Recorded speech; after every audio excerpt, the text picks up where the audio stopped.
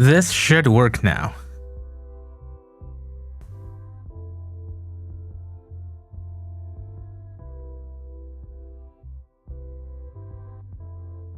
I think now it works.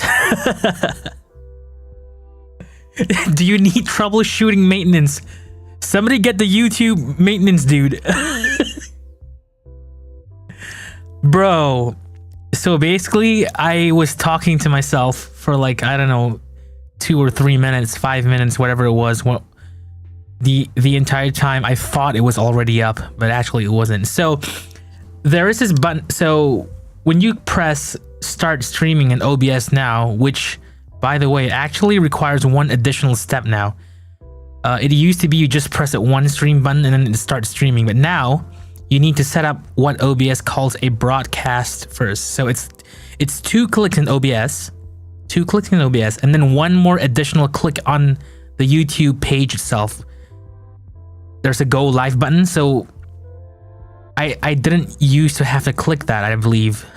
Now, yeah, so basically 3 clicks. We cooking. Hell yeah. So anyways, as I was saying while I was talking to myself offline earlier, welcome to my surprise game dev stream. Figured I practice my streaming chops. I've done a few of these in the past. I remember doing one for the widescreen graphics for GZ Doom, and then another one, I was editing the Disdain Guy model live as well. So, but it's been ages, so you know, I kind of figured like I just want to get back into it. So yeah, we Blenderin today.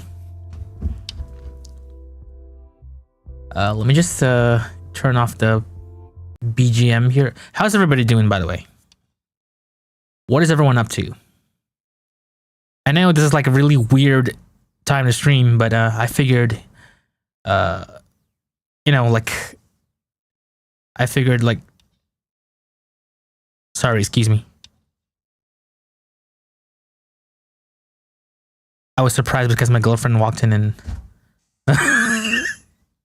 like I'm in a completely dark room, and then suddenly I see like a floating face in front of like the monitor lights. It was my girlfriend. It gave me quite a shock.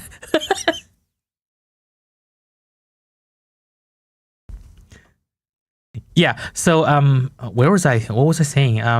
Yeah, I figured I'd just, you know, trying to have some fun with doing some modeling on stream, because, you know, like I said, I just kind of want to get back into the whole streaming stuff. So without further ado, let's move on.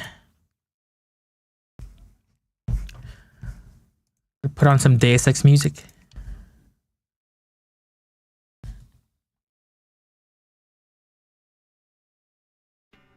So Tabby's gonna sleep in 5 minutes, so he wants me to make a whale. All right, let's see if we can speed make a whale in Blender right now. Mesh cube. Let's see, and then oops. I'm doing this just for you, Tabby. Just for you. Where's that mirror? Mirror, okay. Like this, and then like that, I guess. And then, oh, I don't know. Is that what a whale looks like? Whoops. Wrong. How do I,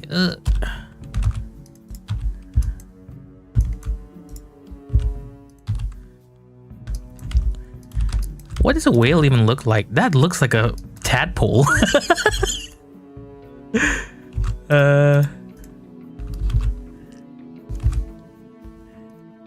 My girlfriend was a spooky demon after all. Indeed. That really gave me a startle because I'm in a completely dark room. I don't have my fancy lights on. So the only thing illuminating the room was like literally just a monitor screens. And then, whoops. And then suddenly this face appears.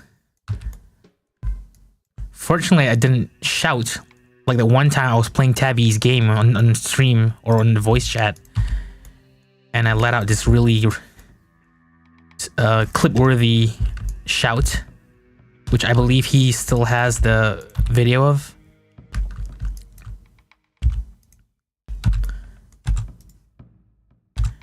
There you go, Tabby. It's not quite a whale. It's a tadpole, I guess. Need some fins. I'm like, yeah, that's right. I need fins. Cube, and then whoops. So, yeah, there we go.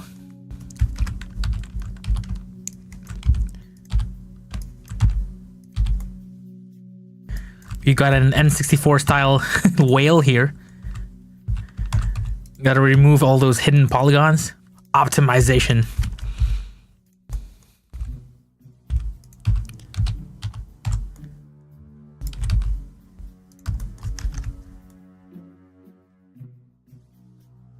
And that's your whale.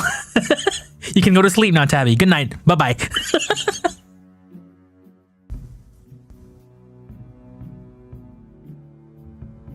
Hey, Dileep VR. We were playing Spore. So, Tabby over there in the chat says he's got to sleep soon, so he has requested that I make a whale for him before he goes to bed. And this is my attempt at speed modeling a whale for him. Although it doesn't really look like a whale here, it kind of looks more like a tadpole. Detail it later and put it in and call it Gary. I'll hopefully view the stream if it's still up. I'll just go ahead and save this. Tabby's whale.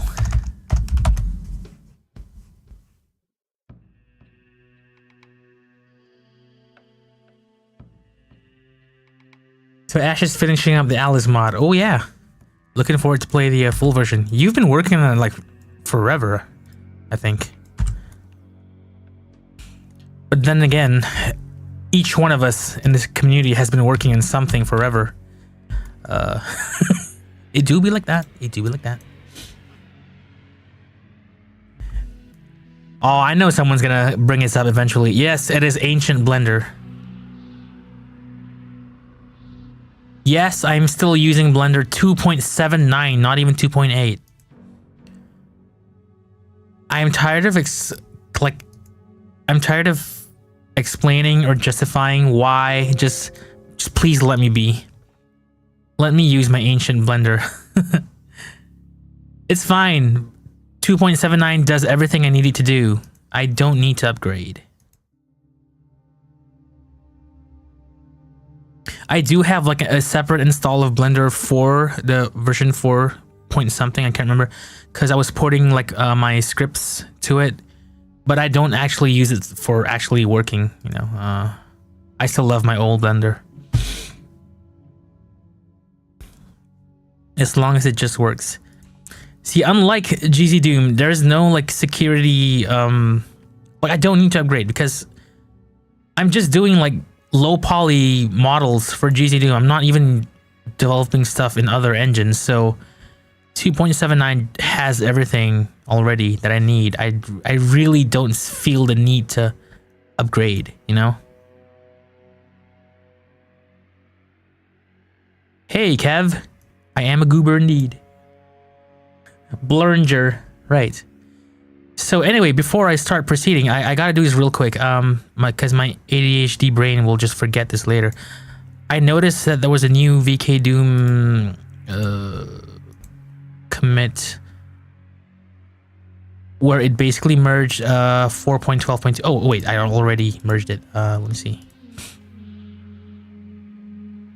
Yeah, that's in. Alright, so I gotta recompile that because I want to use it right now. So I'll just do build solution and let it cook.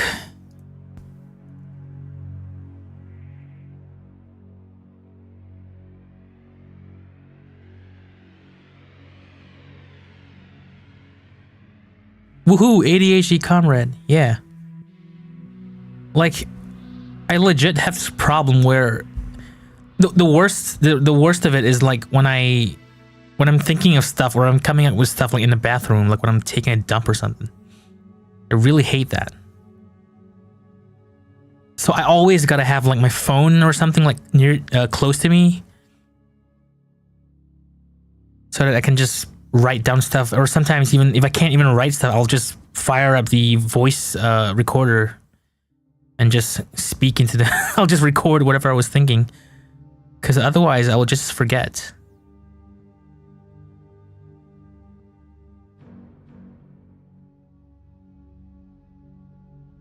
What the hell is up with that stream bot? Why is it separating disdain on a separate line? I probably should look at fixing that. Not now though.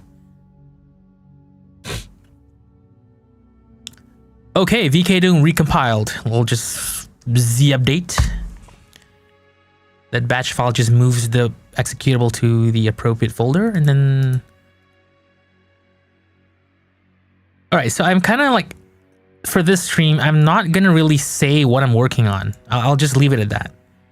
Let's just say I've been cooking something that is not disdain, as a kind of like a side project. Cause again, ADHD do what? Why is my cat in here? Just give me a second. I didn't know my cat was in this room. I feel something on my foot. Okay. Yeah, give me a sec. He's not allowed in here, actually. while I'm streaming. I'll be right back.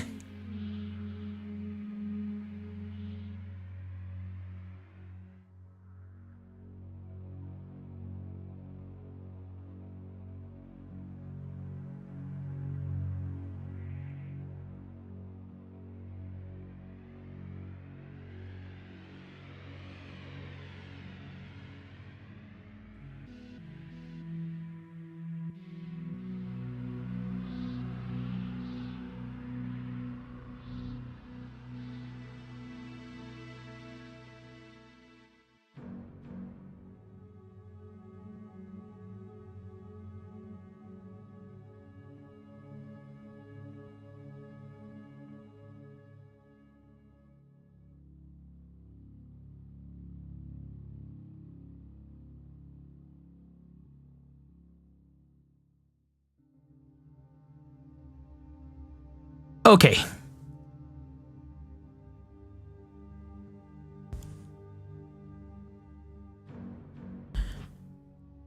So, just for a bit of context, like, I don't allow the cats in when I'm streaming. Cause, you know, I kind of don't want to get distracted.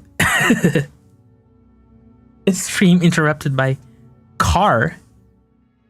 Did you mean cat? Best ideas are the ones that come when taking a dump. Exactly. I could say that technically the idea for Disdain, or rather Elder Jam, the Quake clone in 10 days, kind of had, I mean, it probably was thought of in one of the dumps I had a few years ago.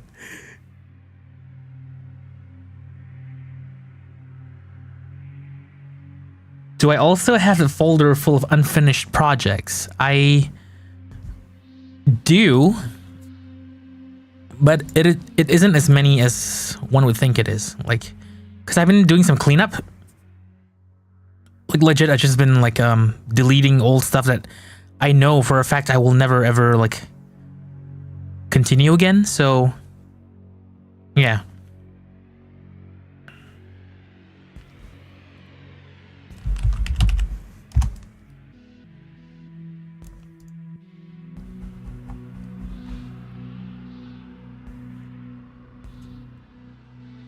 Okay, let's see. Again, I'm not really gonna talk much about what exactly this is I'm working on. I'm kind of just gonna silently do it, and like no comment given. Well, if something significant actually comes out of this, then maybe I will post a tweet about it or something or whatever. Like I'll announce it. But otherwise, just I guess, just enjoy the show.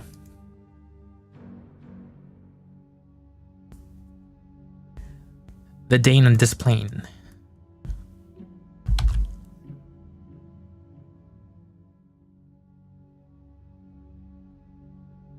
Let's see. What would beast worm look like? Maybe you can sketch it out.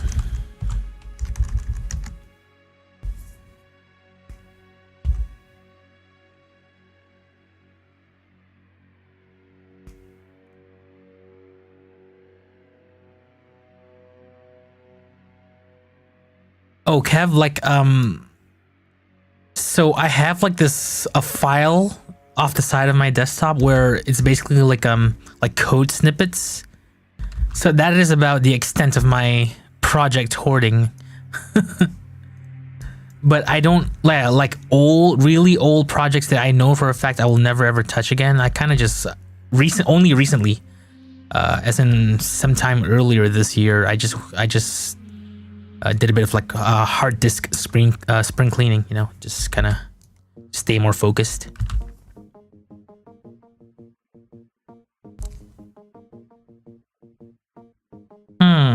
Let's see.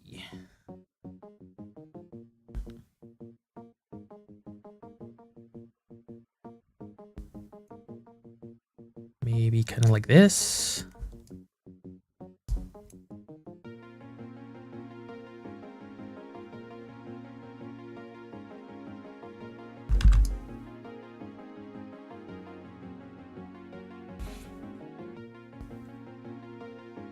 Tapeworm with horns. Alright. This looks simple enough to model, I think.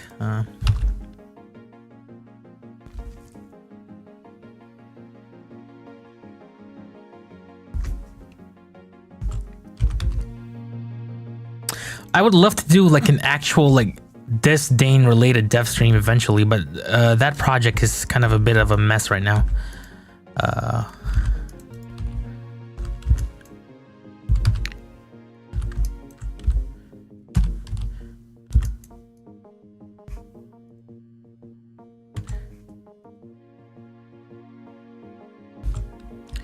Also, I'm feeling a bit nervous right now because I remember this one tweet by so I follow this Quake mapper on Twitter named Fairweather. They made the Quake map pack Duel episode 1 and episode 2, so we kind of follow each other on Twitter, and I specifically remember this one tweet that they made, which I wasn't sure if they were just like kind of shit posting or whatever, but it got me thinking nonetheless. Like, so they said, like, can I find a game dev stream where the person streaming is not just endlessly rotating the camera in Blender for like half an hour or 2 hours or whatever? So for some reason that tweet just got stuck in my head, and I'm kind of like, okay, I shouldn't. If I'm gonna stream stuff in Blender, I better like actually do some modeling instead of just endlessly rotating the camera around. Oh shit, Fairweather's in there.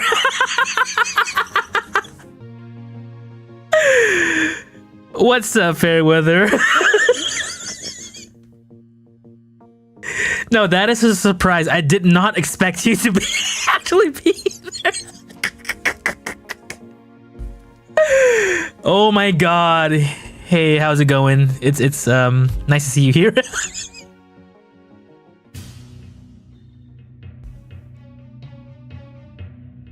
Dreadful. This is an ancient version of Blender. Yes.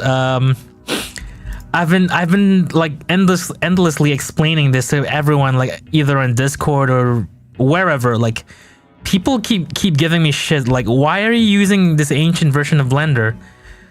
And all I can say is, like, I'm just doing low poly stuff for GZ Doom, in fact. So all it needs is, I have everything I need in this version. I don't need to upgrade.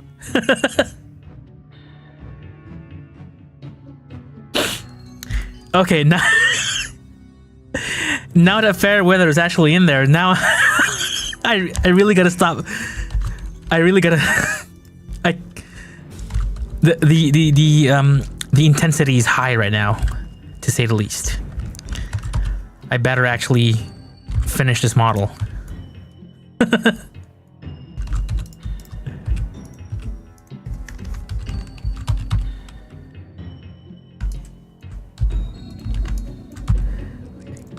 I'll try to keep the camera rotating to a minimum here.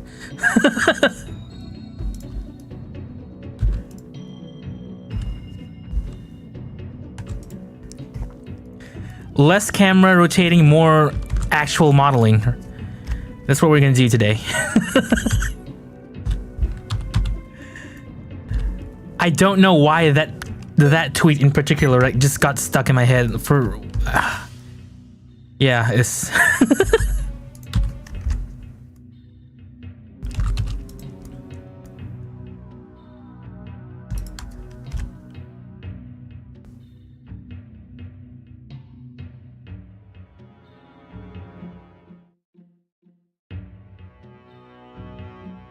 I think the thing about rotating the camera is it's pretty hard to focus on what you're doing. It could also be like an ADHD thing, or like an autism thing. I don't know, like kind of like, you know, it's a form of stimming, I think. I don't know.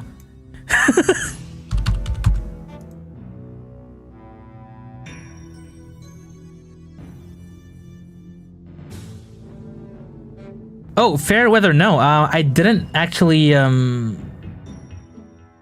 Did I? No, I did not see your name in the chat prior to, like, actually mentioning that story about the tweet.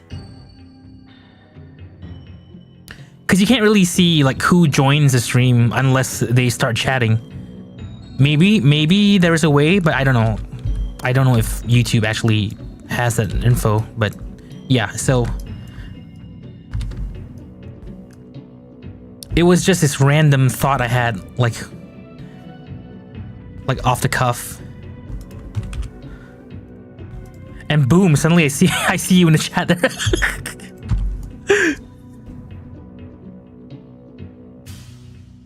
Yeah, it was 100%. It was a coincidence, a very strange coincidence indeed.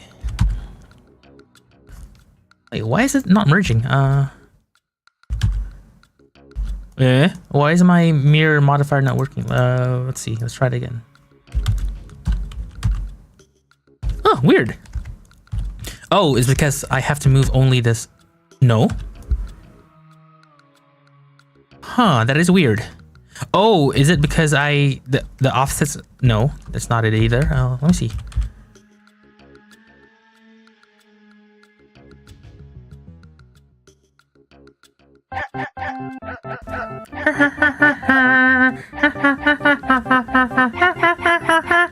Zephariana tipped $69.69. Thank Draw you. With your eyes closed and make that into a model. LOL.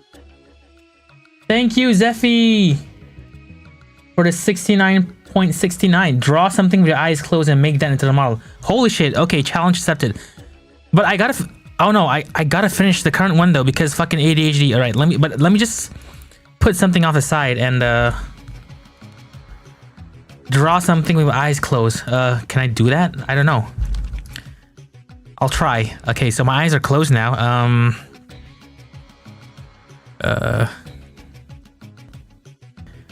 And I'm using my mouse to draw this. Holy shit. I don't even know if I'm clicking in the correct window. Okay, I did, but the color was wrong. Okay. There we go. What is that? What the hell is that even supposed to be?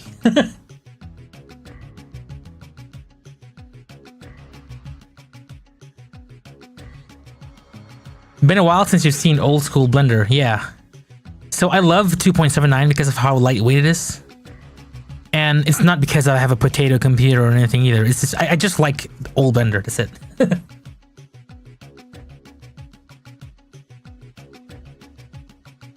Does VK Doom Coronas work with skyboxes? Currently, no. Unfortunately, no. Much to my disappointment, because I wanted to do like those, you know, those sun lens flares, and yeah, unfortunately, it's not working. It shouldn't be too hard to add though. I should look at. I need to ask Judas about that actually. Dude, why is this thing not merging? This is so weird.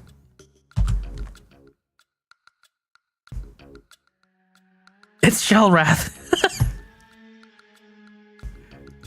Quake Final Boss. Oh, yeah, that's right. It kind of does look like a shub. I'm not sure if I'm allowed to say the full thing, but yeah. I'll just say shub.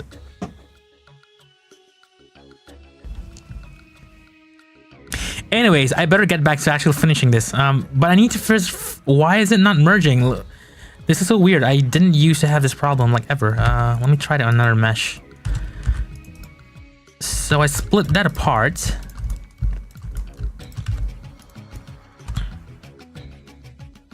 Mirror.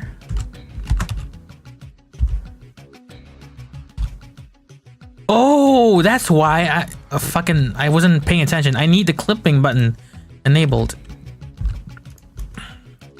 This is what happens when you don't pay attention. There we go.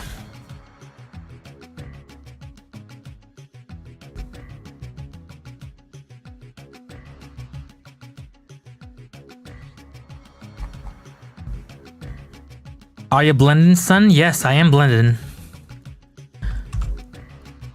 I am indeed blending. Whoops.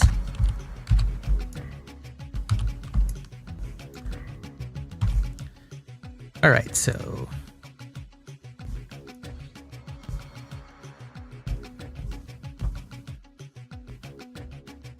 Yes, do smash that like button. Thank you, Zephy. Zephy Rihanna channel there is a VTuber who I produce music for. So if you somehow like the idea of a cute looking anime girl somehow screaming metal music, that's who you want to go check out. Quite a surprise to see you here, Zephy, and thanks for the 69.69.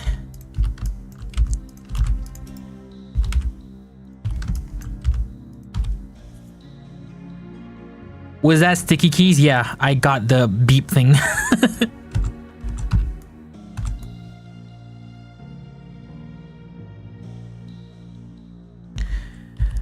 Yeah, so I decided to take a break. Okay, like, I guess I can talk about this because this is kind of like a... Like, this is not really like an official...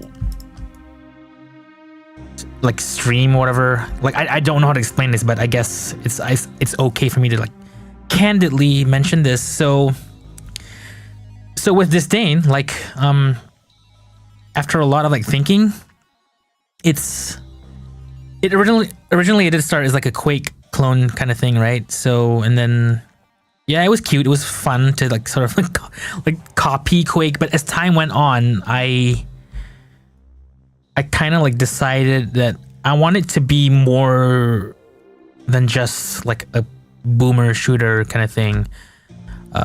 Like scope wise, it's still kind of like a retro FPS, but I kind of didn't want it to be just like the usual, you know, like level by level kind of FPS. I kind of want to add more interesting like gameplay mechanics into it, like, you know, weapon upgrades, you know, stuff like that.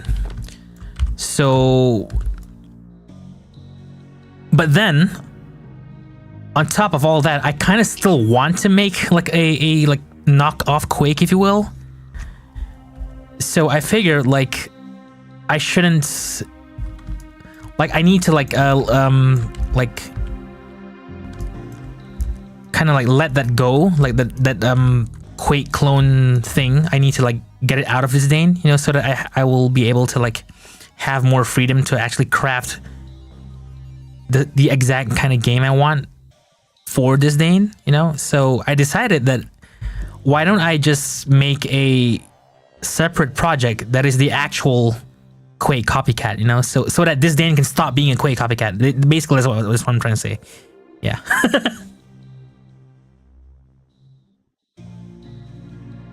Nah, no NDAs. It's just something I'm doing for fun.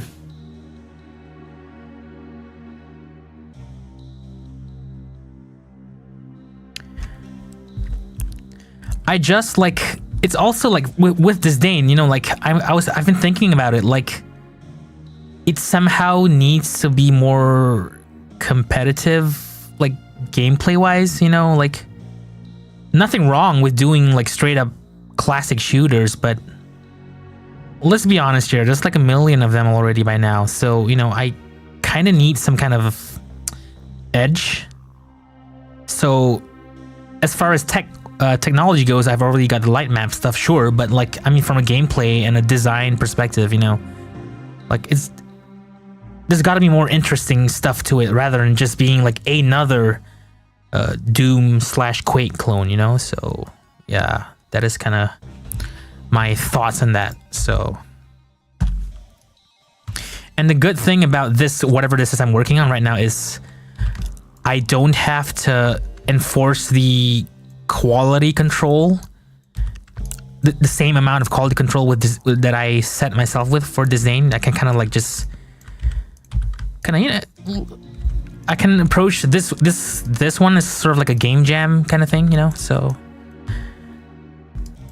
the stakes are low here. So, and if it fails, I wouldn't really care. You know what I'm saying? Whereas with Disdain, it's kind of like turned into this like big thing that I'm kind of like betting on, which I know is kind of not really a healthy like way to approach it, but it's kind of how it is. Make a Quake 2 clone instead. That's gonna take forever because of the hub-based level design of it.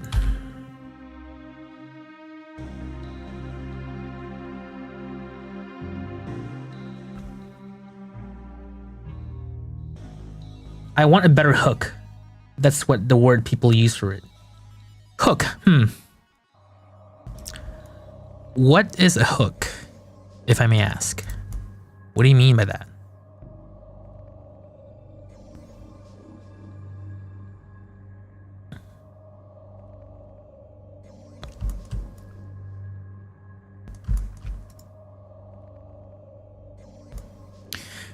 For me personally, is more of like, okay, so you know, like when you read comments and stuff, or just whatever discussions going on online, and you know, people will look at a game and just go like, huh, this game looks like X or Y or Z. Why should I play this over the original?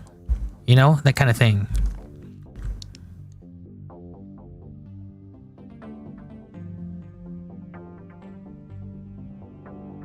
So that was kind of my concern with Disdain. Why should I be playing this when I can just play the original Quake? What's so interesting about your game versus Quake? This is also the other thing I've been trying to internalize. Like, what is my obsession with like making this Quake knockoff thing? I to be real honest, sometimes I don't understand it myself.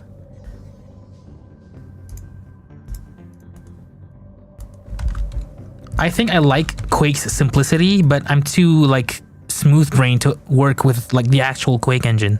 I think that's it. That might be it. I don't know.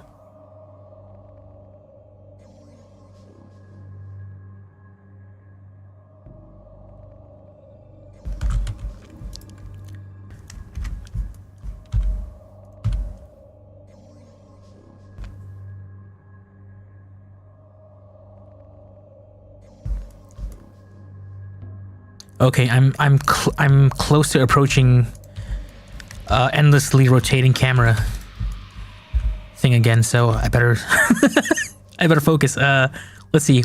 Where's my Photoshop window? Oh, did it? What?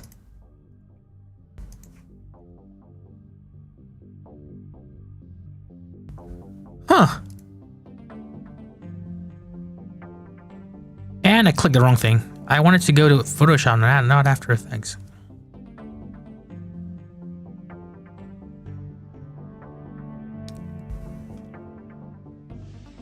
Did I accidentally close my Photoshop? I don't remember.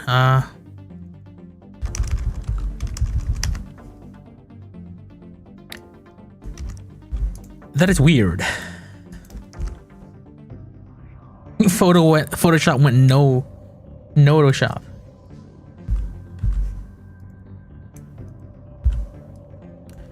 Do I even need to draw the sketch again? I kind of already know what I want it to be, so whatever.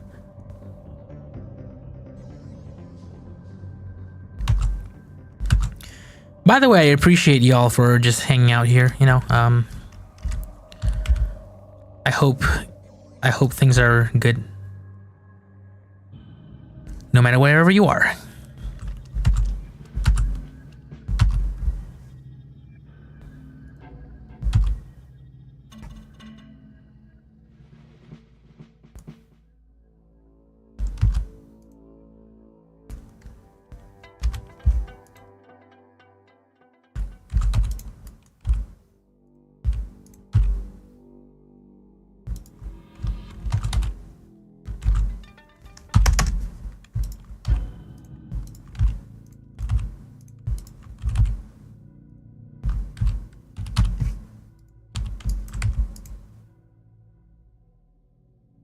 Would adding spikes along the spine be too much? So I'm trying to mimic the ultra low poly aesthetic of the OG Quake. So yeah, I'm probably not gonna add too much geometry here.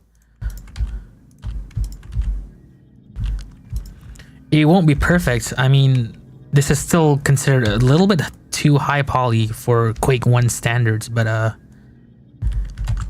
yeah, basically I'm just trying to keep it as simple as possible while trying my best to sort of emulate the Quake art style, Quake 1 art style, without actually like being 100% technically correct.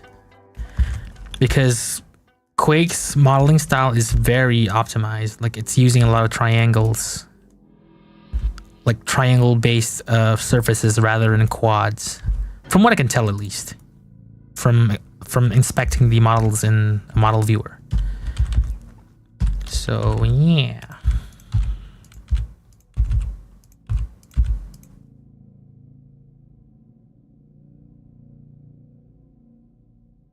Got a new job that does not drain you, Kev? That's good.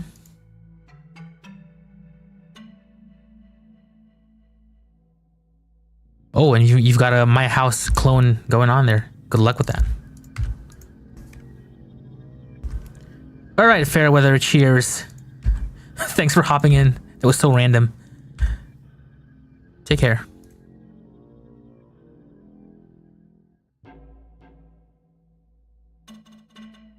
That sucks, Knocked. It do be like that, though.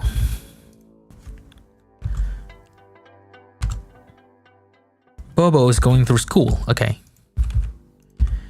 Yeah, I look forward to playing your Daggerfall-ish mod whenever that's done.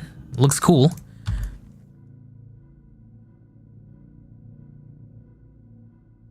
Focusing and staying alive. Mostly haven't done a bit of work or anything past year. The struggle continues. I've been struggling with like trying to keep things together as well. Yeah, real life has been quite shit lately. If we're gonna be honest here, you know, but you know, it's how it is.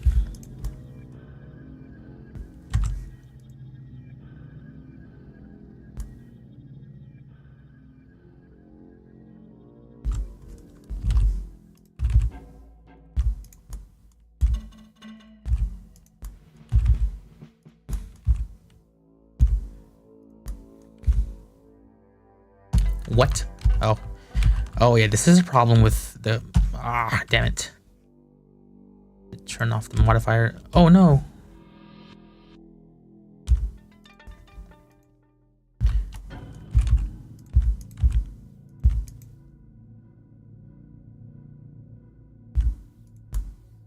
There we go.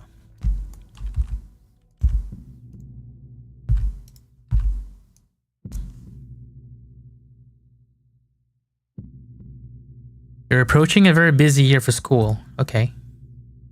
Well, good luck with that.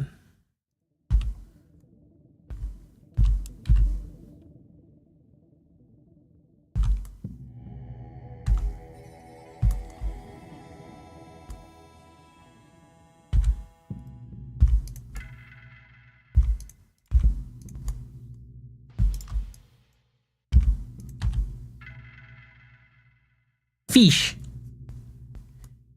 Yeah, kind of a fish, but not really a fish. Mirror clipping. Okay, now I could do the Quake thing and literally just draw a mouth texture on it, but I kind of want to give it some geometry. Okay, so the initial sketch I drew for the thing disappeared, so I'm just probably going to redraw it now. So earlier in the stream, like before I started actually modeling the thing, I drew a sketch of it, and I think I accidentally closed my Photoshop. So I'm going to draw it here again, if I can remember what it looked like. And I'm kind of just going to use my mouse here to draw, because I kind of want to speed model this. So it was sort of like this.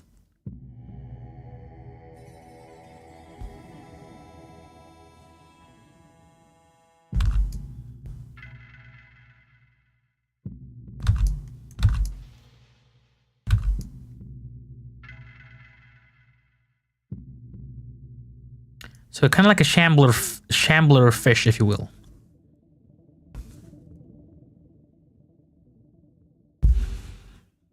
So I could kind of like just draw a texture on it, but I want to give it some geometry.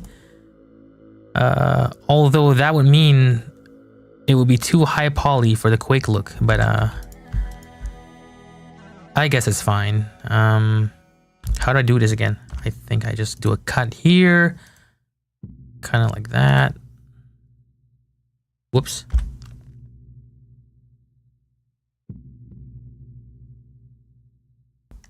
Yeah, like that. Remove those faces. And then kind of just clean up the geometry here a bit. Ooglar. Hello, Spoggy, by the way, nice to see you here.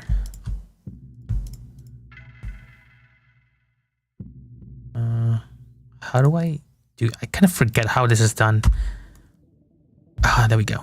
Yeah, like that. Sort of like that.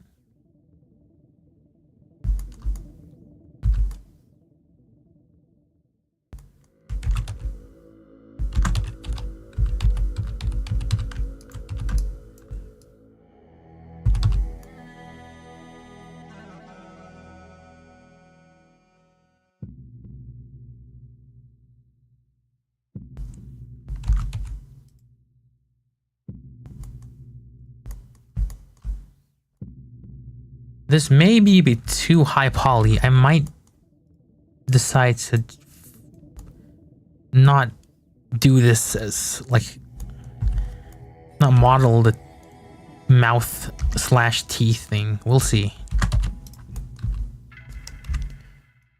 Kind of like that, maybe.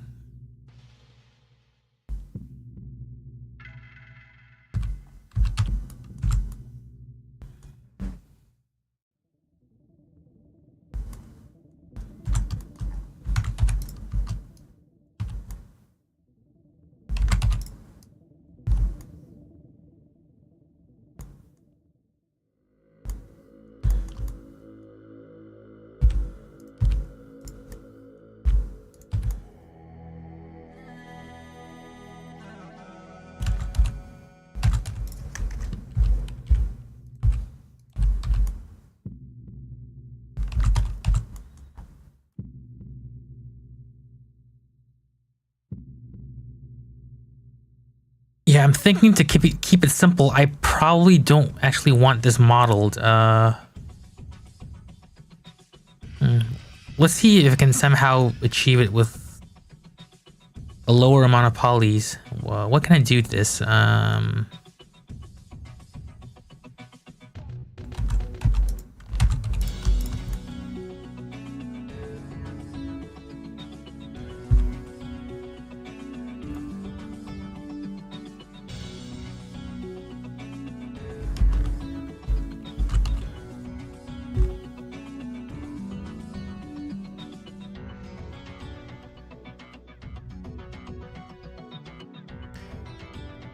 Chalice of Glory goes hard. Indeed it does.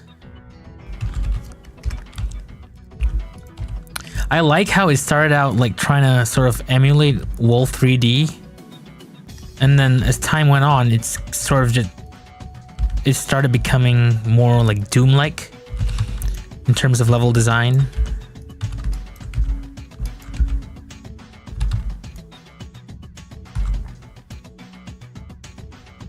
This kind of looks like a pog mouth. Yeah, you know what? I'm not gonna bother with the geometry. I'm just gonna paint a texture on it. Just want to keep it simple.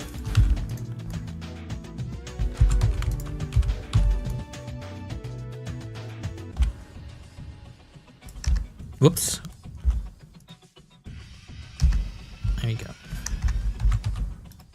Yeah, maybe like that. So that sort of has a bit of silhouette, but still not overly like detailed. This guy can go in a bit like that. Yeah, much better. So I'll just paint the teeth over and just make it a texture instead. Can I make the fins longer here?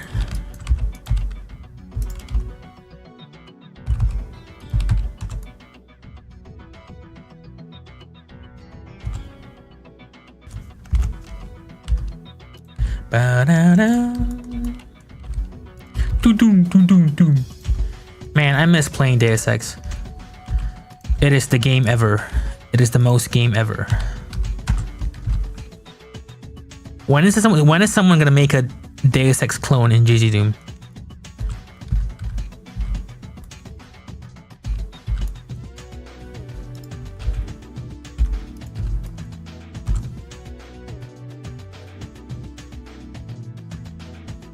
Axolotl.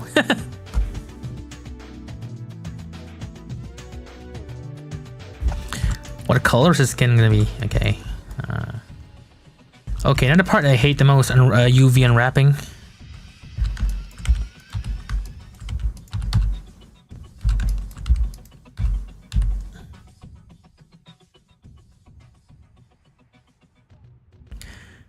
I make a Deus Ex clone in 10 days. Let's go. Actually, no. That's a bit too much for me to handle. Planar faces.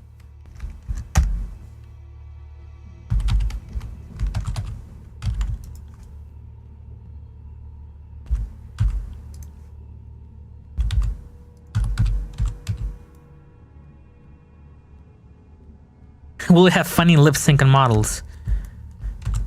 I wish we could manipulate bones already in VK Doom, because yeah, we need like bones for that. Well, I mean, technically you can do it with like just morph targets, like a what's it called, shape keys, but I don't know, man.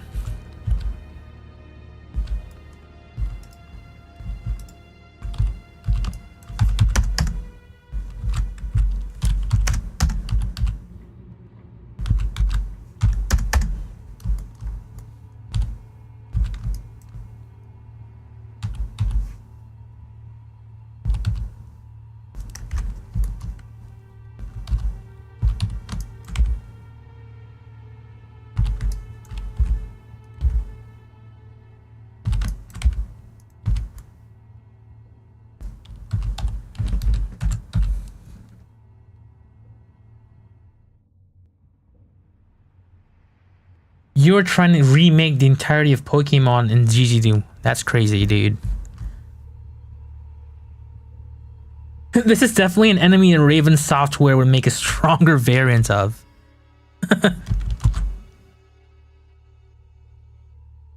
What the fuck?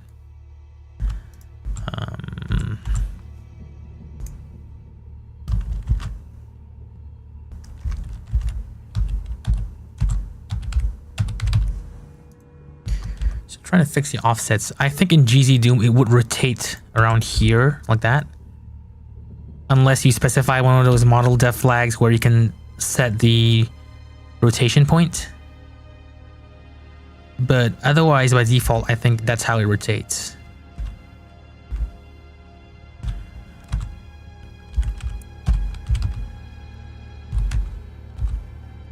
Or maybe I want it to rotate this way. Yeah, we can do that.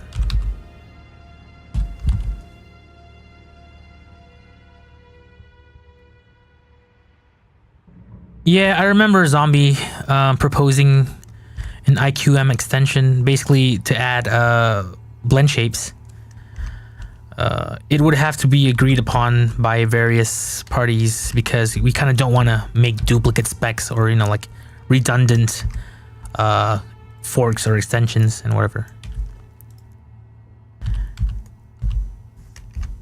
And the IQM guy or whoever was maintaining it, they're pretty okay with extensions generally, because I remember discussing briefly with Ricardo Lewis about what was that? He wanted to propose an extension to IQM that would allow keyframes to be scaled. I think, I don't remember exactly. I need to check back what exactly the proposal was, but I'm too lazy to open GitHub right now. But yeah, if you go to the IQM page on GitHub, there's a discussion thread on there, and basically the author of IQM said, yeah, you know, it's I mean, from what I can tell, it looks like they're generally okay with extensions as long as, like, A, you actually do the work, you PR it, and I guess B, like, just you gotta like make sure there's like you know, it's not redundant to add. So assuming Zombie's IQM extension would be accepted, it would actually have to be discussed on the IQM page first before actually doing anything with it.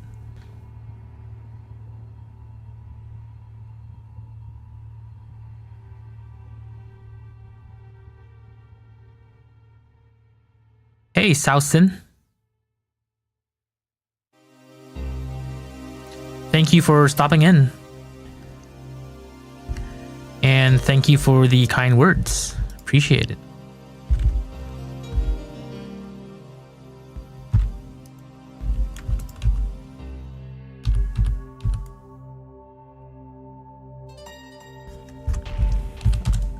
Okay, this is taking too long. I think this is where I should stop.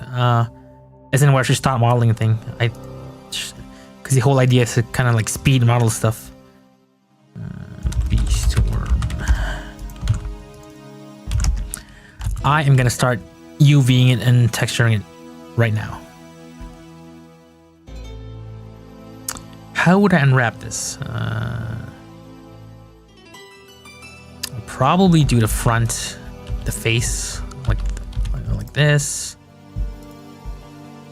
Like that. And then under here,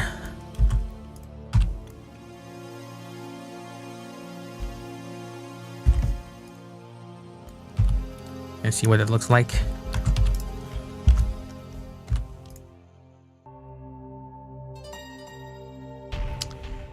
This is gonna produce a lot of distortion though. Maybe I should do it this way instead.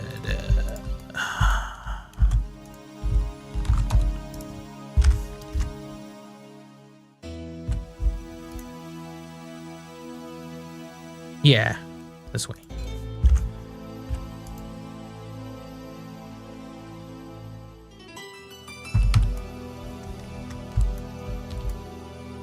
I hope the music's not too loud.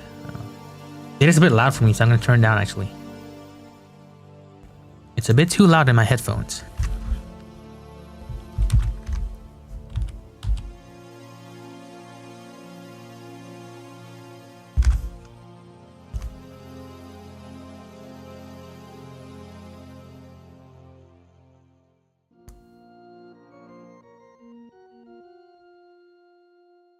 Okay, so for the technical things, I'm gonna do what's called a pro gamer move and just UV it once and then just copy paste everything.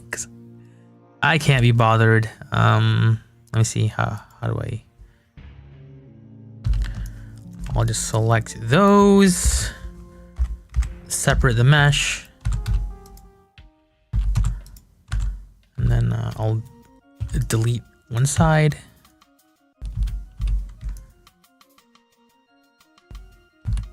Yeah.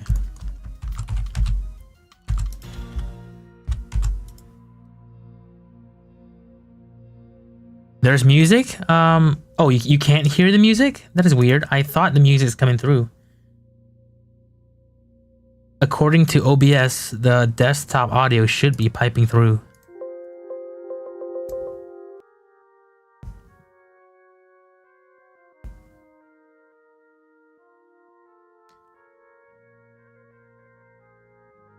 Sometimes you wonder why Ranger, a futuristic dude, has an axe.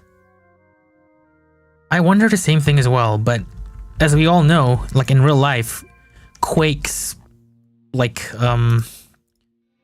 general like design direction was just all over the place. Id Software, they didn't really know what they were doing with Quake. It wanted to be so, I think it's pretty well documented by now, like its development history has been all over the place, like design wise.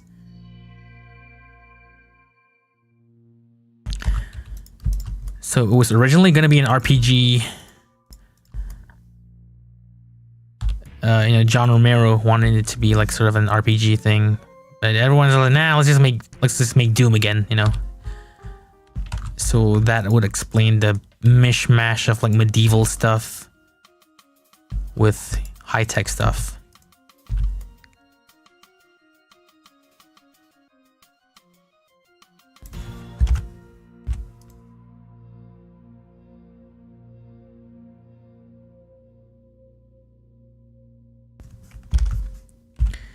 What I find fascinating about Quake, though, is that despite all that, like the lack of focus on the design, it became quite a thing, like until today. Like Quake 1 is still highly enjoyed, still actively modded for. So it's fascinating that way, like in like such an accidental, unintended way, you know?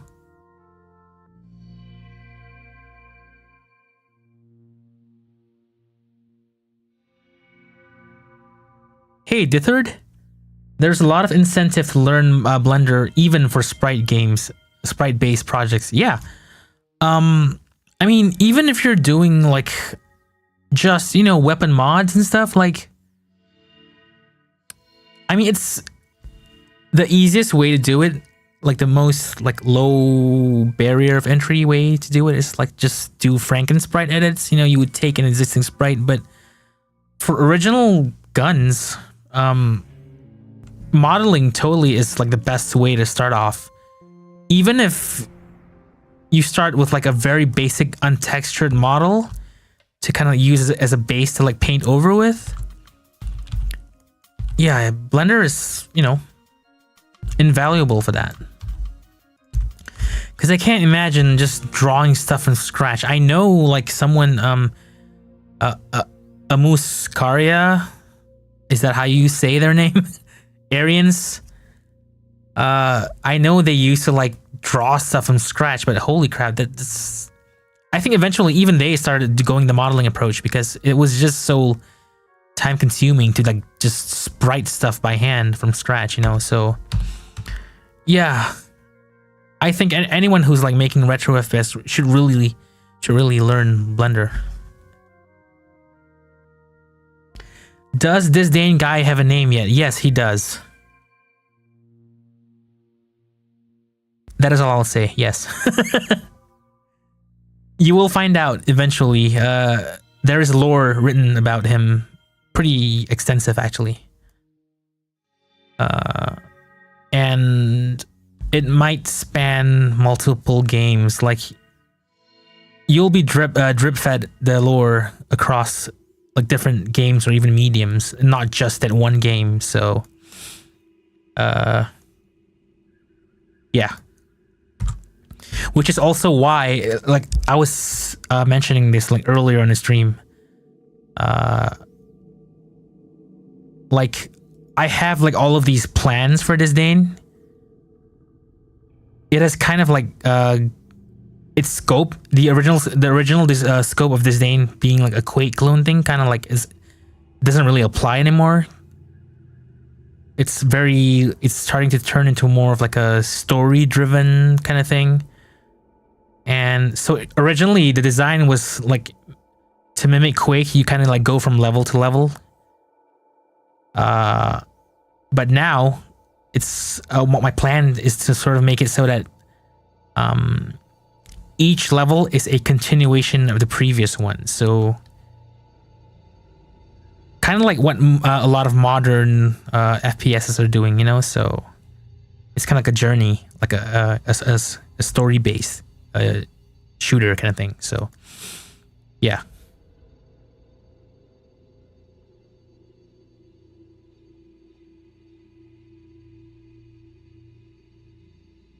Disdained guy.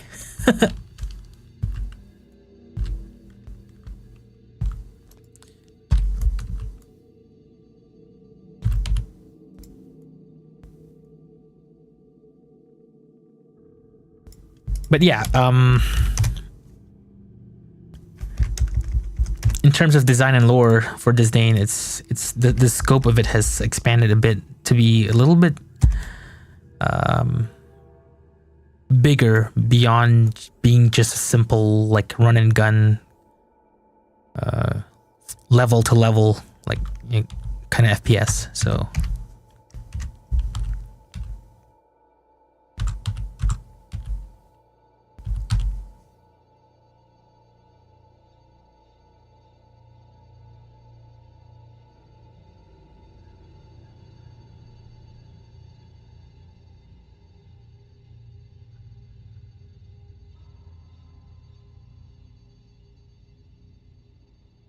yes, exactly. Like Blood and Shadow Warrior. In fact, Blood is a huge like inspiration for Disdain. Kind of still is. So yeah, definitely each level. There will be some exceptions where in between levels, like you will travel. A Disdain guy will travel a much further distance. Some levels will have that, but in most cases, yeah, you will basically see like the end of the previous level will be the start of the next level kind of thing. Yeah.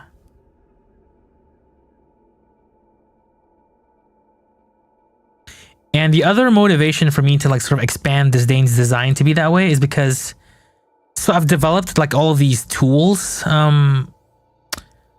that allows me to sort of like compose first person camera animations in Blender and then sort of export it so that it can be played back in ZScript. So I kind of want to like flex that system, if you will. Like first person cutscenes, you know, like in stuff like Doom Eternal or Turbo Overkill, you know, stuff like that. So yeah, that's kind of what I want to try and push the engine to do.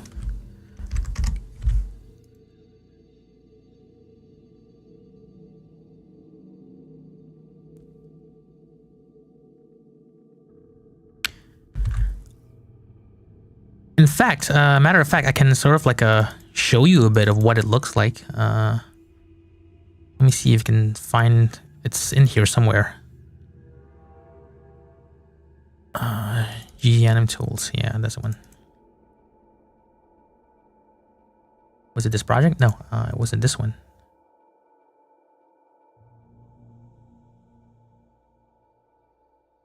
I had a test animation here somewhere, but I can't remember where exactly. Oh, actually, I know. Not this folder. Let's see here. Yeah, there we go. Resources, GameDev tools. Yeah, this is the one, I think.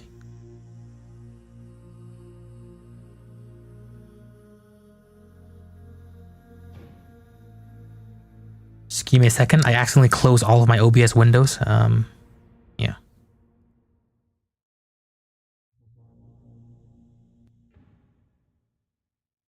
So this is a tool chain that I've kind of been working on,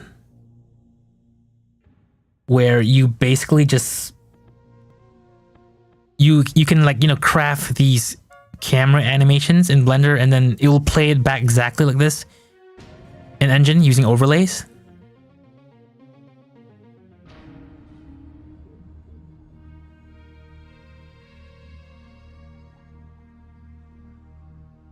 So yeah.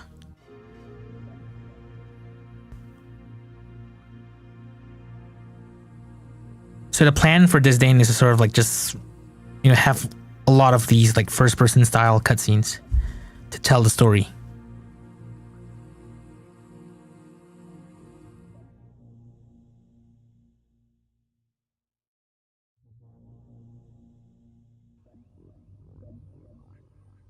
Ash, yeah, I'm aware.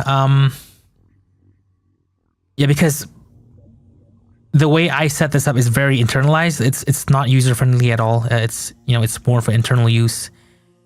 And I honestly don't have the energy to sort of like release this like in a friendly way, you know, like to document it and all that. So it's, yeah.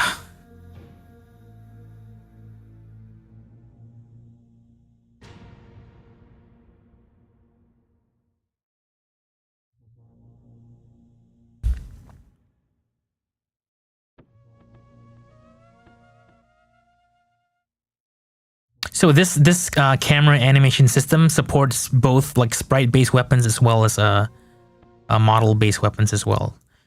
But in the context of Disdain, I will probably use this tool only for the camera animation.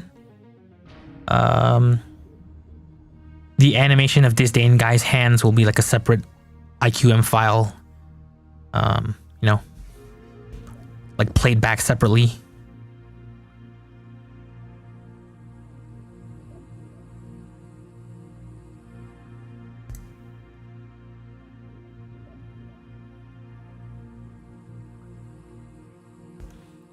So yeah, that is what's in store for Disdain.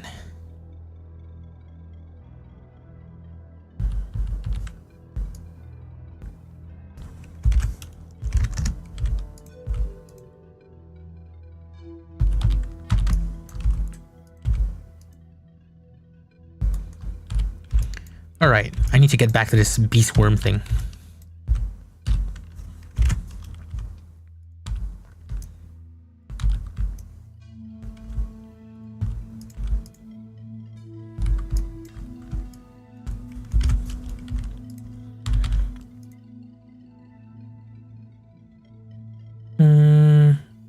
Average island scale and pack the islands. Do not rotate.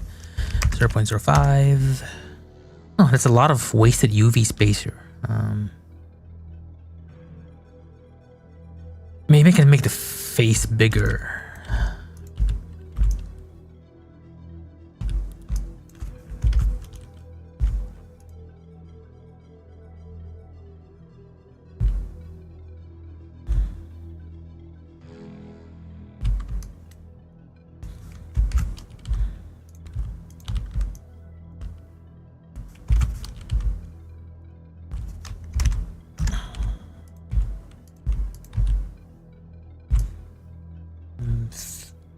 Yeah, something like that.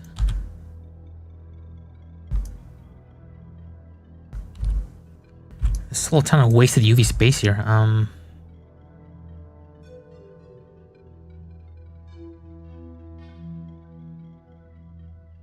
This same guy is actually Herobrine. Actually traveling to a retro FPS universe. Heck yeah. Yeah, there will be an explanation of his eyes, but he's basically like physically blind. If you've played any of the Mortal Kombat games, there's this character in Mortal Kombat called Kenshi. So yeah, his vision is like more like magical, but he's physically blind. So I couldn't really make it. If I were to make an FPS protagonist who's actually blind, you'll just see a black screen. So that would be uninteresting to play.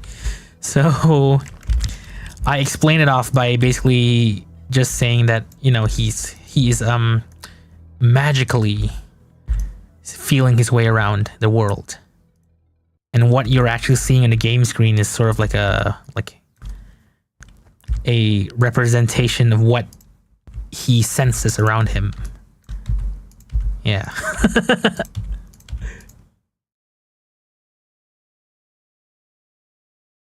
What other language do I my main language is Malay, because I'm from Malaysia. I can understand a bit of Chinese. But I can't speak Chinese, but I can sort of understand very little of it. And that's about it.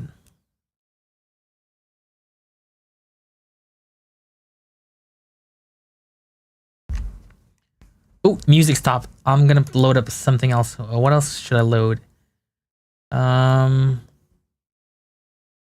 Something that won't get me copyrighted. Let's do Unreal 1 because Epic doesn't give a shit about Unreal anymore.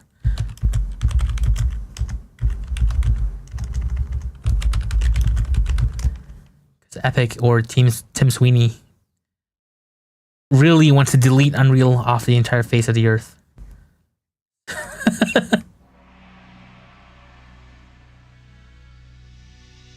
What would I call the game in Malay? Benci? I'll type it out in the chat. Well, not technically accurate. It's close. Benci.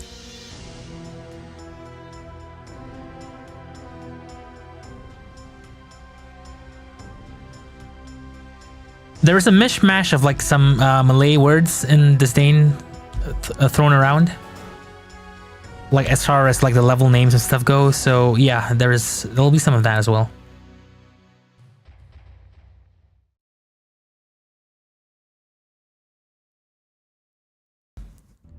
Oh yeah, I remember that tweet by Oshri. Of course, Timmy Boy didn't reply to it. I don't think he did. Yeah.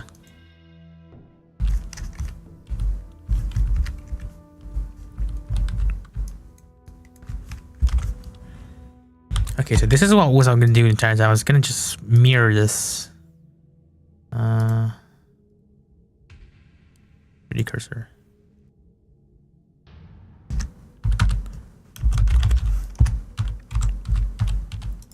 There we go. Now let's actually save this file because I just realized I didn't save at all.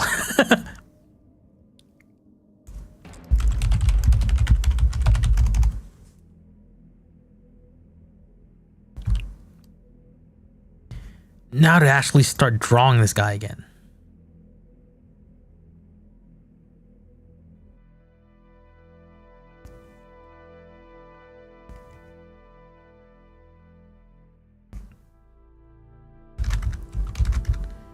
No reply, of course.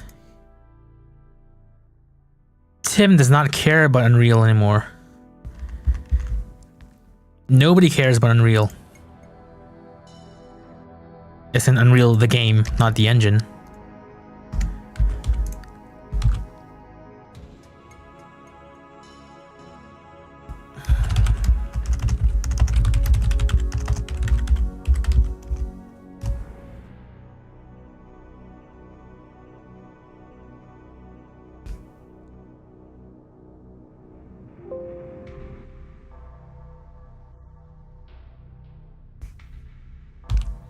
So welcome to those who are still watching, of course. Welcome to my painting process.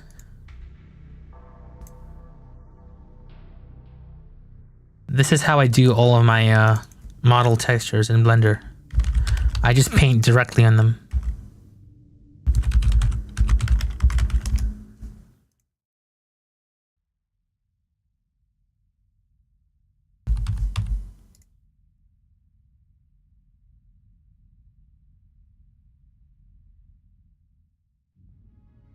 Yeah, I care about Unreal 2. In fact, I recently just reinstalled it, and I kind of actually want to do another run of Unreal 1 co-op using the Wolf co-op mod. I believe that's what it's called. It can be, Unreal 1 can be fun if you know like where you're going, like in the level.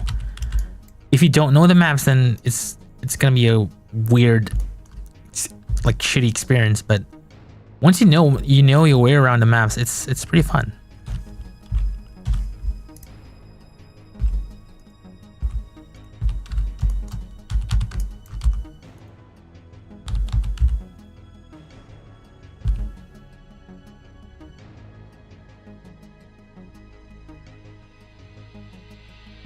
Why does this Dane guy sound like Nash? I don't understand. I'm not sure if that was a sarcastic question or what, but because I VA'd the guy. It was me the entire time. I recorded all of the voices for him. So of course he sounds like me.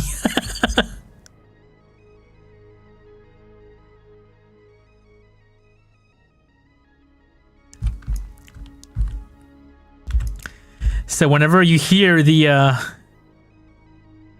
iconic "Hua!" That's me.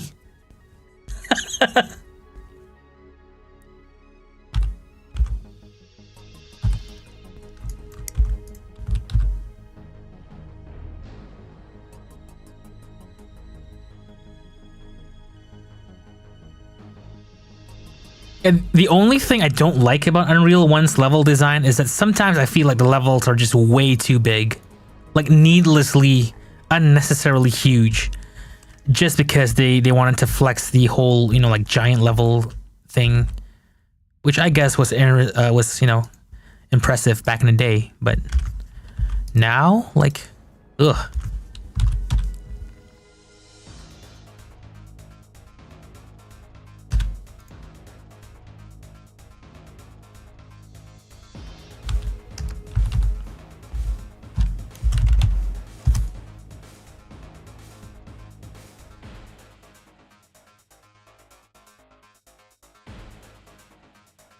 Can we talk to this Dane guy, VTuber? Yeah, I kind of gave up on the whole like VTuber model thing because, like, my take on like VTuber models is that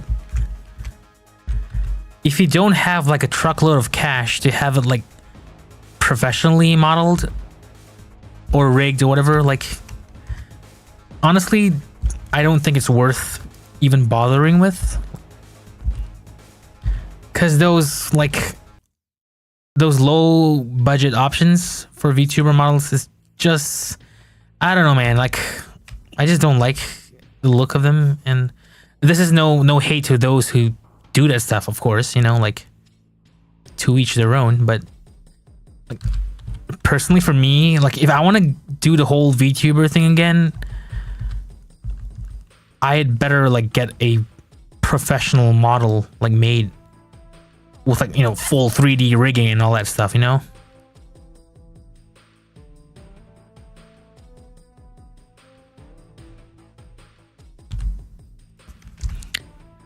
Like why settle for like these 2D scaled and rotated things when you can just go full 3D, you know? That's my personal take on it, you know? Which is why I kind of stopped using like VTuber models.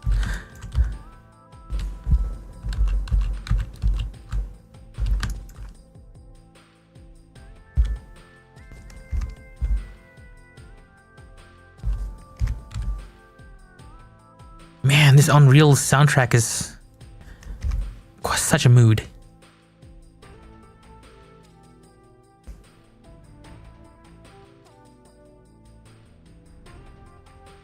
VTuber rule number 1: it's got to have jiggly physics.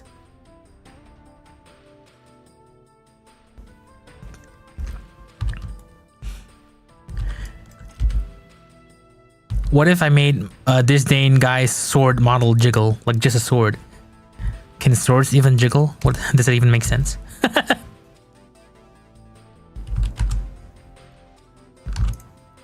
Okay, now to actually paint this dude.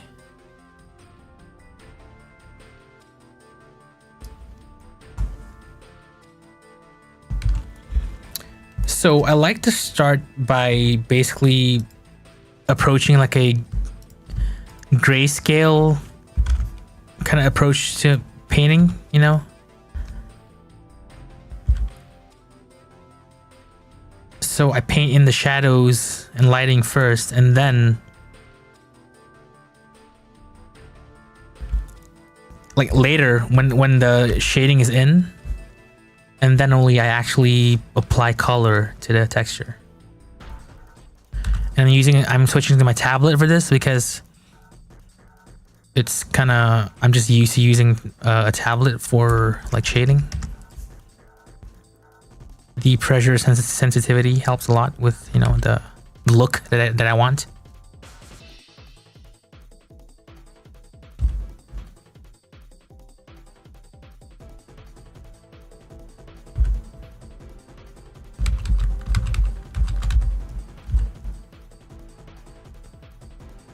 Oops, I forgot to turn on symmetry. There we go.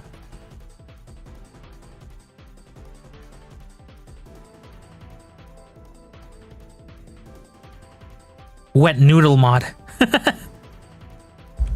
Sup, Boondorl? Are we game devin today? Are we looking at GZ Doom code today?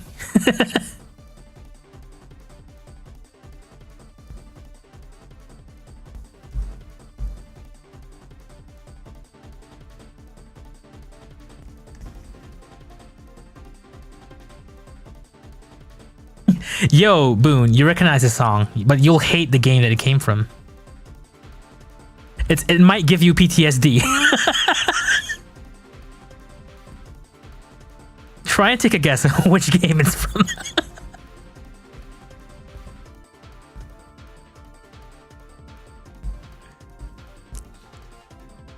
You might just check out of the stream once you find out what game it actually is from.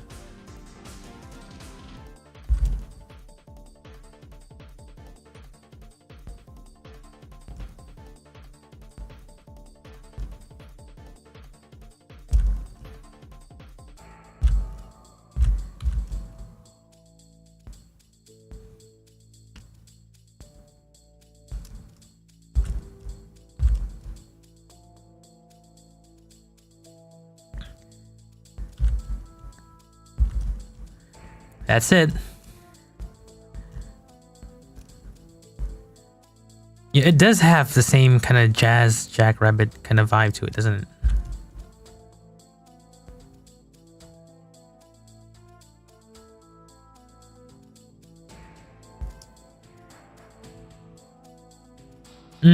Ash, probably because I have the volume of the music way down. It was a bit loud for me earlier, so yeah, not a big deal if you can't hear it. It's whatever, you know.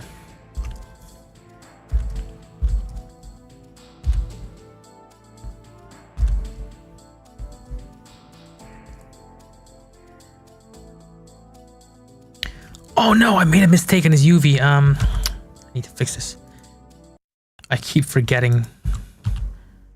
So Blender's unwrapping by default, for whatever reason, always like it stretches the outer portion of the UVs a lot, and then toward the center it's like really squashed. So I need to fix that. Yeah, sort of like that.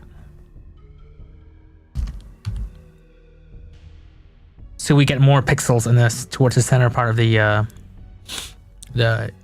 face.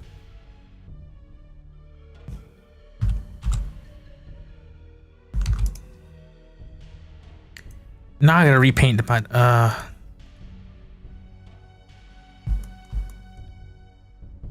Or I guess, you know, it's not so bad. That's fine.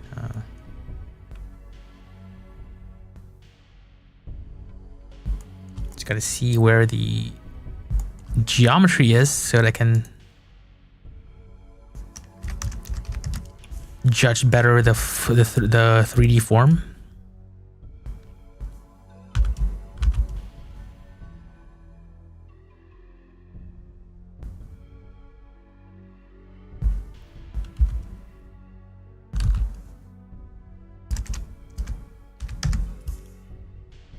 Is this a water enemy? Yes. It's called the beast worm.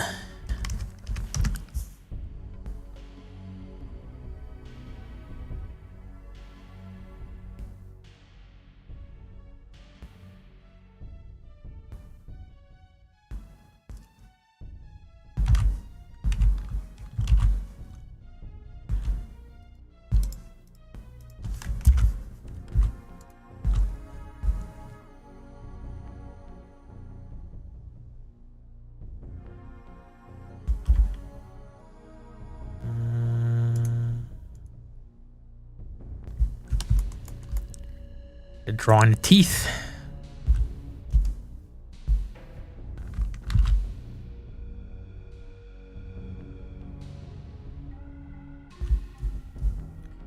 Yeah, we're gonna need that swim flag for GZ Doom for general consumption.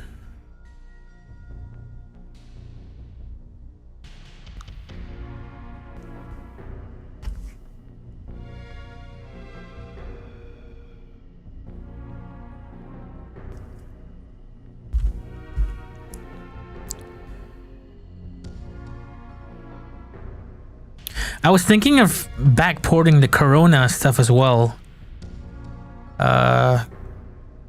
Because, yeah, there's code for it in GZ Doom currently, but it's commented out.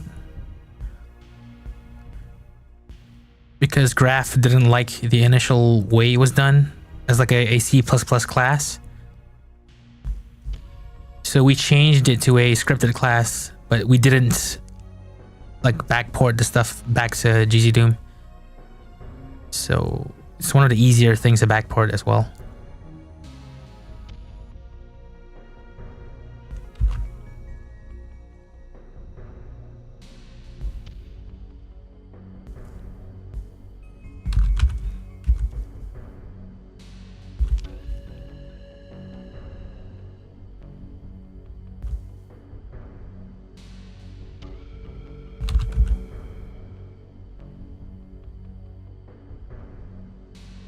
Man, I love this tablet. I'm using an ancient tablet from... I don't even know what year I bought this. Probably for the early 2000s. It's still working. It's a Wacom Graph i4.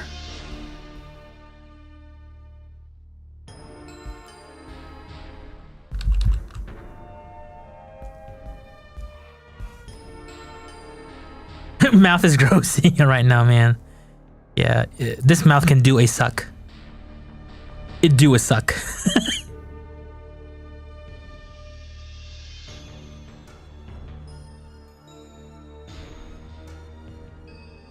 What's that? GZ Doom running like ass on AMD under Linux? I've never heard of that. Like, what's up with that?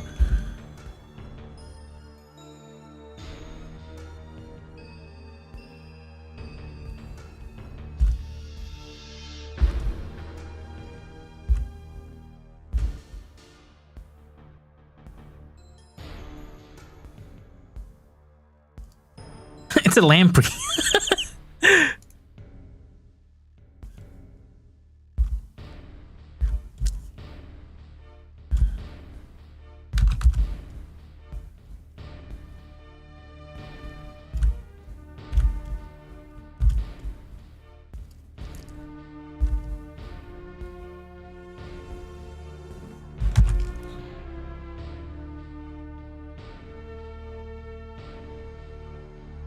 Oh, it's a BIOS thing? Okay.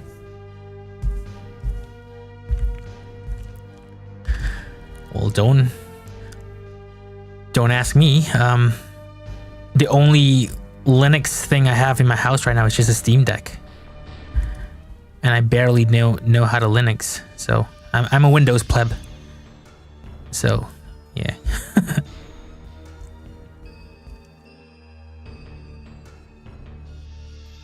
Baby Shambler.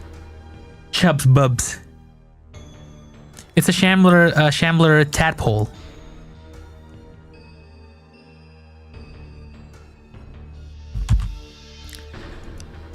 This Dane guy, he's partially based off like I don't know if this is like considered spoilers, whatever. Like he's based on like those monks that live in the mountains, so probably porridge.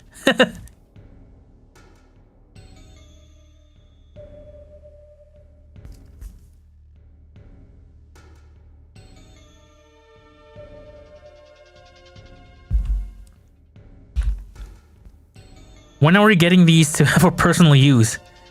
Come on, man.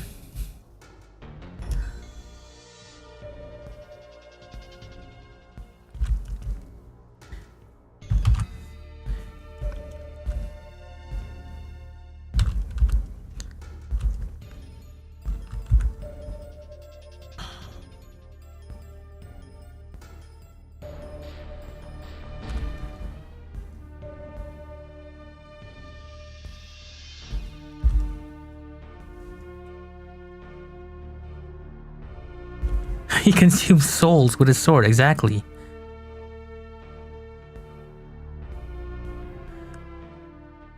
Why do you waste your time, soul thief?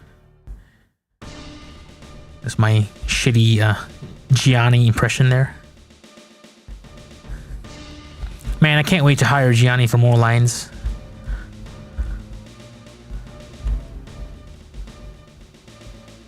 Dude's a beast in VA. Why is this thing not working? Oh, there it is. Okay.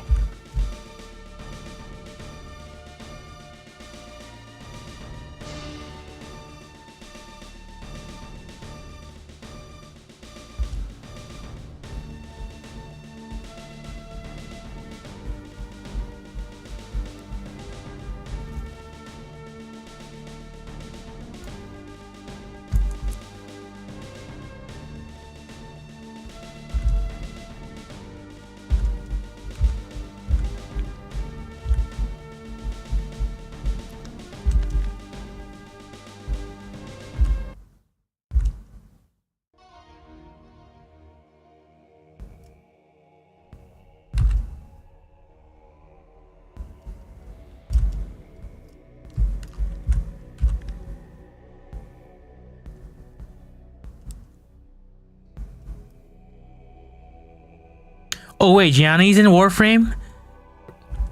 Dude, that is so sick. Yeah, I haven't played Warframe. I did watch your stream from that one time, but that's about it. That is cool. Gianni's everywhere now. And I love it. I'm here for it.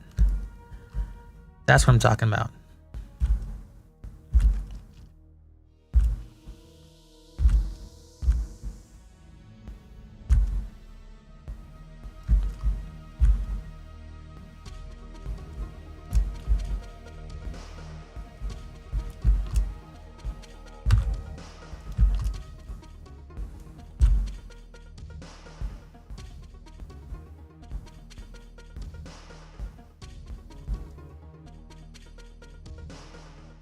All right, Kevins. Thanks for stopping in. Have a good night now.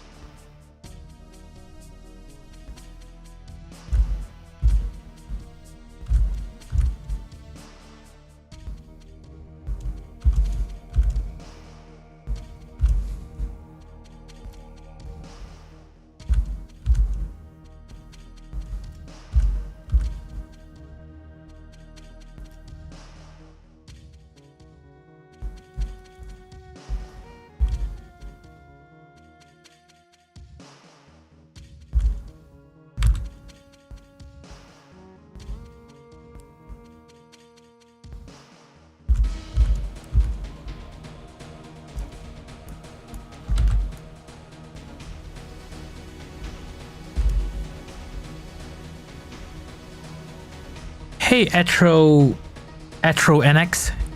I haven't seen you in like seen or talked to you in like years. It literally has been years. What is up? Thanks for stopping by in my stream. I didn't even know you were still in the like the Doom community. Like, but then again, I also have not been on like forums or whatever. Like, I have not been keeping up with projects for a long time. But yeah, it's quite a surprise to see you here, and I'm glad you're still around.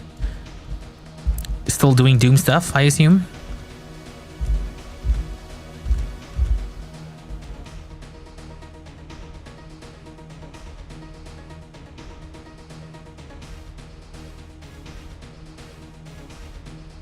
Gross.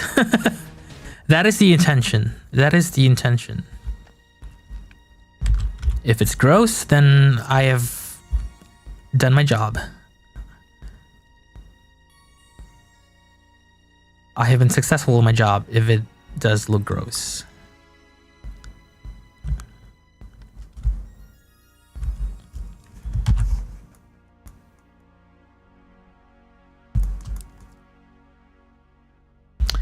Probably could use a bit more detail here, but yeah, I'll just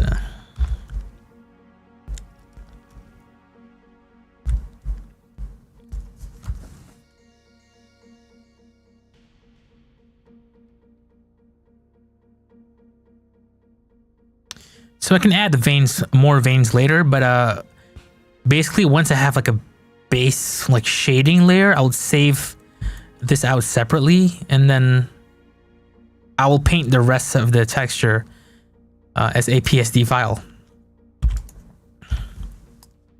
so that I can maintain like separate layers. I'll show you what I actually mean in a bit. Just give me a sec. Oh, whoops, I forgot to paint the tentacle things.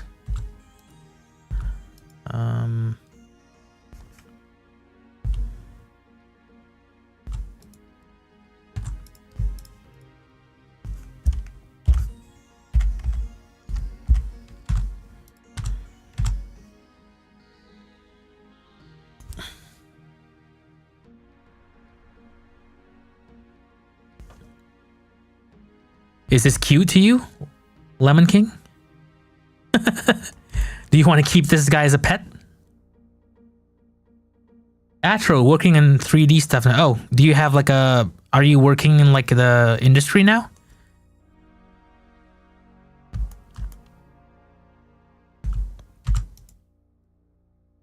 Yeah, Lemon, earlier I was asking like about multiplayer support for your mod, because like I thought if it has like multiplayer, I was considering like playing it on stream, like co-op or whatever, but yeah, you said it's not supported yet, so I'll keep a lookout for that. If you do add multiplayer support, I would give it a spin on stream.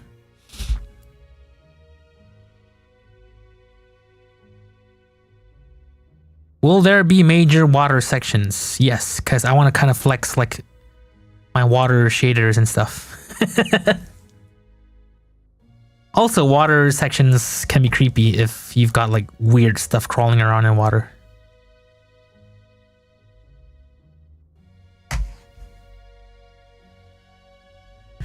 Atro, looking forward to VK Doom. Yeah, thank you.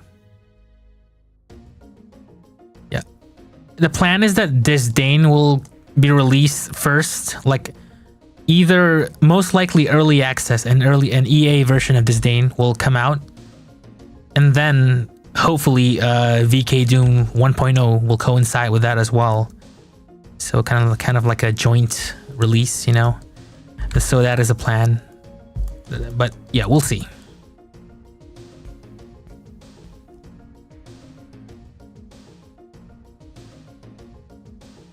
You need one feature from Z-Doom, Lemon. What is that? What feature is missing? Tell me. I must know. No, just kidding. But yeah, what feature? Do you mean exactly? Do you mean client server? Because that's not gonna happen soon.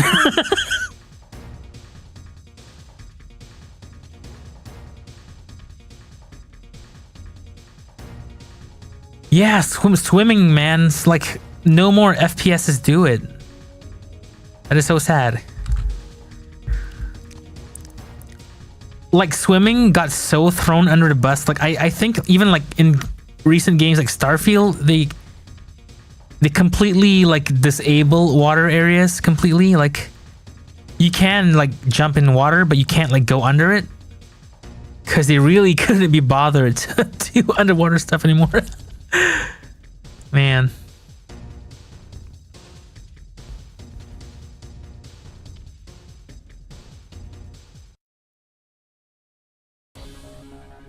Thrown under a submarine, exactly.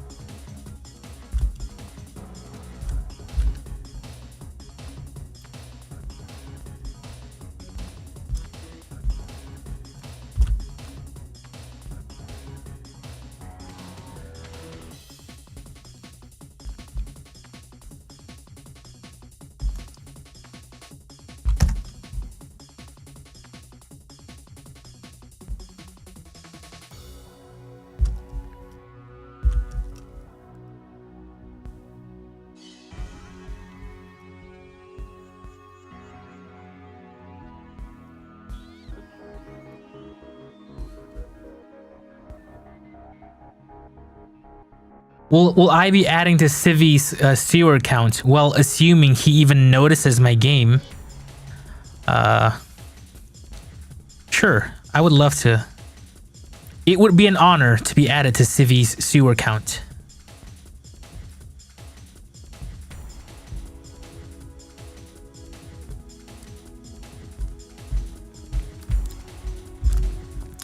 What would be even better is figuring out how to make actually fun sewer sections. Fun or interesting.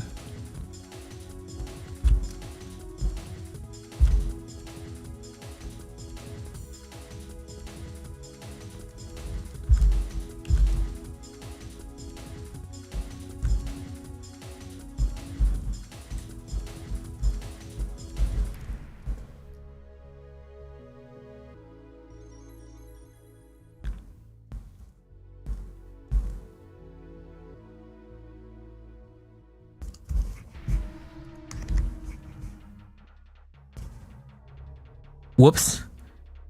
Accidentally, I was on the wrong window.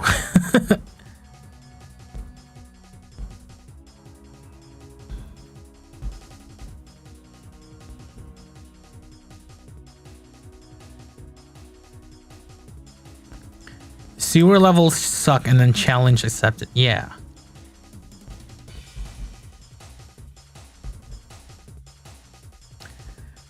I don't know, like, speaking for myself, I kind of enjoyed the sewer sections of, what was that, Morrowind's expansion.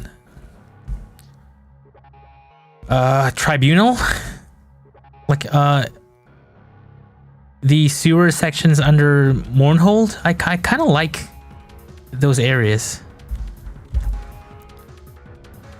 So, I know that sewer sections can be fun. It's just a matter of how.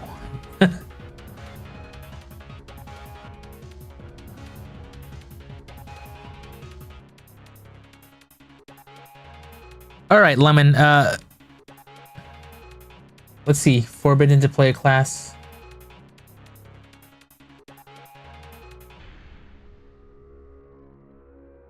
So you want to like write to them? Like you want to add more classes like at runtime? Is that what you mean? You want to modify those arrays at runtime? Let's get an expert to comment on that. Let's bring in an expert to comment on that. What do you say, Boondorl? Would that work?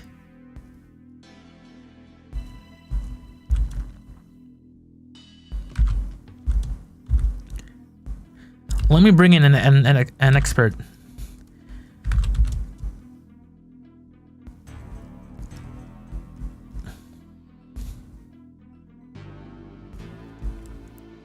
Yeah, it's not writable because of the meta qualifier, I assume. I don't know why. And I don't know if it would be a good idea to be able to directly write to those versus, I don't know, maybe using some kind of a setter function, maybe. I don't know. There's a lot of things that don't make sense to me in GCD.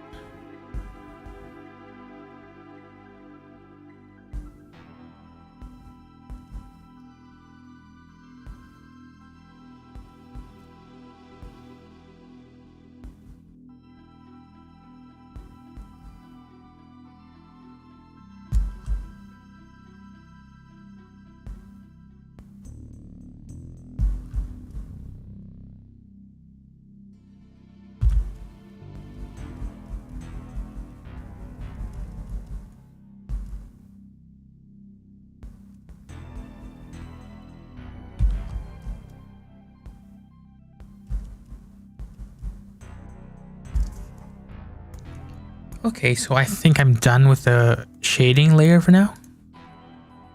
Can always improve on this a bit later.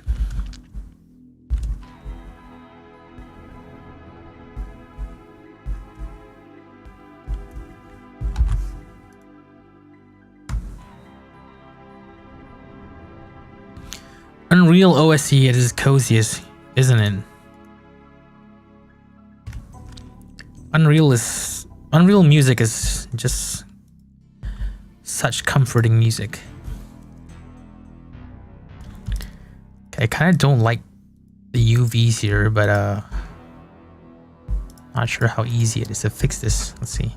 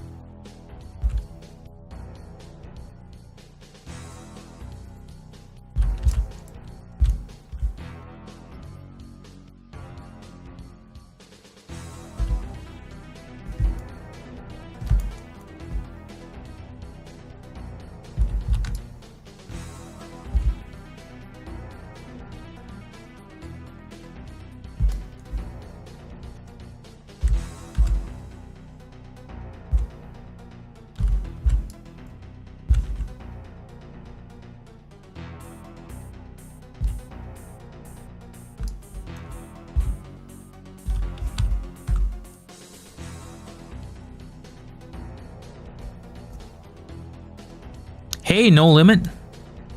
What's good? I'm just randomly making models on stream because I just felt like streaming. Nothing too serious going on here.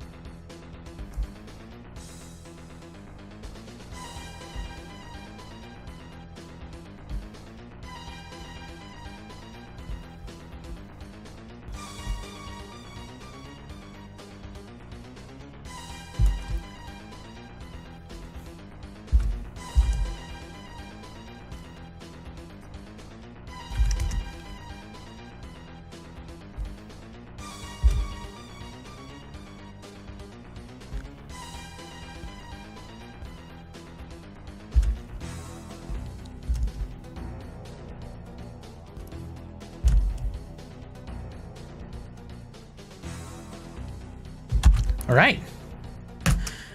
So, oh no, there's some overlapping UVs there. Holy shit. I did not take that into account. Let me see. Whoops. That was not supposed to happen.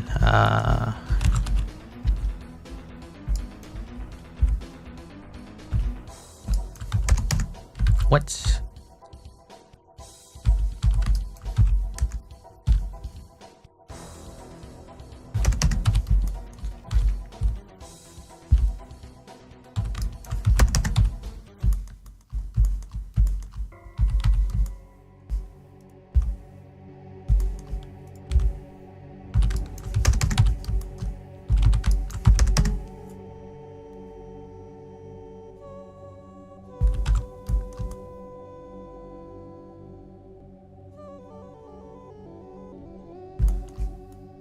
Okay, now I need to fix the texture because I manually shifted the UVs around. Let's see. Smear.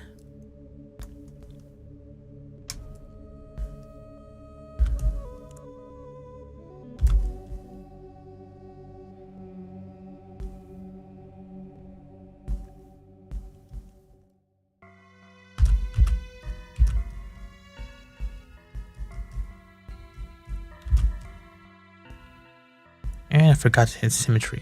Okay.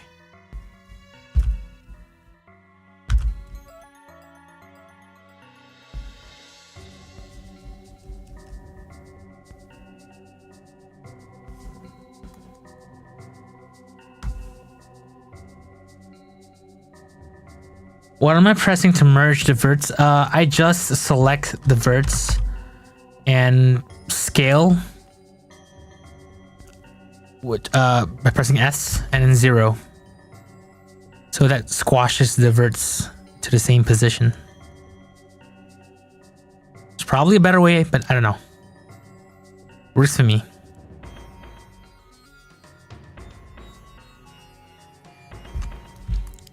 All right, time to give this guy some bones. Oh, before that, so what I'm gonna do is save this out as a PSD file, so I can use multiple layers. Shade. Oops, I need to refresh the file first. There we go.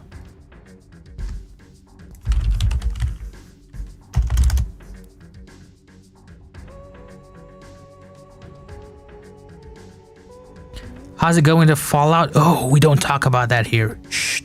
Top secret. Nah. It's cooking. It's cooking.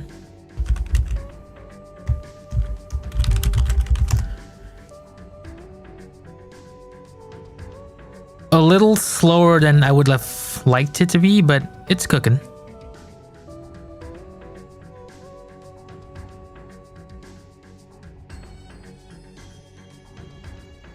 It'll be done when it's done, I guess.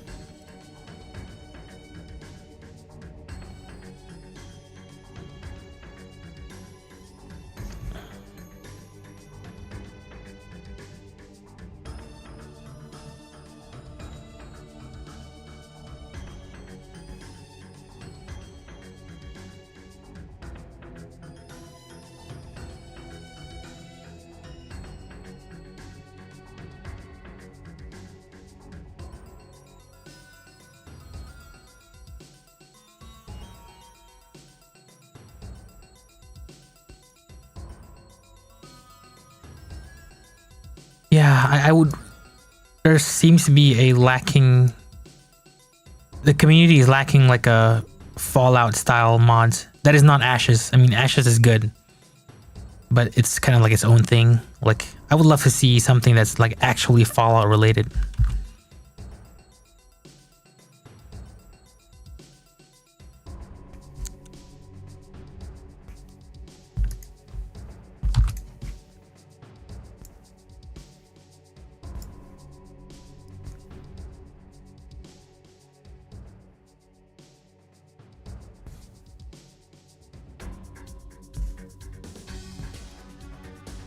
What's a Quake color? Oh, brown. That's right. How could I forget? It's not Quake if it's not brown. Shading, let's set this to over soft light, hard light, yeah. What am I thinking?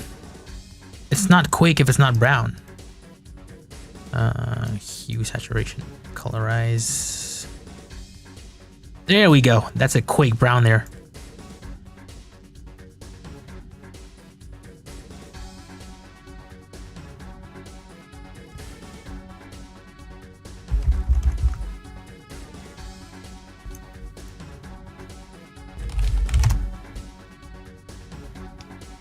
Yellow teeth, exactly. That's exactly what I'm doing right now.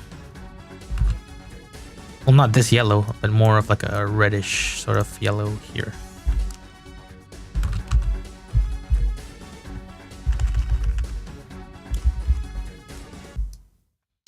Have I seen the Baker's Field? Of course I have.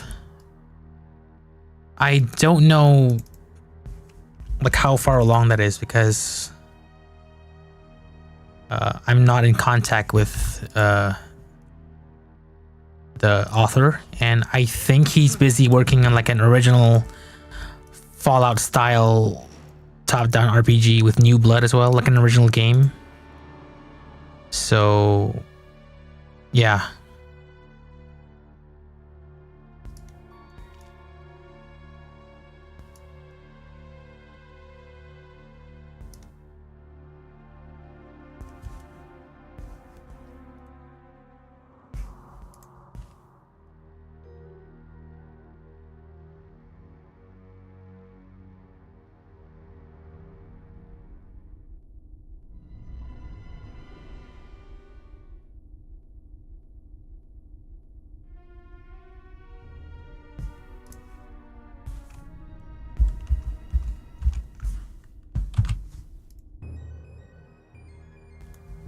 There we go. And then, of course, we need blood.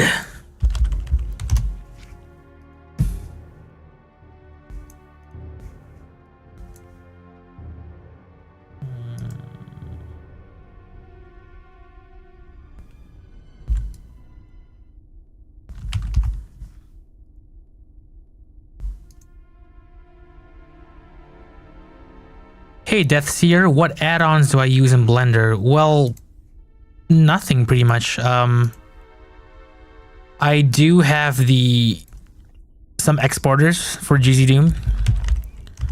I've got some of my own tools that I've made myself here for camera animations and stuff, but no, otherwise my Blender is pretty much stock.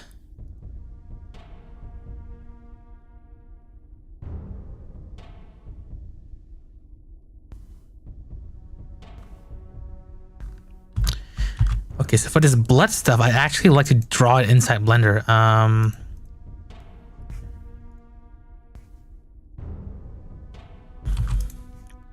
I would actually make a separate layer in Blender, make a slot rather. What resolution is this? I forget. 128. Then we'll make it transparent.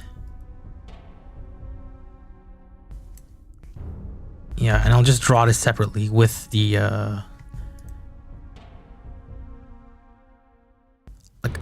with the blend mode that I want. So go here and then whoops, it's too dark. Yeah, like that. So I would prefer to paint this in 3D and then just export the layer separately.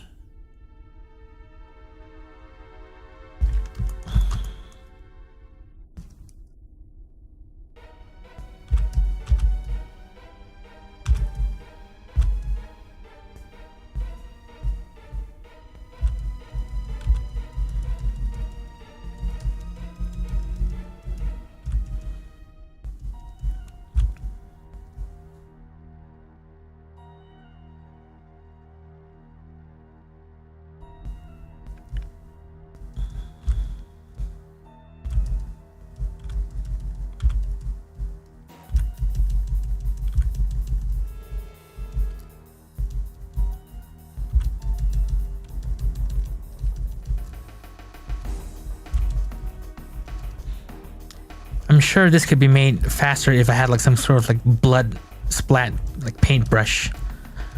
But yeah, I don't have one handy right now, so I'm just gonna do this by hand.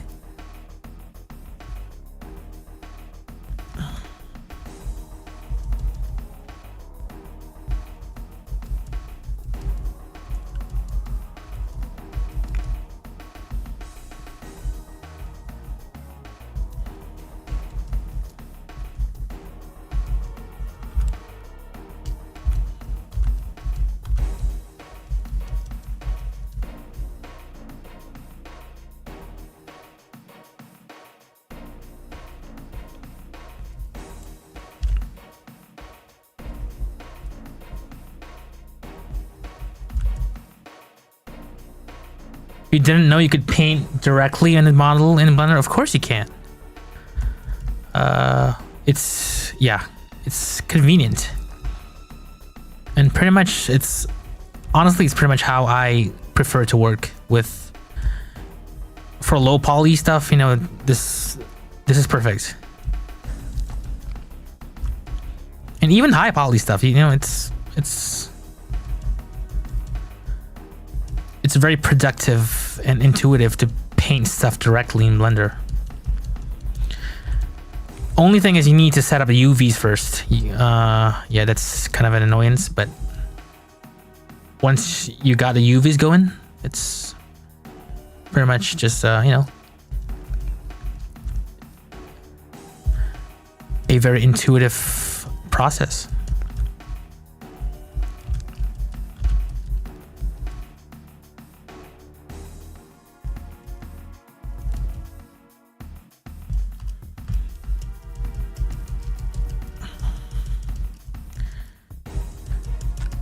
Quake monsters eat a lot of ketchup or spaghetti, and they never clean themselves up.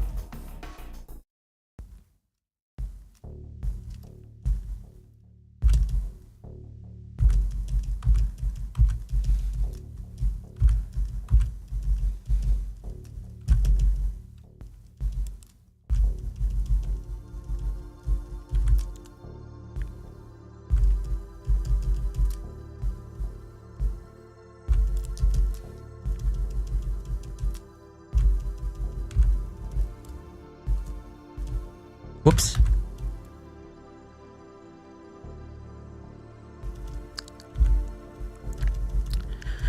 So just to sort of like casually explain what the hell is I'm doing here. After a lot of thought, I decided to like make Disdain not a Quake clone anymore. It kind of be like its own thing. So I've pretty much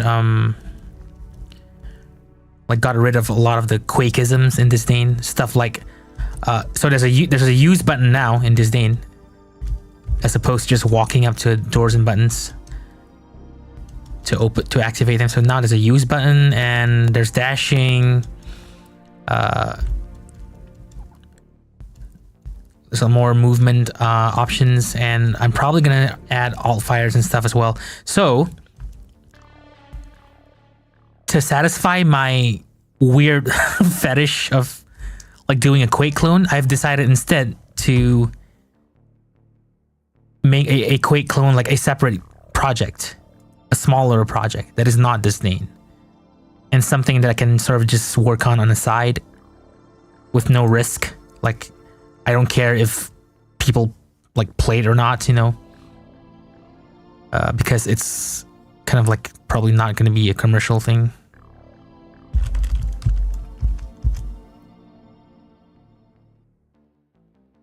So this Dane is gonna be its own original thing, and then there will be in like the actual Quake clone game will be like in a separate project. So that is kind of what I'm trying to do here.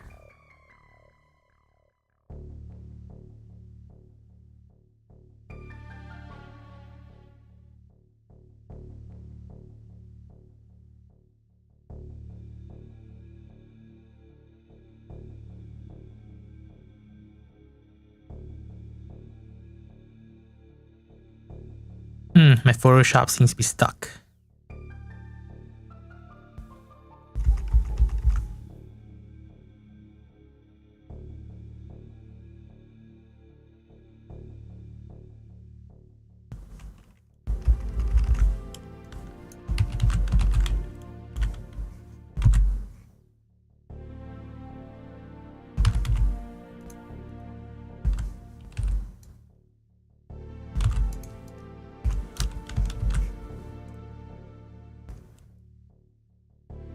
There we go. With a blood layer imported in, I can sort of tweak it around.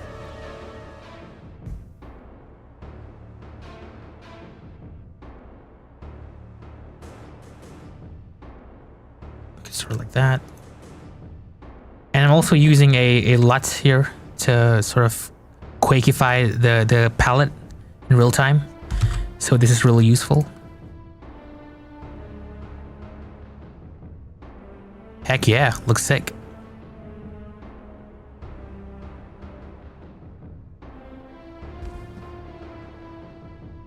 All right, I'm gonna take a quick break, sort of just, you know, refresh myself a bit, and I'll be back in probably 5 minutes. And I intend to model some more. Maybe do one or two more characters. So yeah. Be sure to stay hydrated, everyone. I'll see you guys in probably 10 minutes.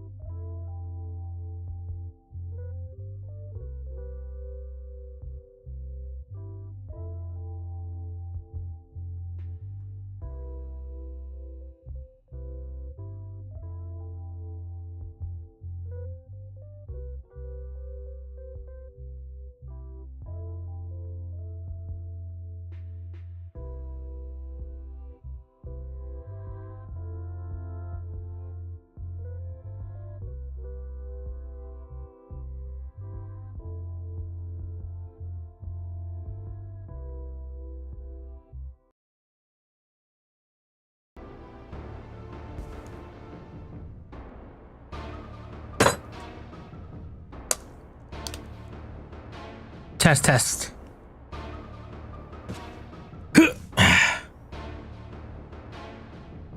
Okay, I'm back.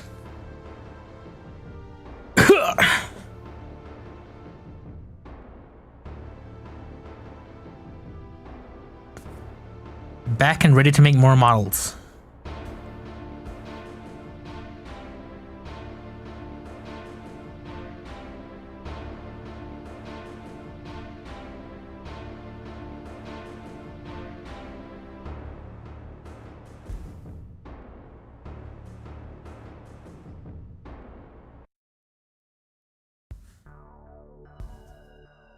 Yes. There's a hooah there. Hooah.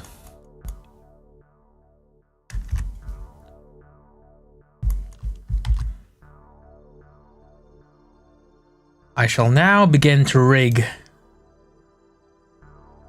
this character, or this fish. This shambler fish.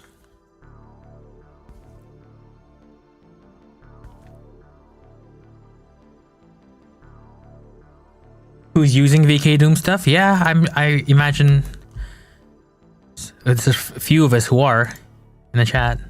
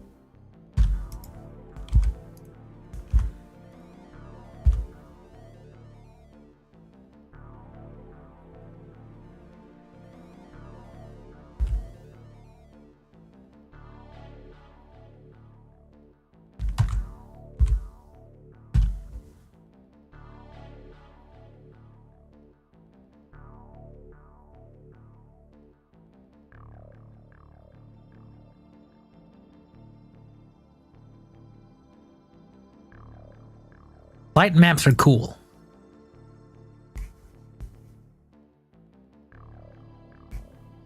Light maps is what's needed to spice up the lighting in Doom maps.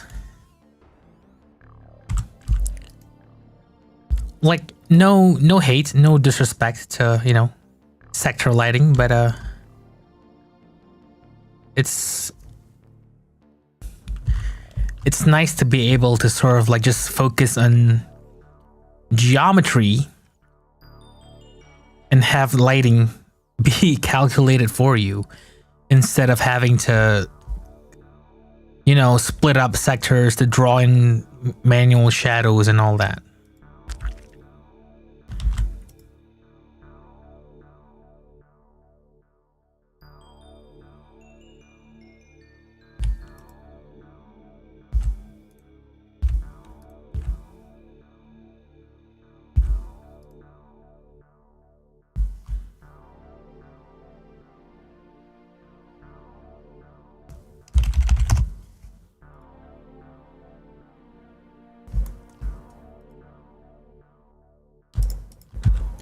Made a mistake here. I'm just gonna redo this.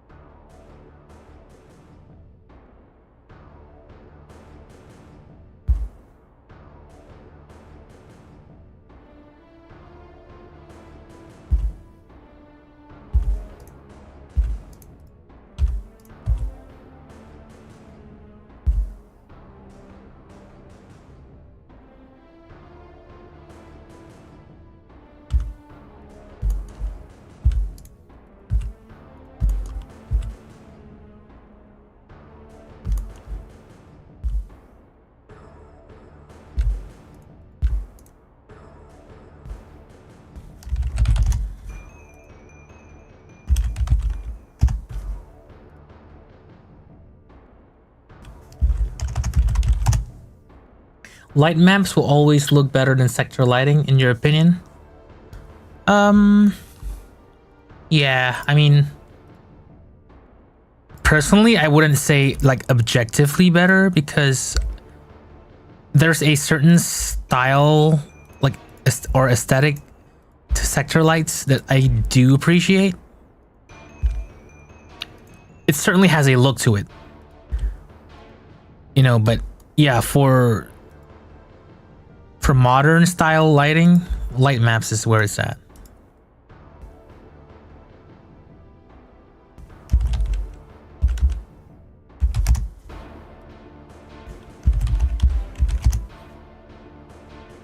Yeah, and that's it. Both of them can be used together. In fact, with VK Doom, I still recommend you actually use sector lighting for at least to set the base light level. Like, don't. It's not recommended to actually rely on just the light maps 100%. You kind of want some sector lighting, at least for to set the minimal light level of the sector.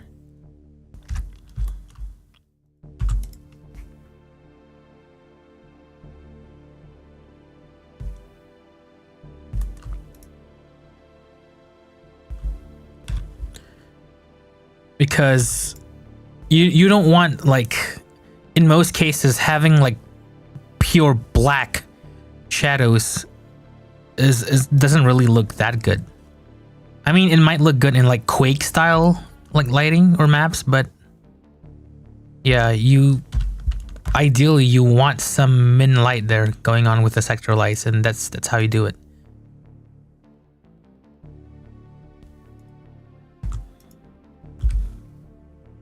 Best of both worlds.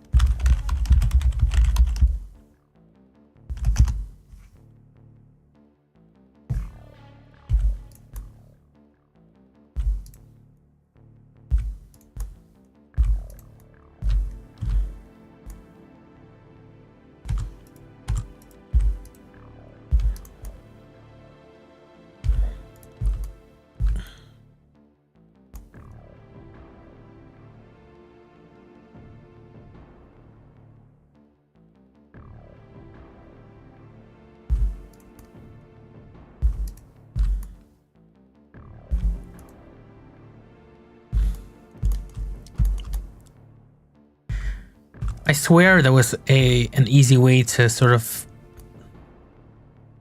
like position these bones to be relative to the surrounding vertices, but I forget how to do it, so I'm just gonna move them manually. I'll have to check for the bone rolls later. The roll angle.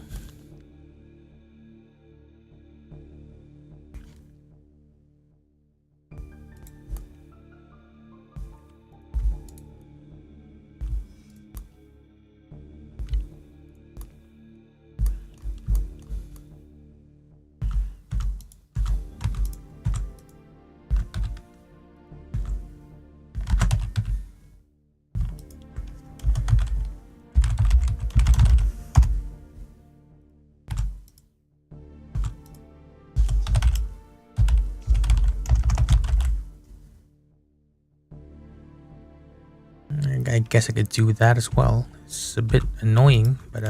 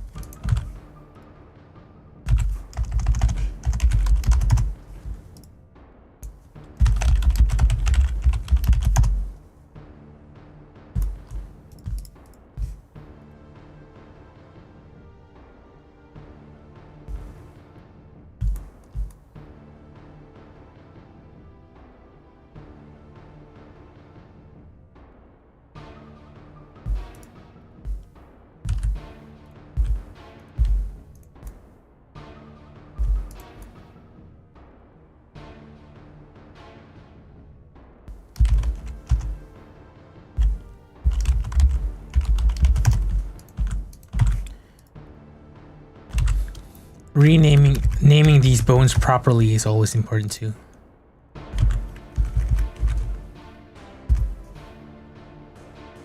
Before it starts to become a huge mess, it's always a good idea to name the bones as soon as you can.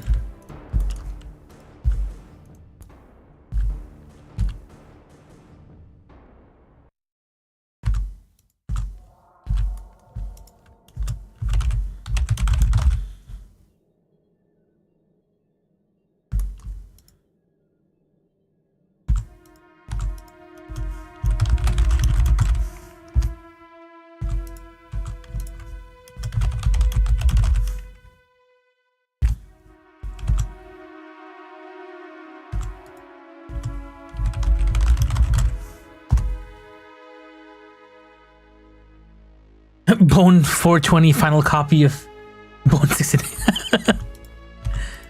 Yeah. Those are the situations you want to avoid.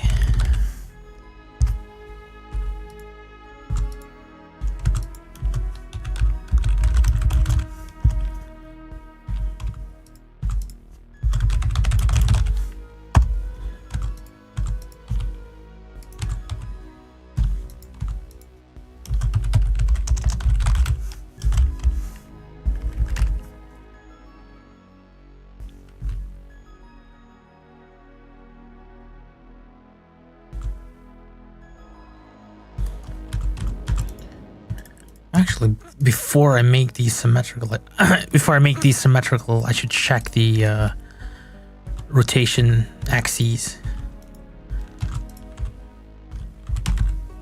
to make sure it's all correct.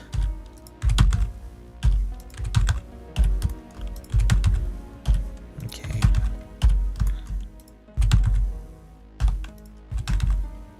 This one's wrong. This one is correct.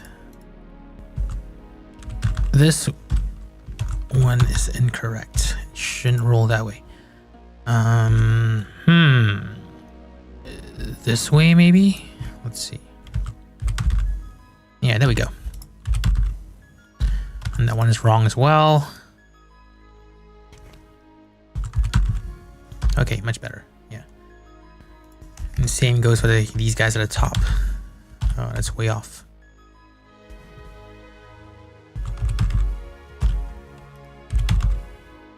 Yep, that's good. Okay, that's good. Now we can make these symmetrical.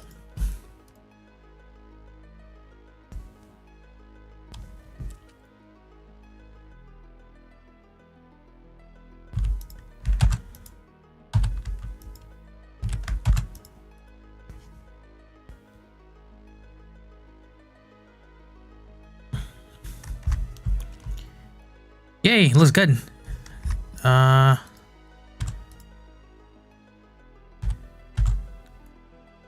Could probably get away with just automatically rigging this without manual.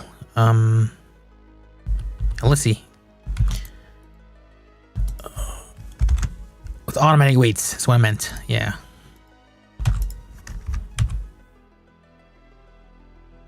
Okay, there's a bit of a weird distortion going on there.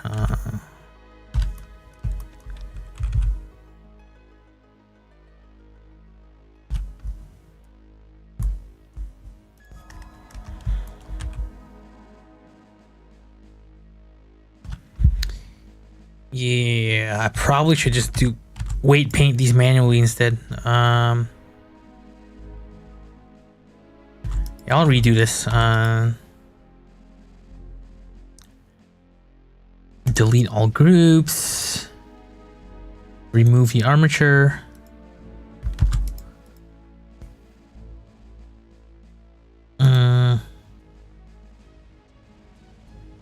Yeah, I'll redo this manually. With empty groups.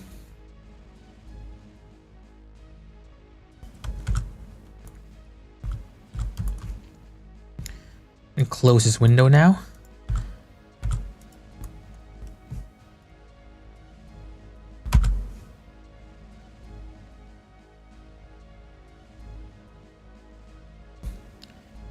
Yay, manual weight painting. Everyone loves this. Not.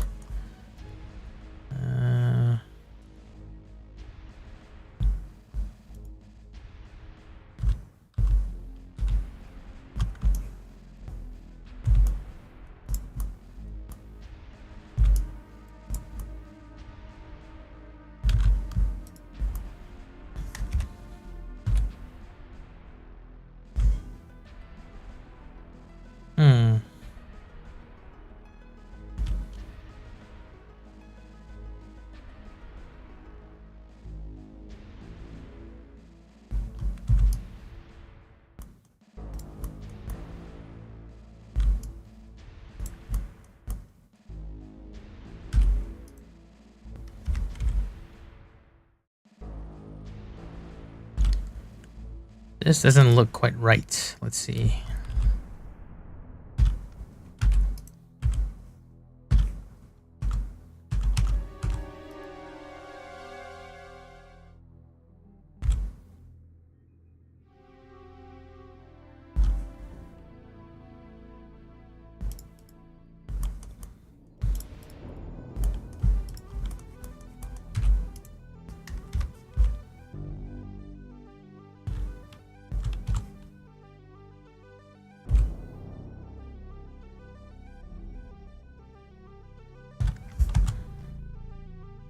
Probably because it's too low poly here, so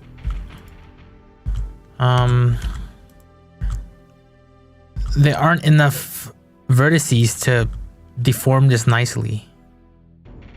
I could move this a bit.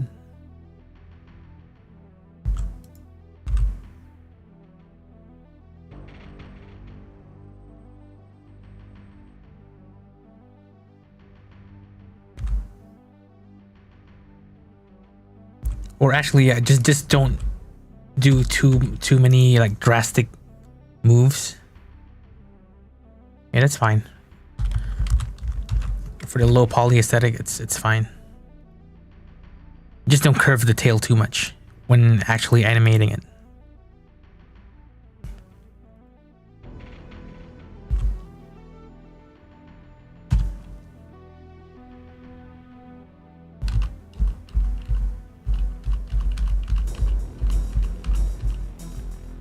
Okay, just gonna put it back there. Okay, I'm not too happy with that though. This, ugh, what's going on there?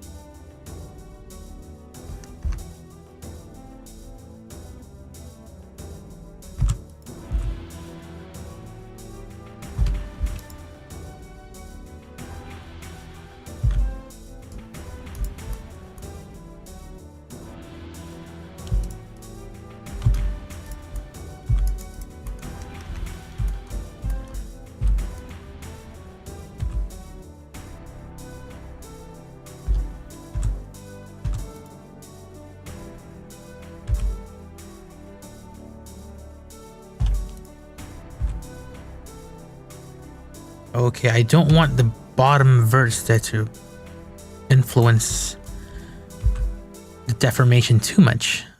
So I'm gonna have to manually set the strength to 0.1.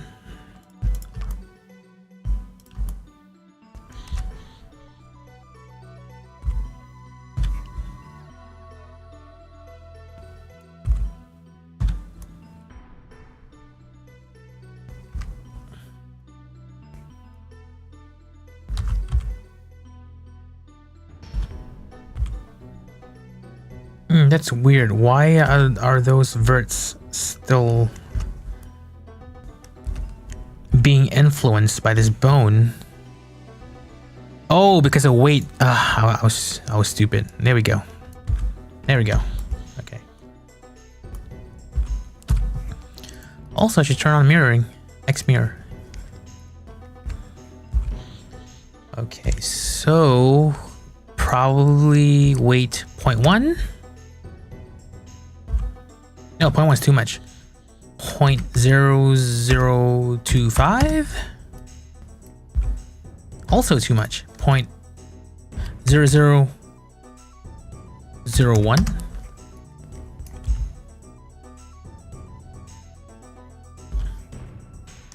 0.008. I don't know. Ugh.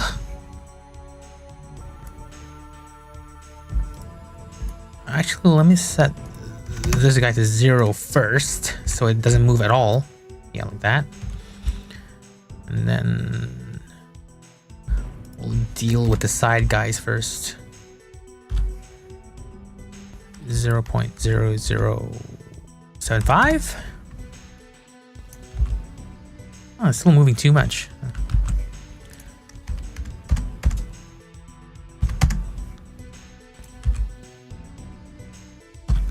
You can't put too small of a number. It doesn't work.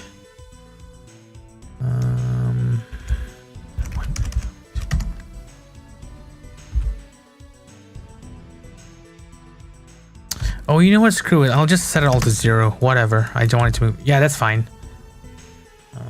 And then these guys as well.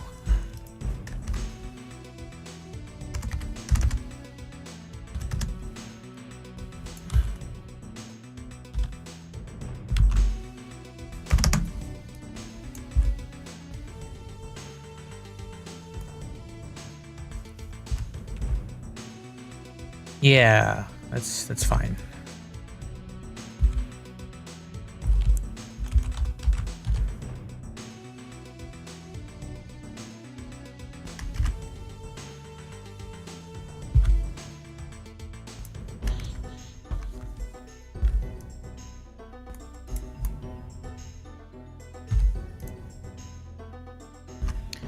Because this model is so low poly, like weight painting this stuff becomes a bit difficult. A few vertices to work with.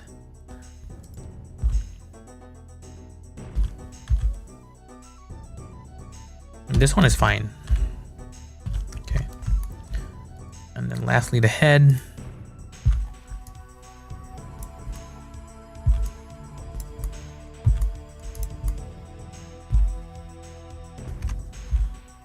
Okay, this one is fine.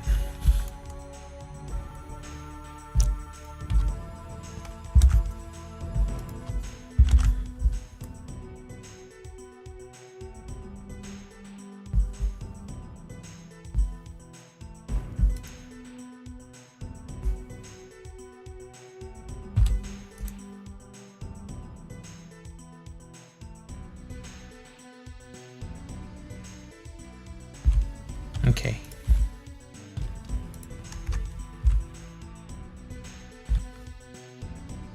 And that should be it.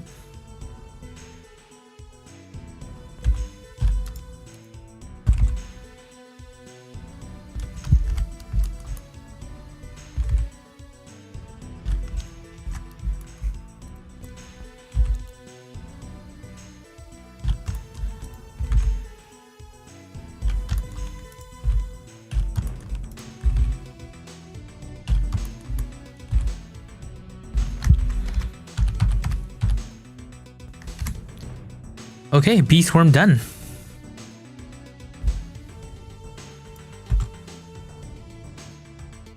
Only took almost 3 hours.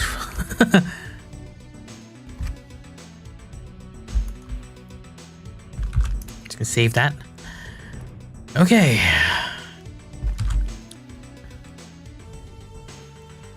I am gonna move on to the next model right away.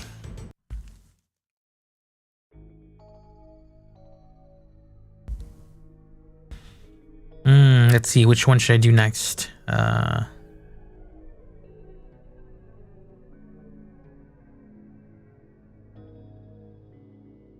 Let me do the initiate.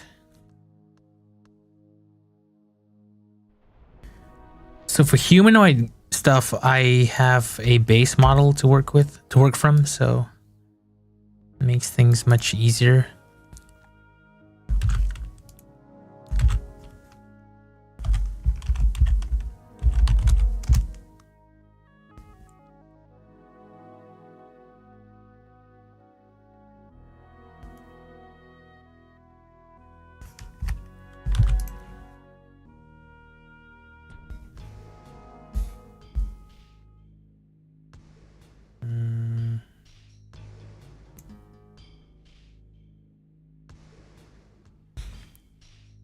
All right, so this hopefully will save me some time with the modeling because I got a base to work from.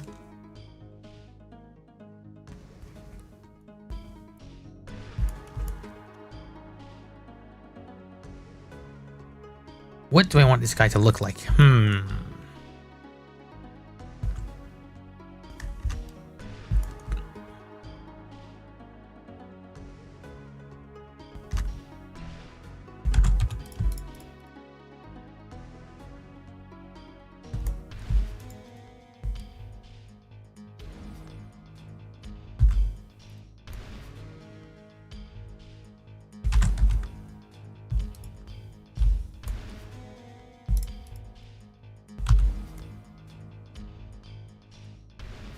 Whoops, that was not what I wanted.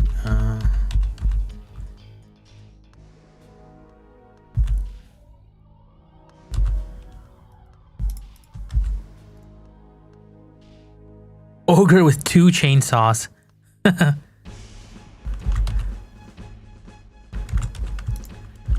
That would be a nightmare.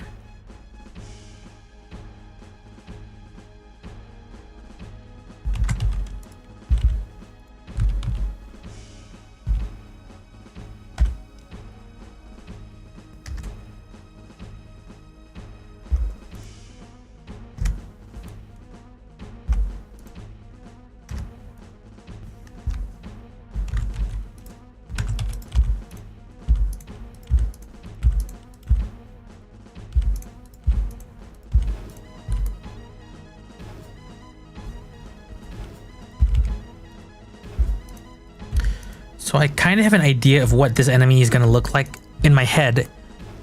And I can't be bothered to sketch him out, so I'm just going to go ahead and model, like, go ahead straight to the modeling.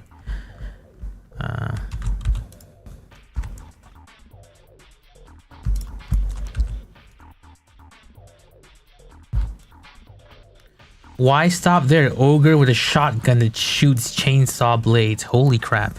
Heck yeah.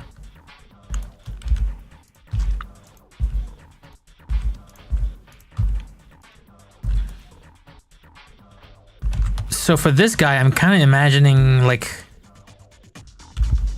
Majin Buu from Dragon Ball.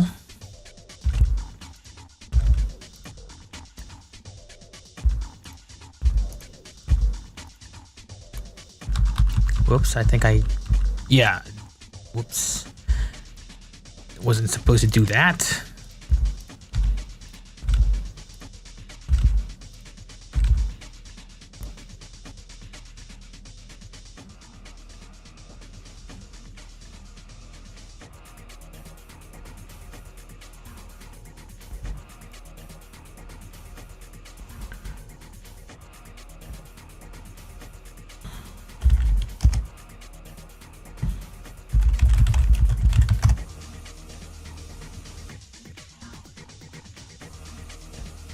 Kind of like this.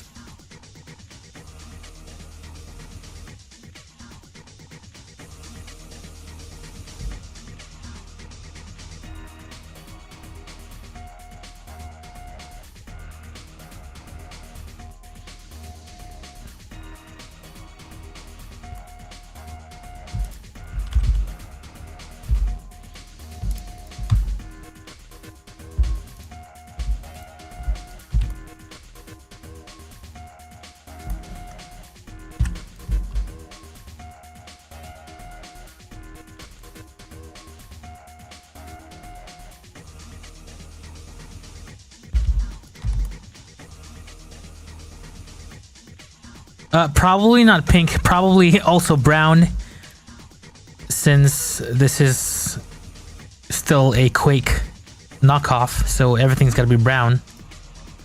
So, yeah.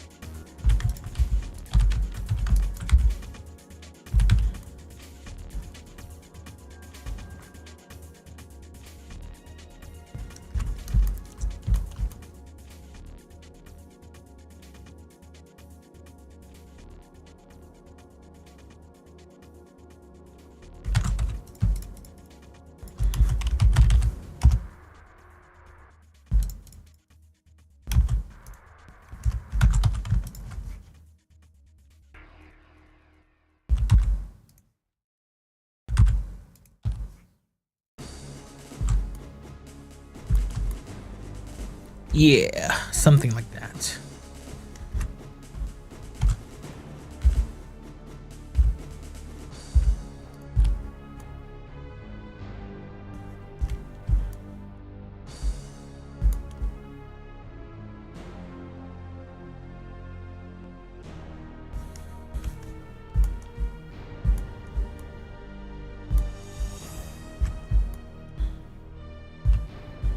Get rid of these legs, cause think I'm gonna give him robes.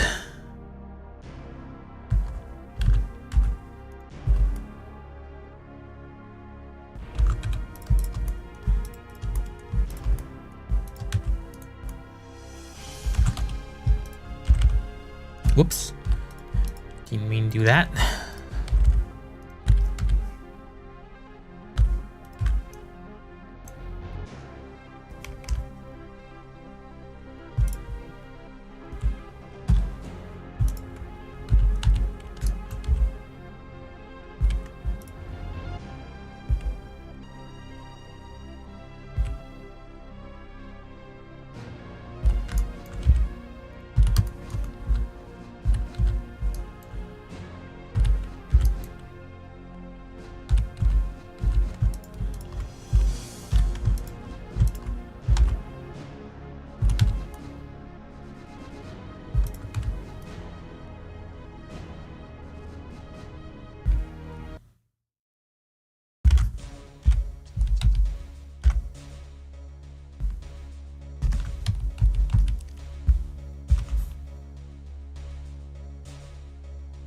Not getting a Jin with a shotgun vibe from Imagine Boo Quake knockoff idea. Yeah. It's wild in here. Everything goes.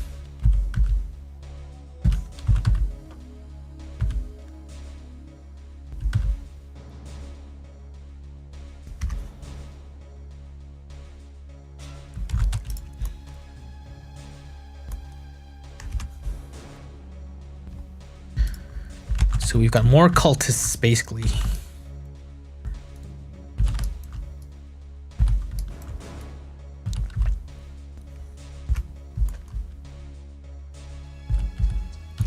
It's basically just a cultist.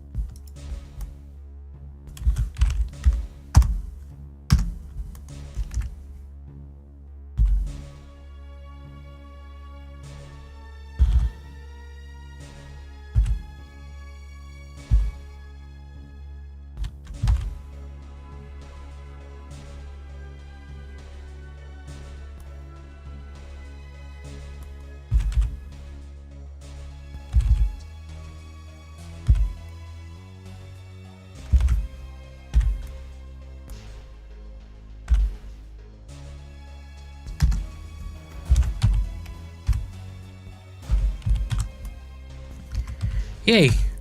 So that saved a lot of time because I started with the base mesh.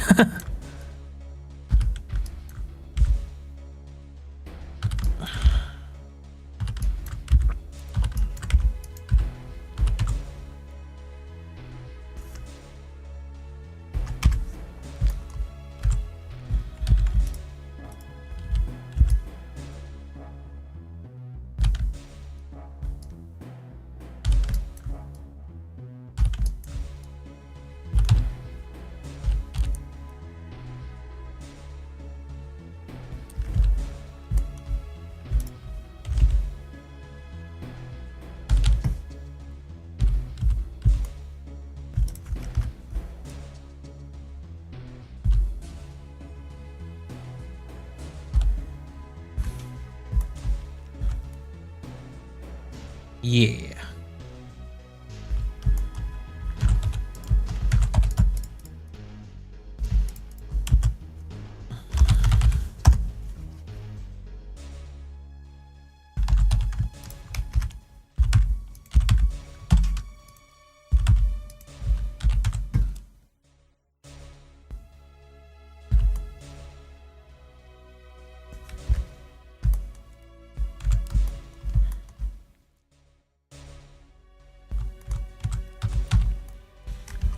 All right, time to unwrap this bad boy.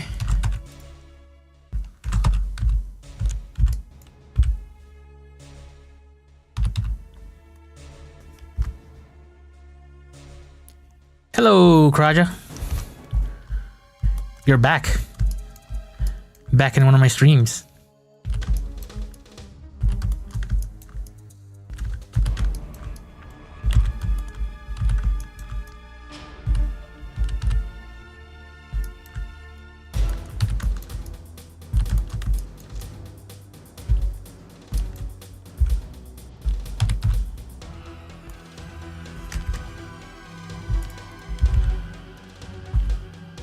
It's also Zombie. Hello.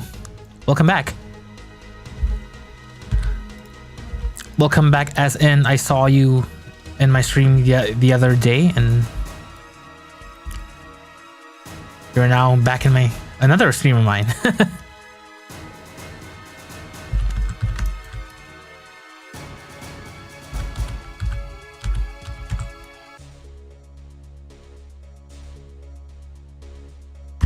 Just got back from work, about to do some dooming. Heck yeah, that's what it's all about. We dooming every day.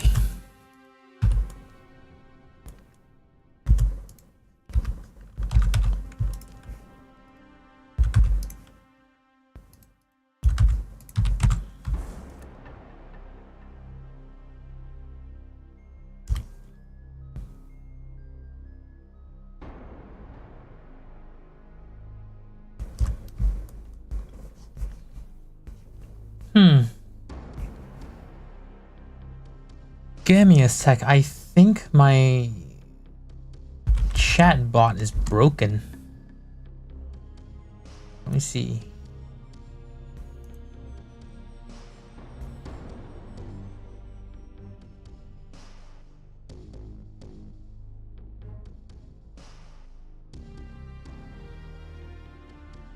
Chat bots.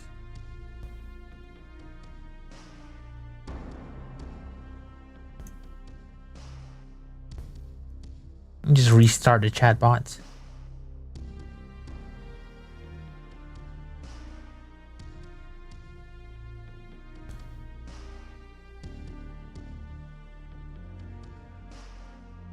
Oh yeah, so since the two of you just joined, let me just show you briefly what was going on like the past 3 hours.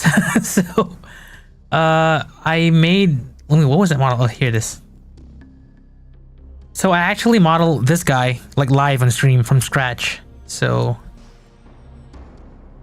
it took much longer than it should have, to be honest, because I was mostly talking and rotating the camera around rather than actually doing any kind of modeling work. But yeah, so I made this guy and then I took a quick break. So now I'm continuing with the second model, which is this cultist looking dude.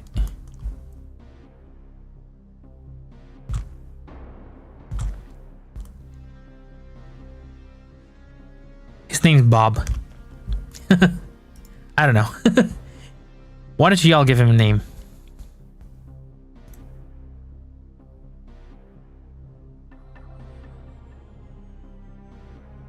Save. Shit. Leather neck. It's a good one. Now I gotta think about how to unwrap this, because it's also I should be smart about this and actually unwrap the model while it's being mirrored.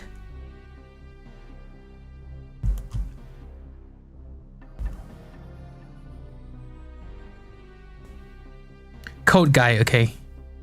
Code guy would work. Still need a name for this guy though. I was thinking Bob, but I don't know.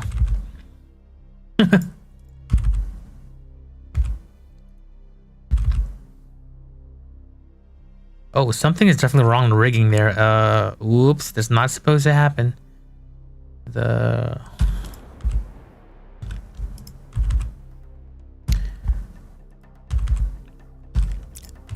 the head movement is also supposed to sort of move the tentacles a bit. But I can't be bothered to fix this right now, so I'll probably do that later, like off stream or something.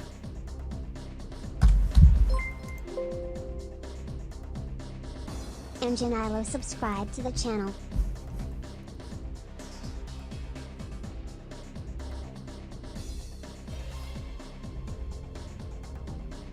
Hey, and Janilo, thanks for the sub. And welcome.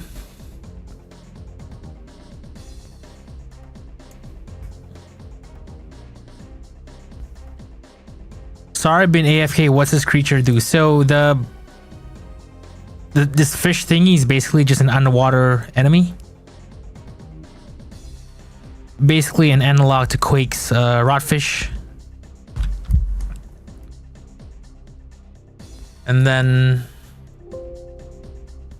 this guy would basically be the zombie man equivalent. The Wormbler. It's like a shambler and a worm.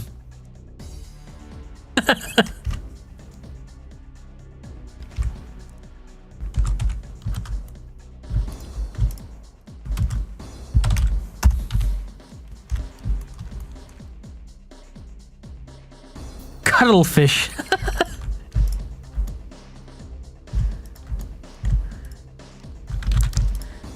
Because he will cuddle you to death, right?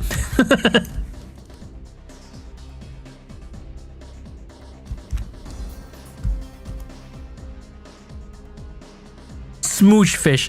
I like smooch better. In fact, I should probably make it so that like it'll lock onto your screen, like kind of like Duke 3D's what's it called? Those slime things. Oh god, I forget the name. Was it Protozoid? Yeah, so have it so that when they collide with you, just spawn like a pea sprite, a 3D pea sprite of like that model up close, like right up your screen. Oh my god, that's like, imagine like just this going all like full screen and like this, like, you know, like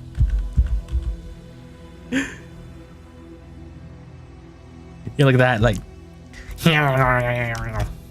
oops. Like that.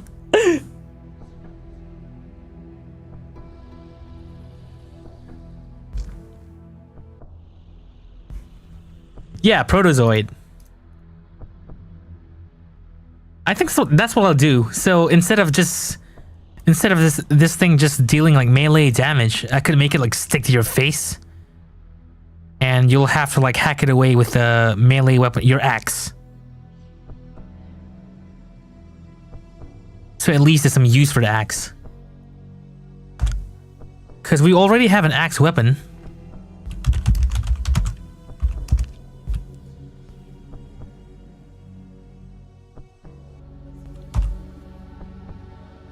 So I already have like a bat axe kind of thing going. So it's a baseball bat with like a piece of rusty metal like just lodged into it.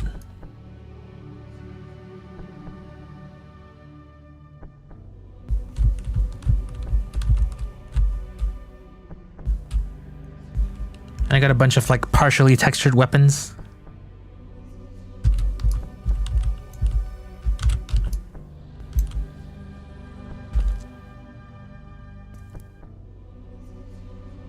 Yeah, so it's Duke slimes with worse because you'll only encounter them in water, and they'll have free movement in water. They'll just swim around and, you know, just make a beeline towards you while in water.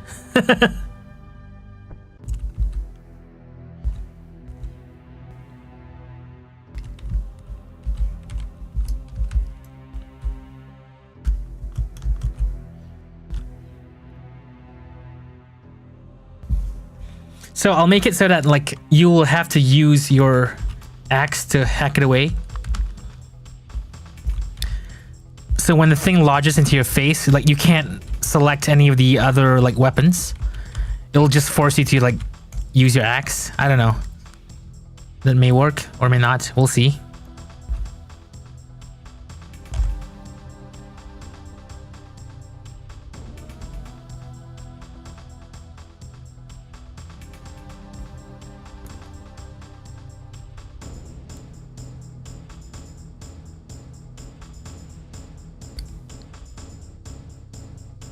Oh, I should post like an update tweet of like what was completed since the stream started.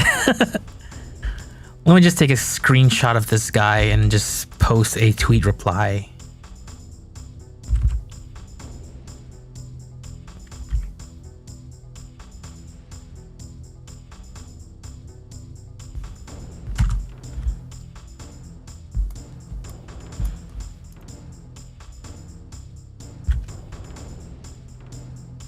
Make some a multi-angle shot here.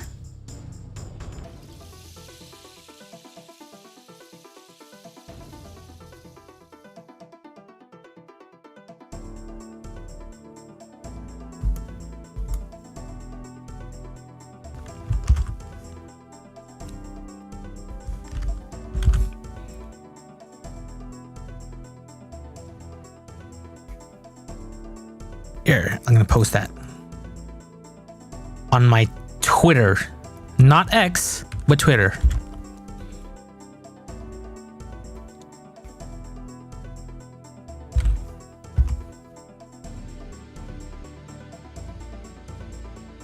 You don't have Quake, so this and Disdain would have to fill the void. Sure.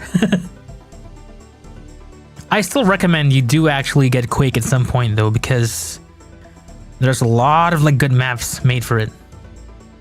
And I don't know, man, there's just something about like Quake's visceral combat is, I don't know, it's so basic, but there's something just so satisfying about playing the OG Quake, for me at least. So yeah. Okay, gonna post a tweet real quick.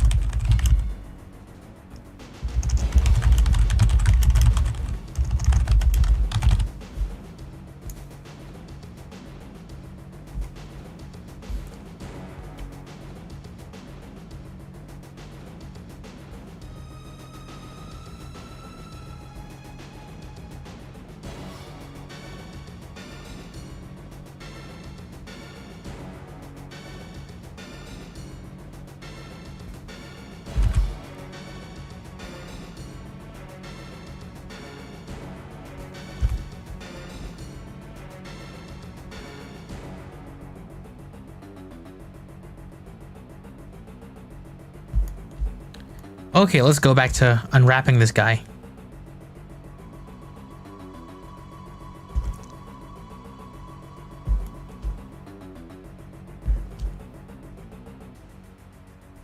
Oh, actually, I should probably save the image I just posted, because I kind of just did a copy paste without actually saving. I kind of want to like keep some like images as sort of like a portfolio, not portfolio, like I just want to see the progress I made. Oh, and it's gone from my clipboard, of course. Oh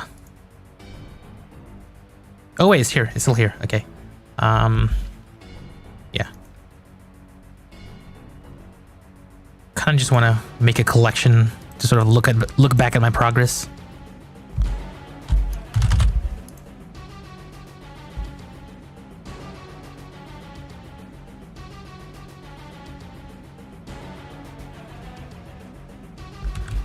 Oh yeah, the sound effects. Yeah, I'm totally gonna just record myself in a mic going, like, making disgusting sounds.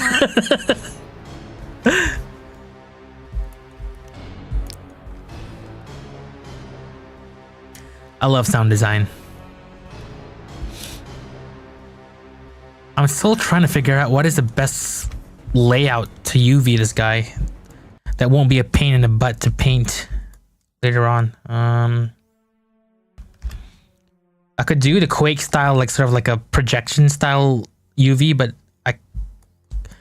it'll cause all sorts of distortion on the sides of the model, so I don't really want to do that. I could do it this way.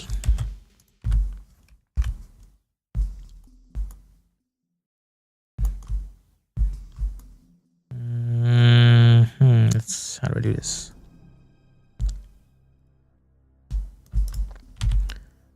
This is some very bad geometry, by the way.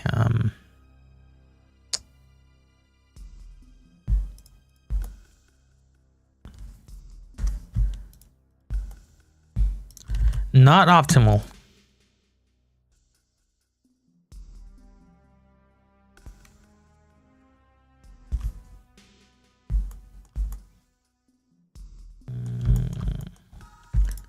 This one can go here, like that.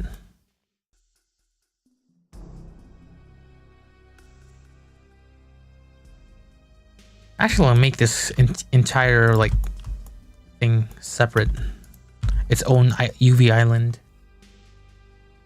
This one might take more than 3 hours. We shall see. Is that a challenge?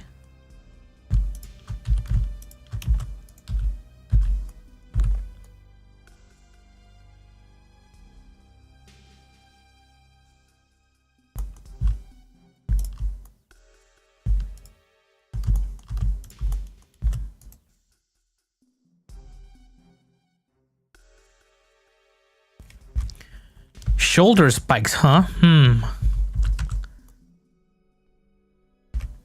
Let's see.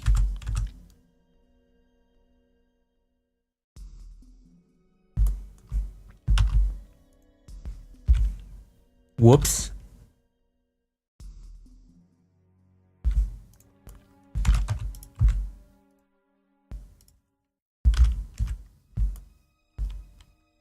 Emo cultist.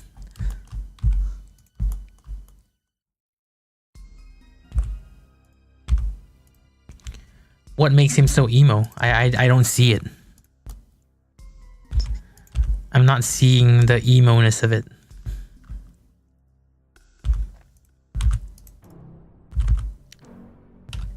He does not have what's that? Iron straightened hair. He's got no mascara.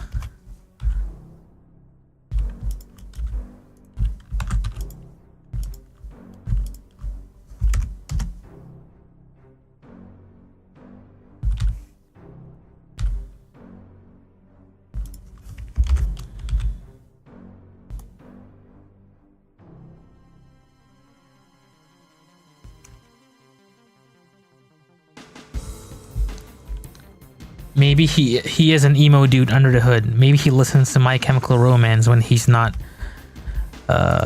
busy doing cultist things.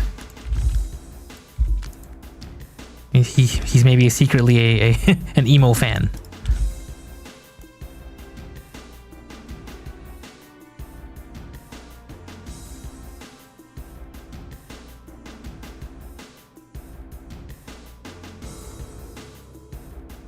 Oh, Ash, that is a very cool idea, but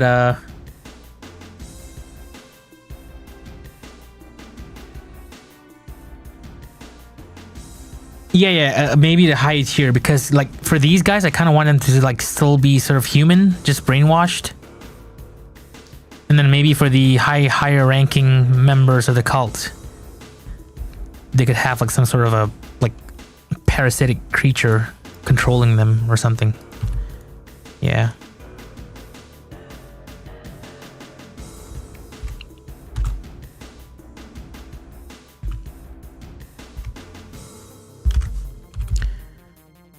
Not too sure about the idea for these spikes though, because like I kind of want them to be like these really basic members of the cult, so they wouldn't really have like much in the way of like apparel. They just throw this robe on and you know that's it.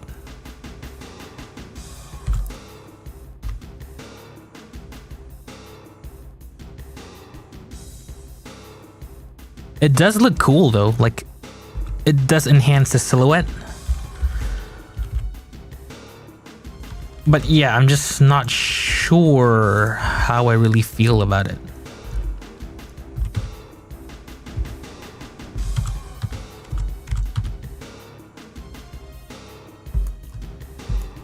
Who's that occultist? Oh yeah, it's from RE4, definitely.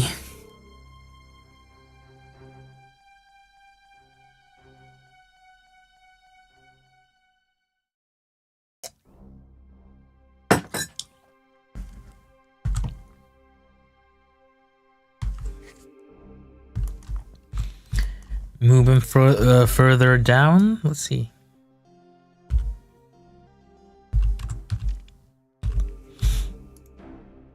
Sometimes I like to just model in like silhouette mode, because it gives a better idea of like how the 3D forms are actually, you know, like contributing to the overall like scene.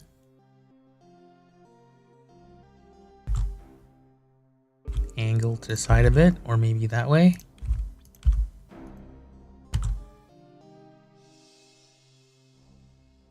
Further from the head.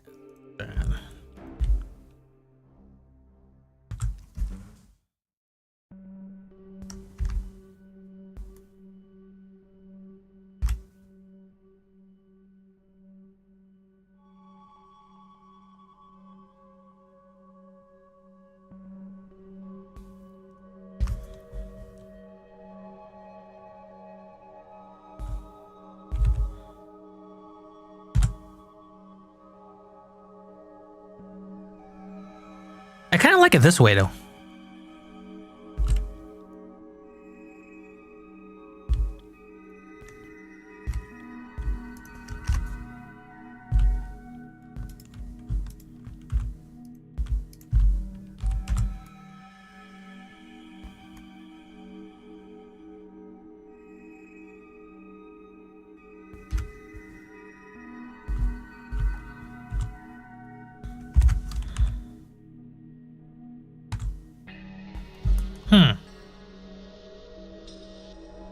This kind of looks cool. To me, at least.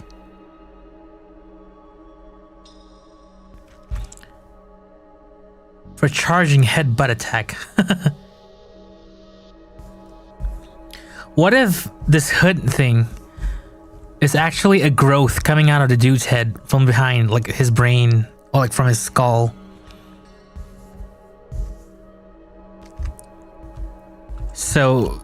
So under the hood, it's actually like some kind of weird thing coming out of his head. So it'll be all bloodstained and stuff from the outside.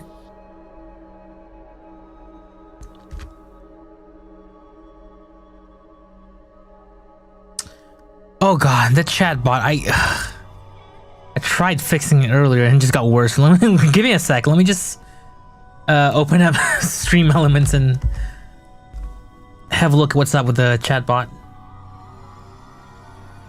I was trying to fix the message and it just got worse. It just says there's Steam. Like, okay. Yes. Steam? Steam.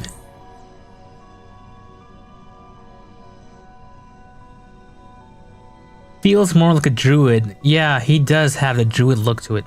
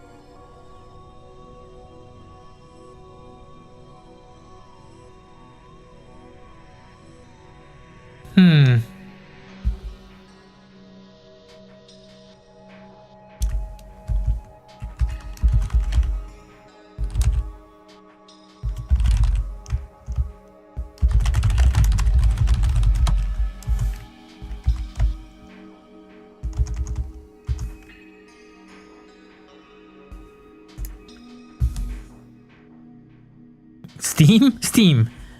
Okay, we'll have to see what the message looks like in another 5 minutes or so.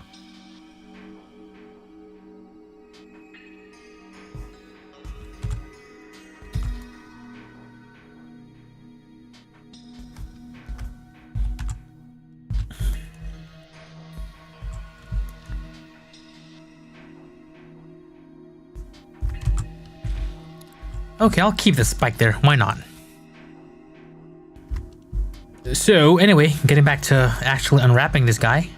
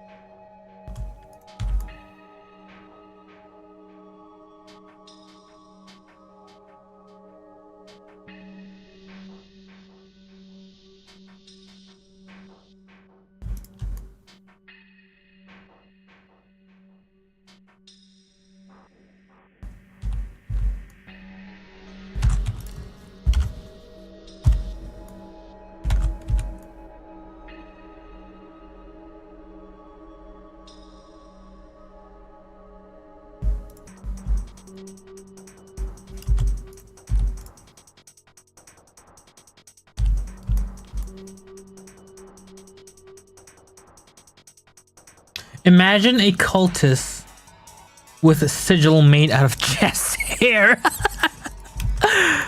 Oh my god, what would that look like?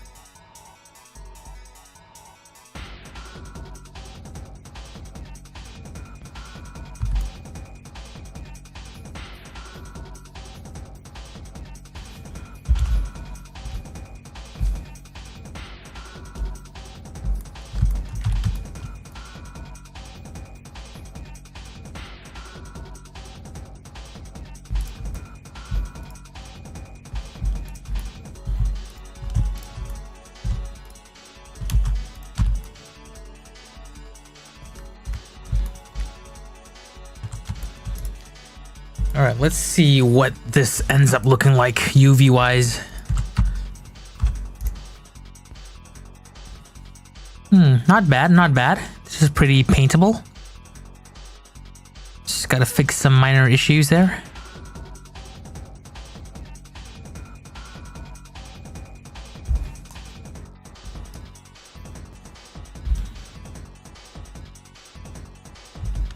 What are these? Oh, it's the hands.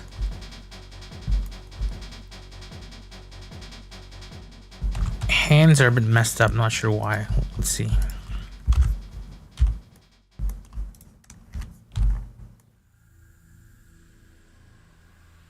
Oh, okay, so it doesn't like this. I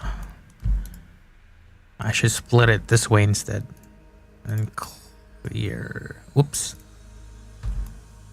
Yeah, like that. Should be easier to unwrap. Did I use smart unwrap? No, it's just it's just called unwrap. So I think the reason why it works pretty well is because of the way I place the seams, which is what I've been doing like this entire time. I've been like just marking the seams so that the unwrapping will be somewhat optimized.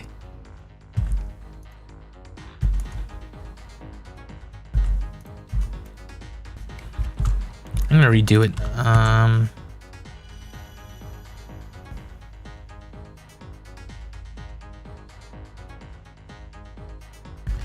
Yeah, I think probably because the model itself is pretty like planar, like it's basically a cube if you think about it. Like if you look at it,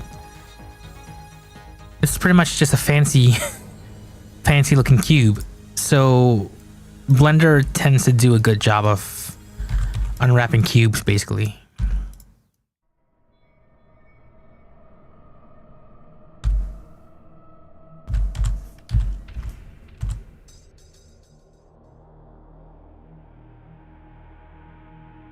Yeah, that was also initially what I wanted to do, projection.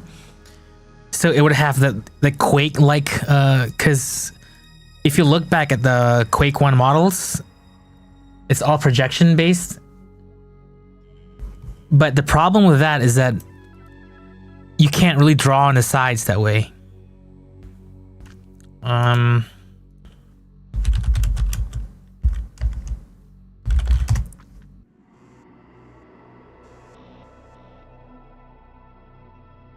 Yeah, like this.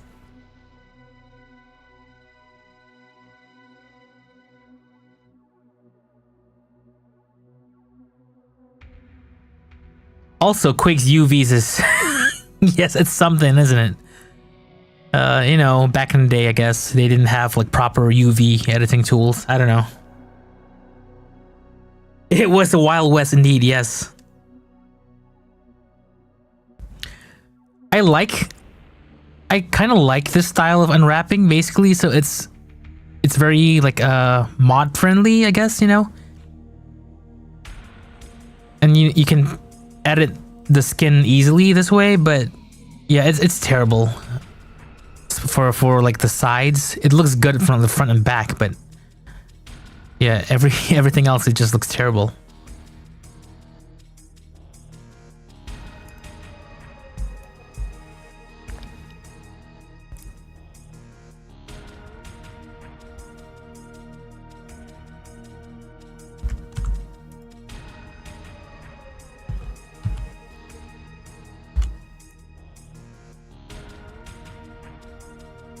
There's something so off with, what is this island here?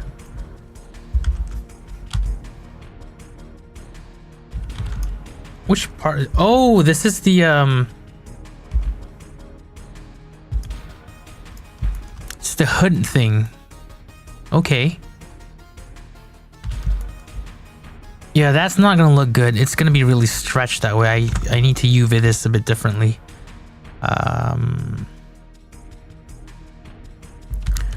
Honestly, I don't mind just making it like this.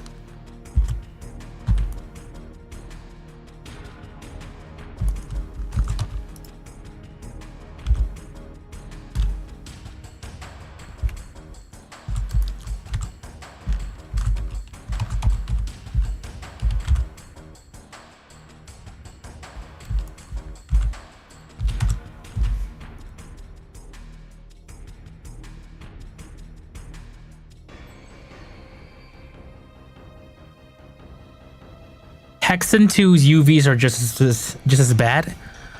I haven't looked too closely at the Hexen 2 models, but just by playing at least, like the models look good to me. Like it's probably also because of the animation themselves. They're really well animated to my eyes. So I don't really notice any like bad UVs on them, but I'm sure if I crack those open in a model editor or something, I'm sure, you know, all the mess will be very, very visible.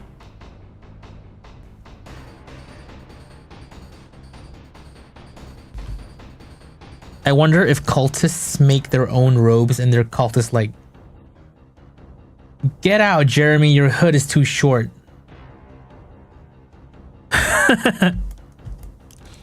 Well, this is why they have in-house tailors. They should have in-house tailors.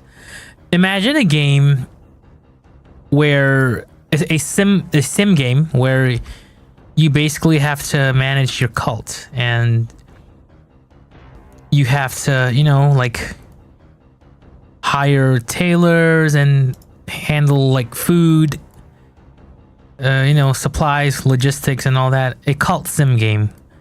I wonder if there's already a game like that. I'm sure there is. That'd be really cool.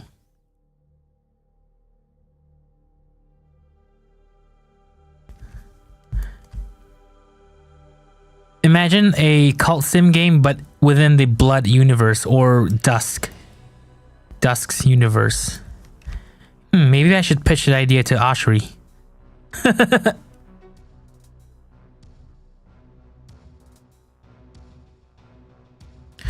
I wonder how the head would turn out without separating the seams.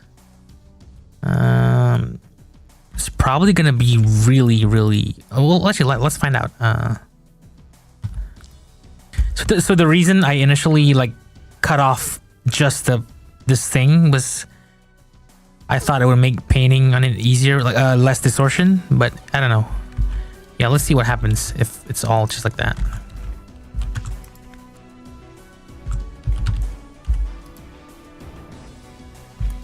Yeah, I'm pretty sure this is the head, and it might be a bit too stretched because this is all like low poly with like a low res pixel art.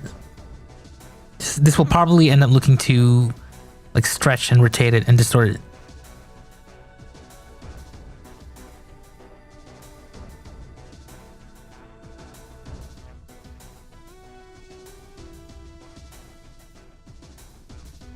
Make it like a city builder where instead of money you have sacrifices. Yeah.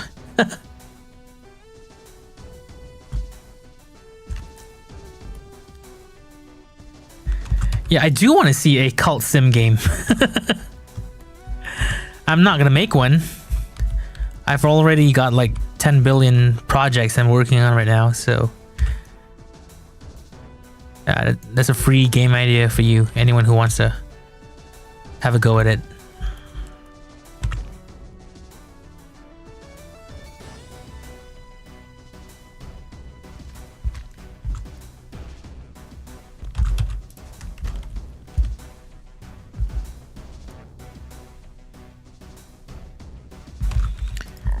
Yeah, I'm probably still gonna separate these apart.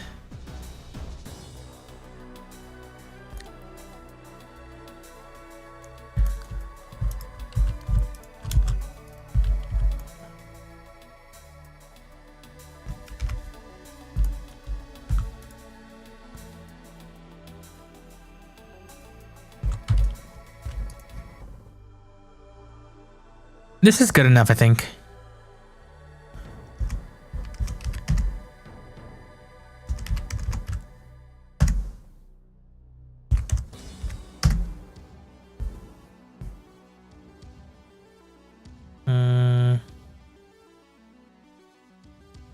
Which part is this? Oh, it's the leg thing. The feet, rather.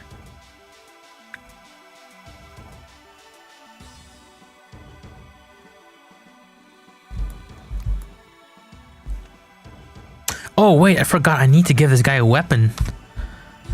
Completely forgot about a weapon. Alright, chat. I'm gonna let you guys decide on what weapon he should wield. Keeping in mind that he is pretty much a zombie man tier enemy. Let's hear it. I'm gonna let you guys decide and then I'll go ahead and model it.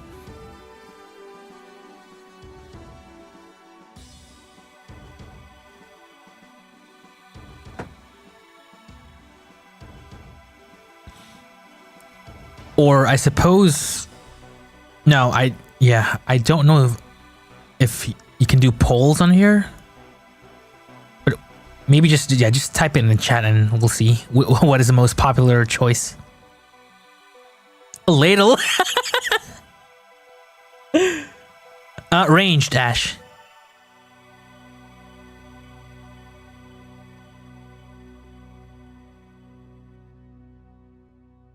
Spine with a knife attached. Heck yeah, this metal as fuck. But it's gotta be ranged, because this is basically the zombie man tier kind of enemy. Kind of don't want to do another shotgun or a gun. It's it's pretty boring.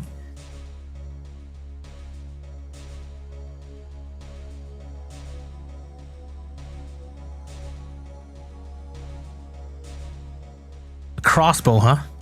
Yeah.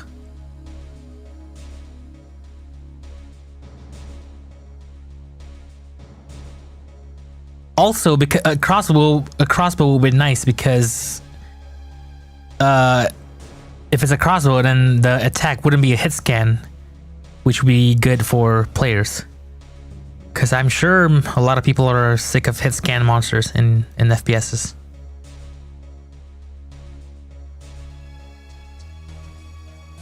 Oh, those wrist-mounted crossbows, so they're like kind of like Deus Ex.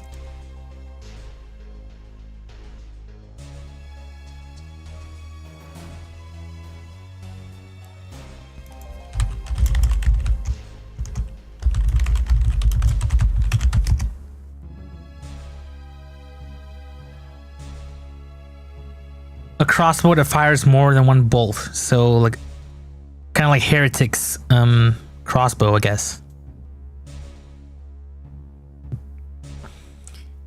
Heretic's crossbow is kind of large though.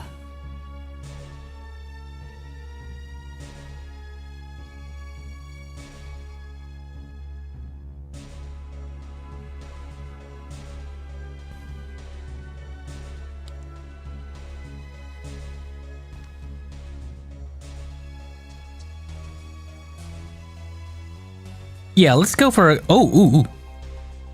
Which game is this from? Oh, I know this one, the bottom one is from Deus Ex, but this top one here.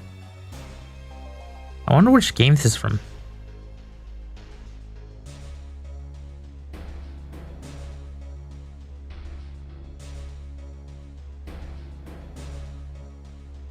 Look at it, triple decker. This one? Holy shit. This is so OP, dude.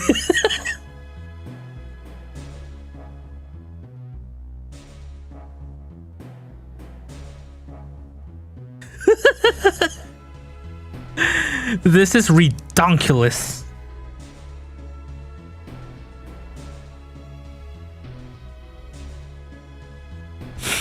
As far as the attack patterns go, I'm probably gonna keep it simple.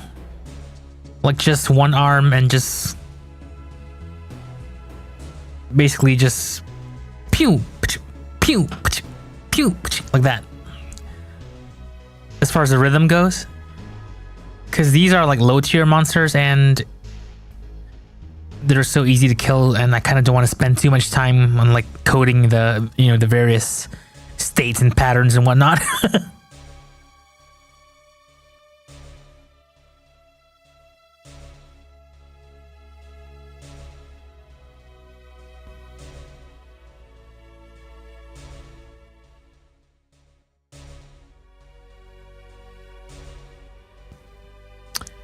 So this will basically be the shotgunner then.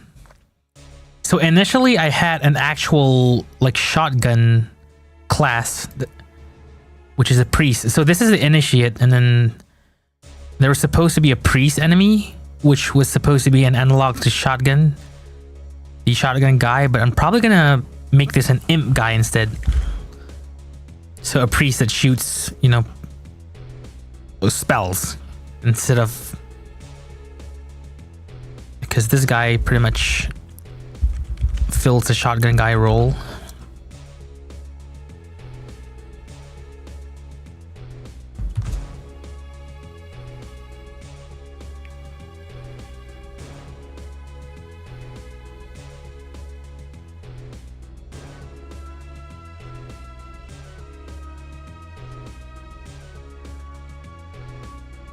Okay, so wrist-mounted crossbow it is.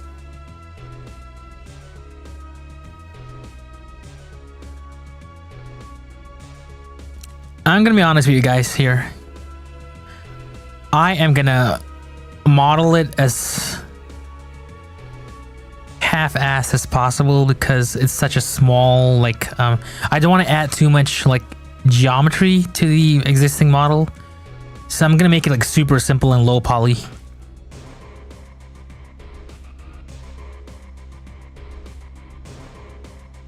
Also, because with the object being this small, I kind of don't want the textile density to be too different from the rest of the body.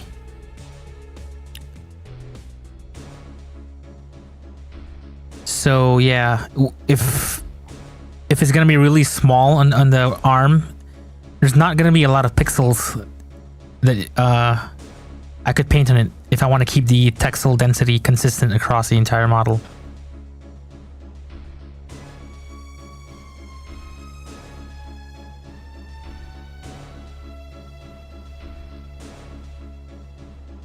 Oh, Karaja, you're still figuring out the lens flare thing? I guess if you want, you can try doing some screen projection using either what's it called, libeye. There's this library floating somewhere in the forums called libeye, or you can use Gudamatics. But it's still not going to be as optimized as... So the problem with all of these like projection libraries is that you will be drawing the lens flare on the 2D layer of the screen, which means it will be on the same rendering layer as the menus, the HUD, and all that, which essentially means it will pop in front of your weapon. You can't occlude it. So if you got a lens flare going on the screen overlay, it'll just draw in front of everything else, except under the menus. So it'll draw even above your weapon sprite, and there's nothing you can do about it.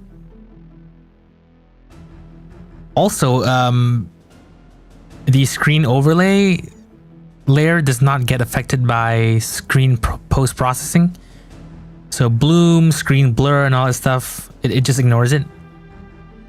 Originally, that was how lens flares were done in Disdain, like before Coronas were added natively into the engine. I actually did mess around with that, and I didn't like it at all. It looked really bad. So I spoke to Judas and was like, hey, you know, can we add like natively add like the Unreal Engine 1 style Coronas into the engine? So yeah.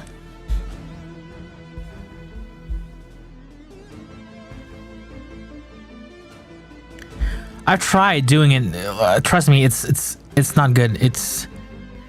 You just won't get the satisfaction of like proper like engine implemented lens flares. Believe me, I've tried. It's pretty much a waste of time, in my opinion, at least.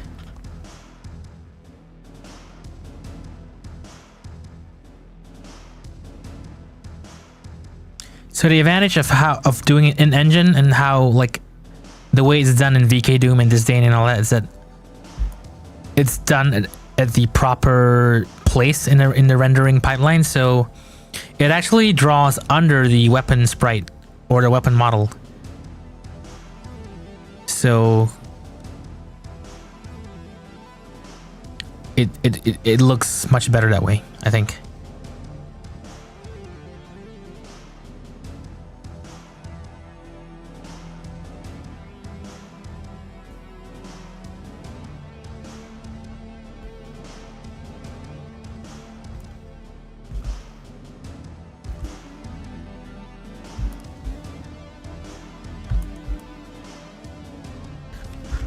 Where was I? Oh, I was supposed to add the hand crossbow. Okay. I'm gonna keep it as simple as possible.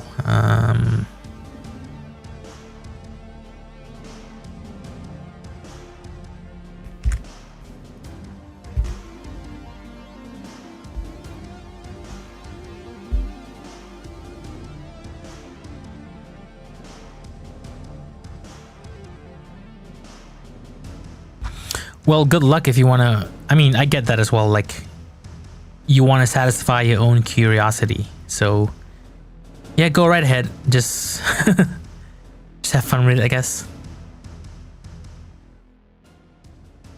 Speaking for myself personally, I already went that route and was not satisfied with the results.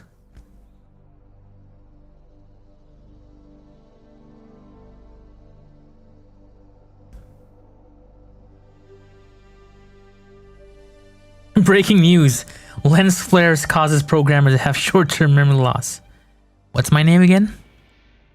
Wait, why am I here? Why do I have a computer here?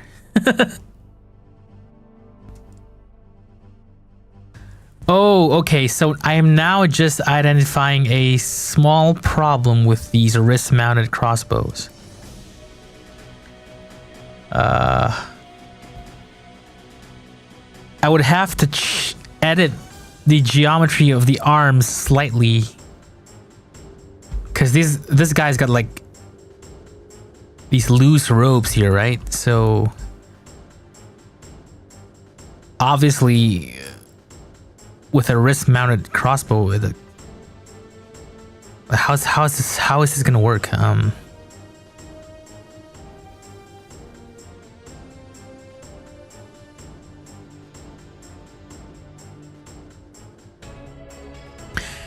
Ash, yeah, I did try to figure. I was asking around and also trying to research how to convert 2D screen coordinates to the P sprite coordinate system, and I just gave up. It was just too much trouble, unfortunately.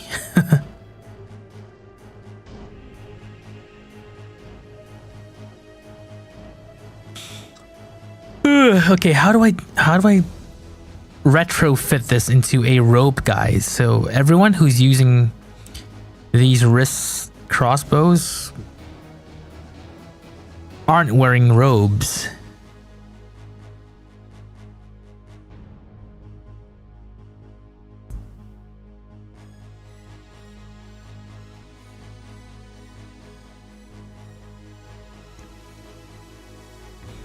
What are on his shoulders again? There's this spike thing here. I'm still not, to be honest, I'm not quite convinced this spike thing is necessary here, but yeah.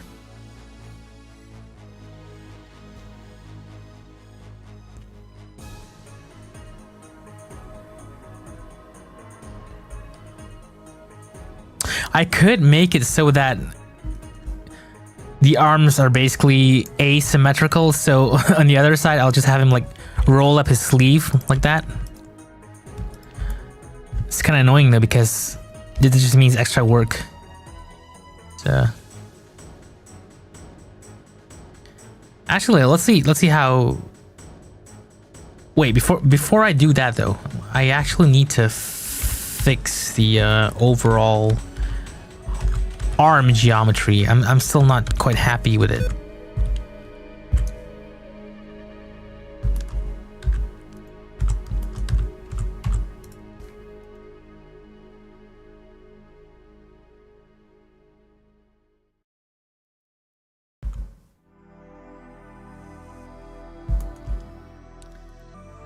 Also, looking back at it, yeah, I don't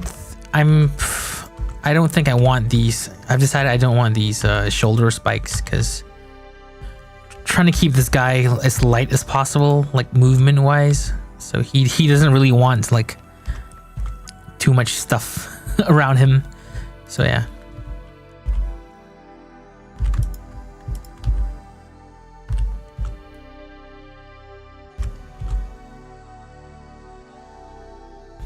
Okay, yeah, that's kind of what I want to do.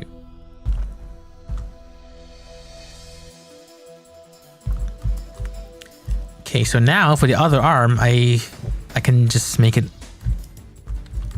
so, oops.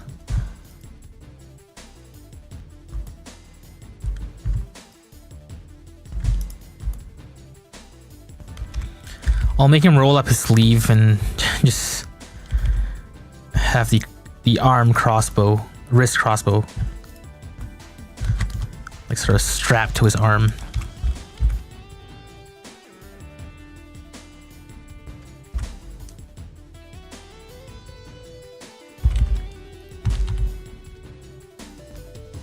In fact, this gives me the opportunity to sort of reduce the geometry somewhat.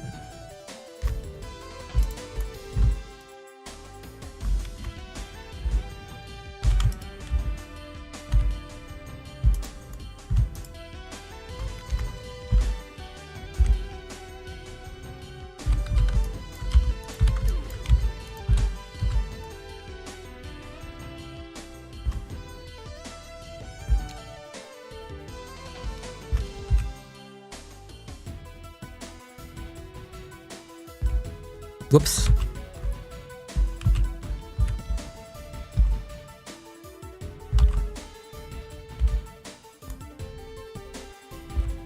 Kind of like that, yeah.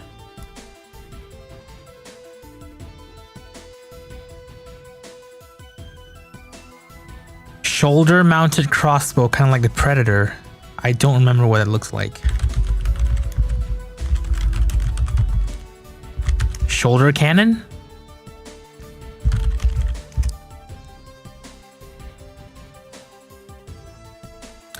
Kind of looks like Doom Guy's thingy as well. Doomslayer, sorry. In Doom Eternal.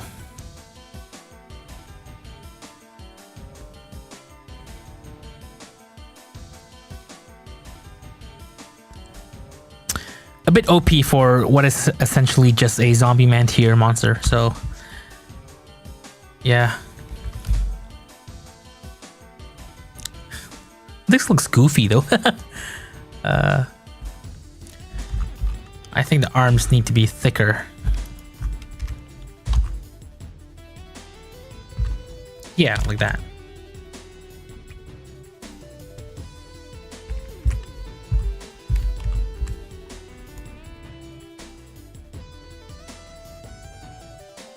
Doomslayer is just a big hell predator. That's true.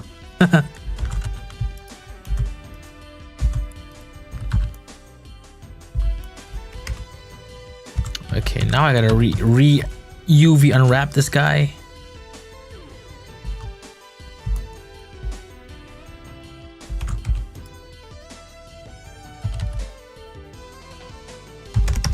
You know what? I'm gonna do this separately because I kind of want to hand optimize the UVs. So I'm just gonna do this one part at a time.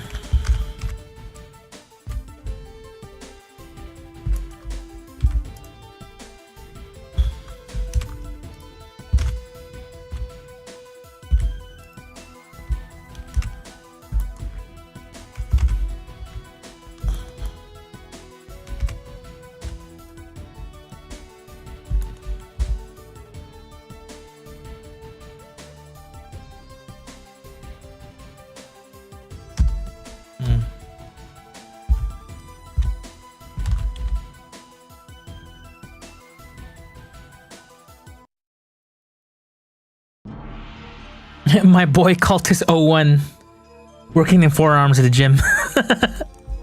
Only one arm though.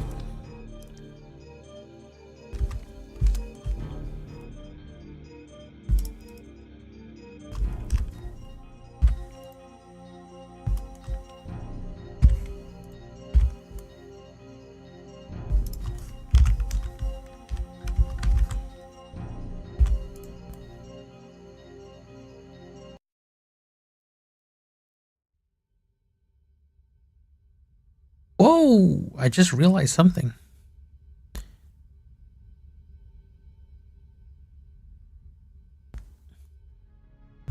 There are some seams here that I don't actually want.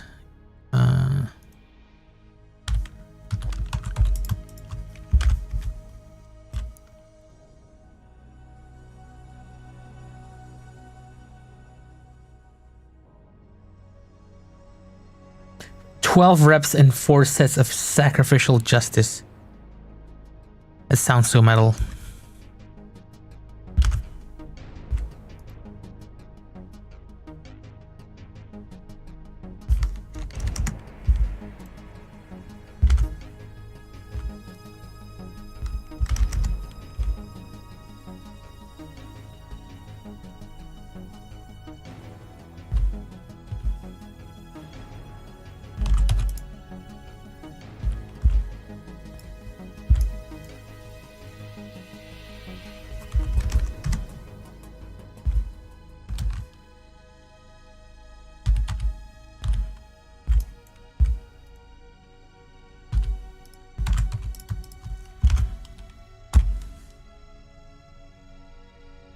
Now it's just reverse Rayman, only with limbs. Rayman cultist.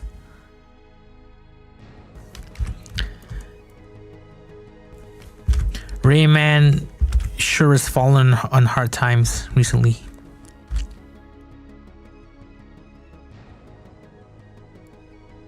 He had to resort to joining cults.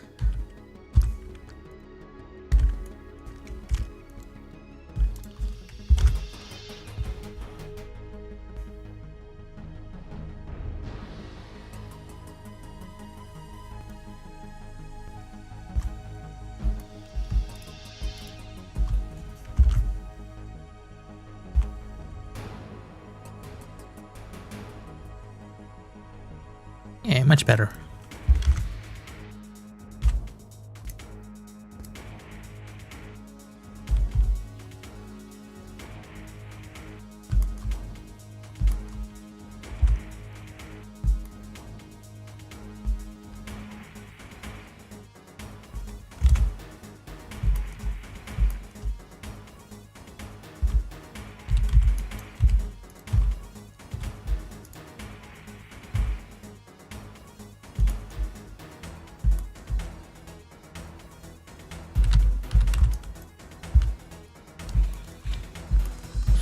Okay, what else do I need to do here? I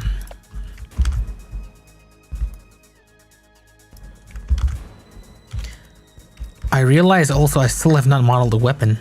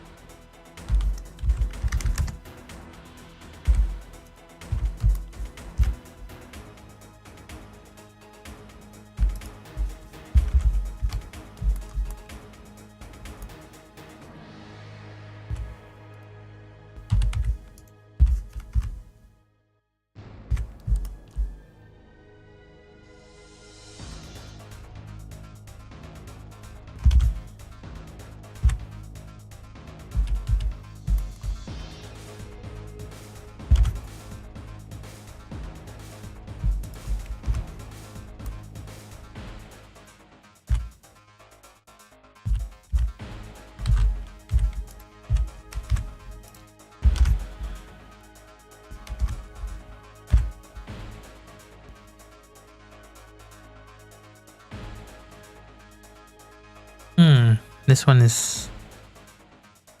might be a bit too stretchy.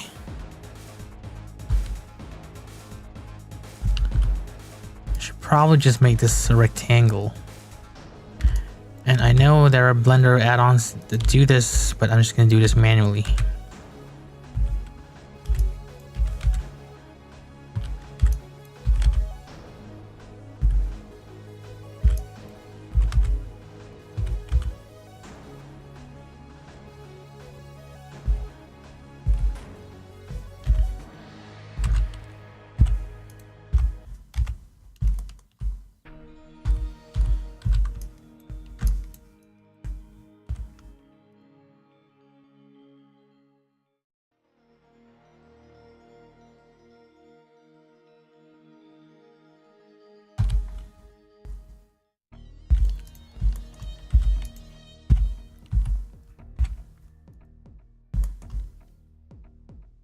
Okay. Just gonna fix the scale. And then pack these islands in. Don't rotate.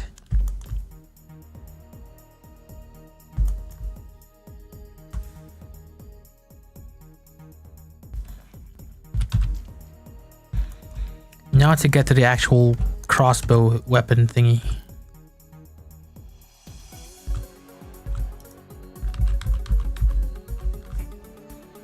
I shouldn't pack them first because I need to model the crossbow first.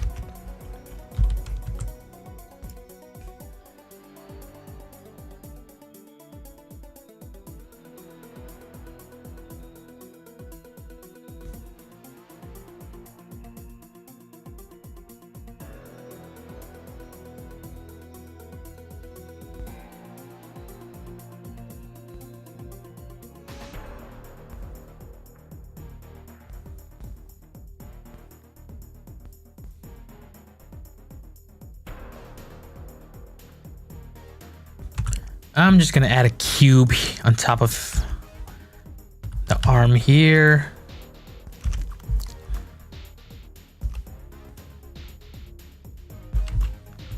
Actually, I'm gonna model the crossbow as a separate object and then just attach it together. That.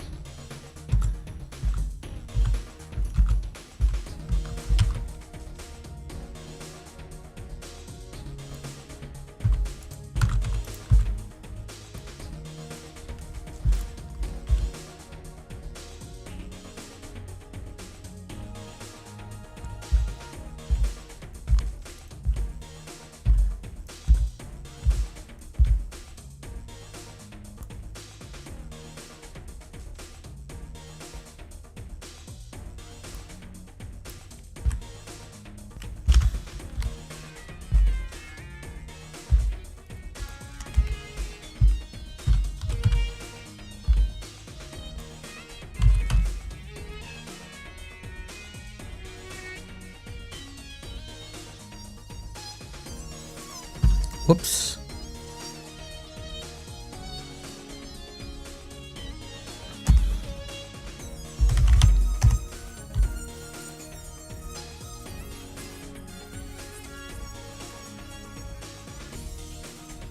Yeah, like that.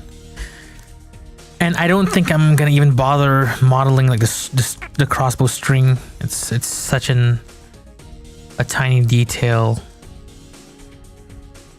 Or actually, maybe I could, but I just gotta make it really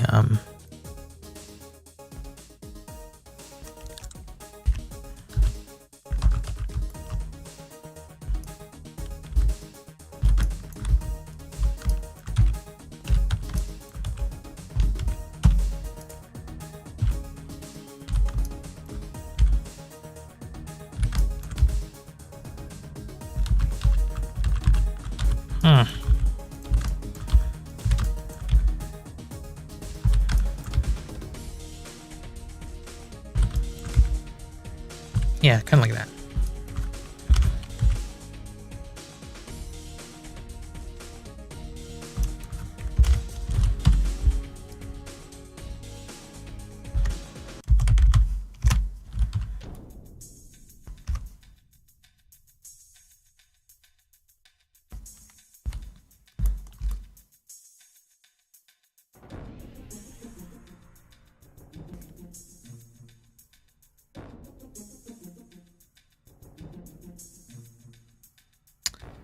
I can make the string like literally just a plane like that.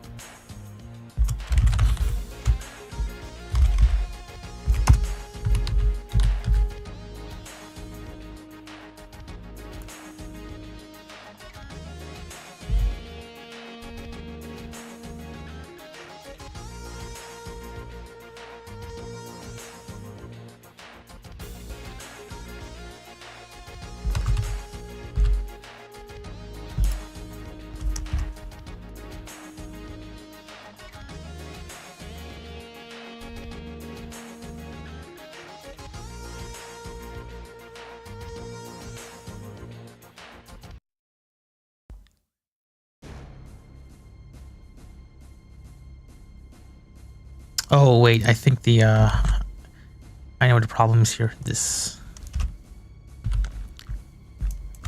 The base is too high, I think. Yeah, like that.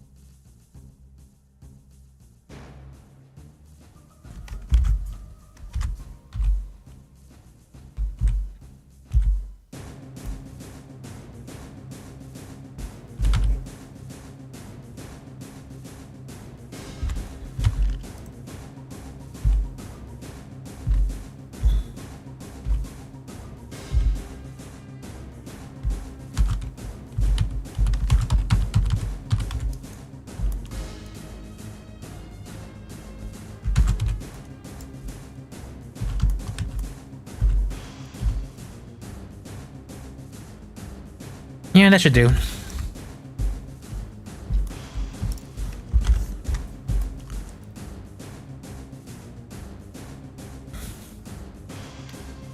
This thing's gonna be really tiny against the rest of the model anyway, so I don't have to make it too accurate. It's pretty much a waste of development time anyways.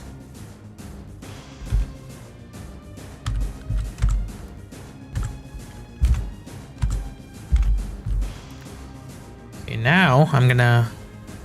Let's see.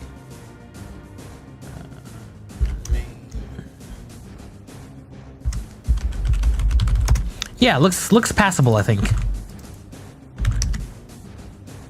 Because it's gonna be super tiny.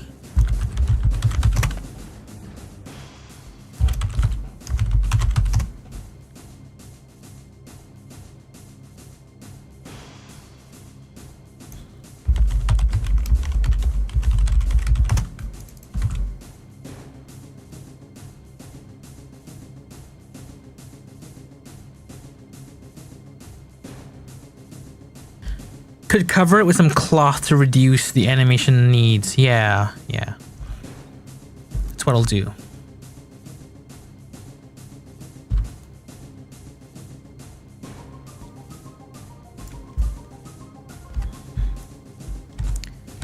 Okay, I'm probably gonna unwrap this in the laziest way possible as well.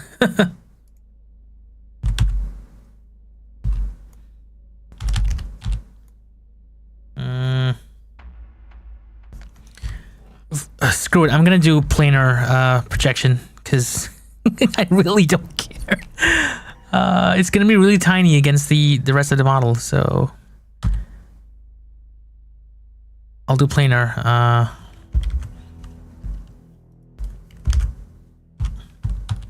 At least for this guy. Project from view, and then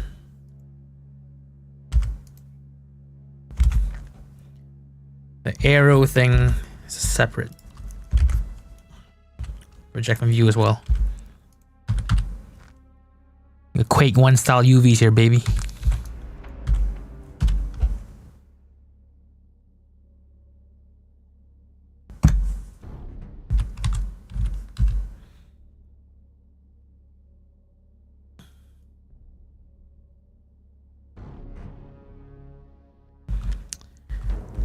I do want to go through the trouble of using proper smoothing groups in this though, so I'm gonna go ahead and mark the sharp edges.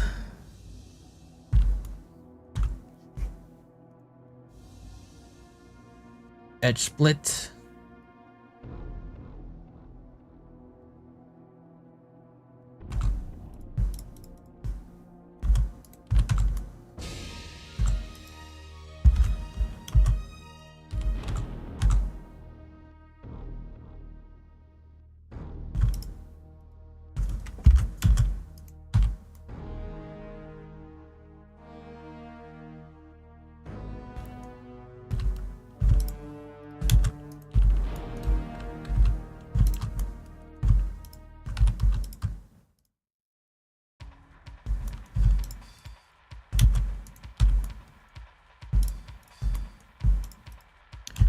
This might be a pointless... No, actually, it does... It does enhance the look just a tiny little bit, even though you can't really see it in game. It just makes the shading look slightly better. I'm gonna go ahead and apply it. Okay, now I'm gonna make it really... I'm gonna make it small. Whoops.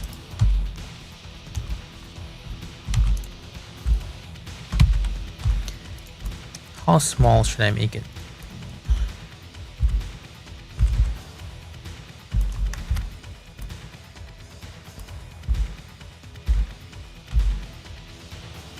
Probably like that.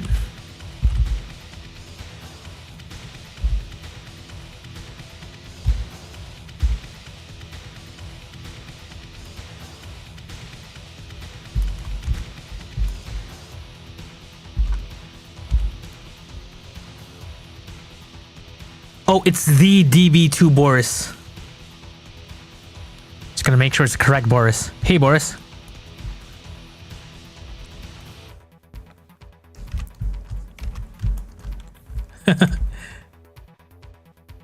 Glad you clarified that.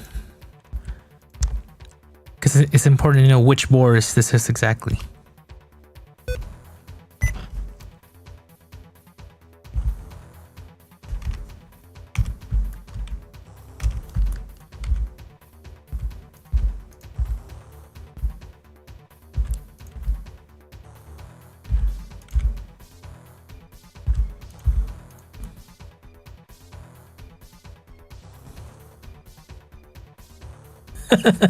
Complicated name indeed.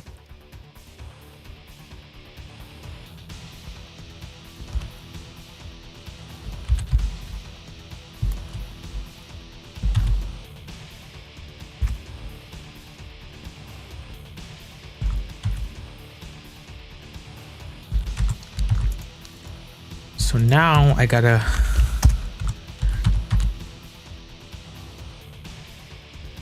pack these UVs properly. Average island, whoops. Average island scale. Oh, holy crap, what was that?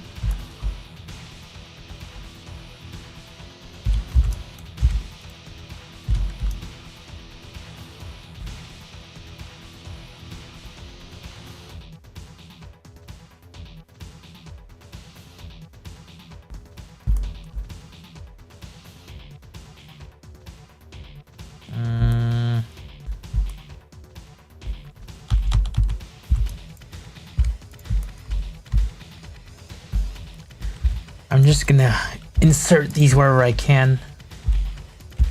There, maybe.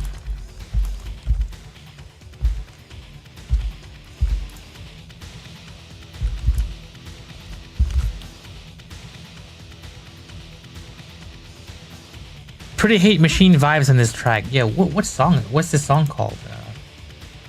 It's from the Unreal soundtrack, but it's Nagomi Passage Night. Nagomi Passage, I believe this is called.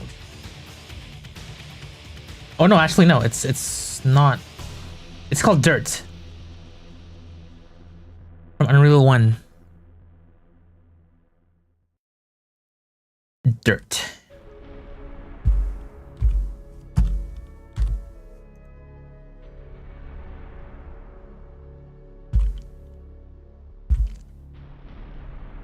Slice my crossbow? What do you mean?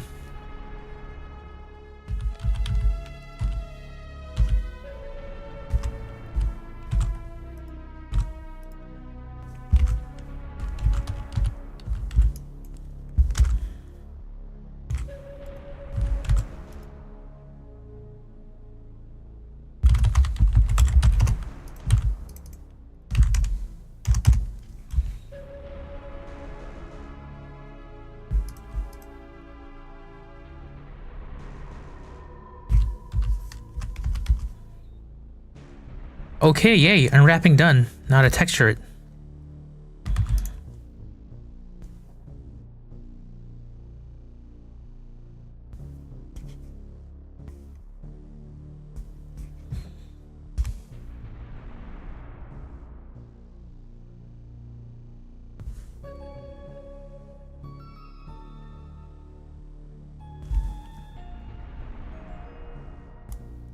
Yeah, it's a separate object. I don't want it to be the same, a part of the same like mesh group.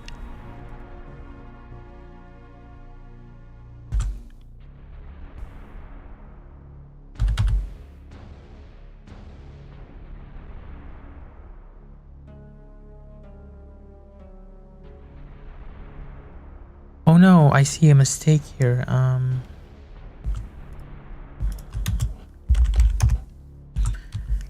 I did not separate the things correctly. Let's try that again.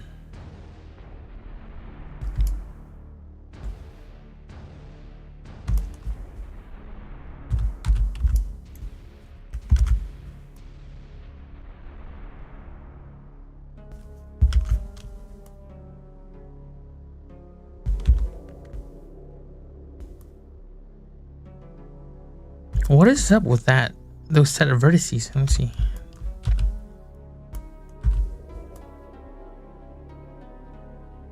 Oh, it's hollow here. I wonder why.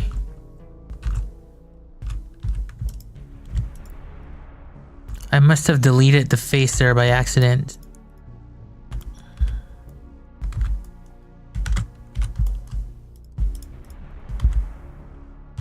What?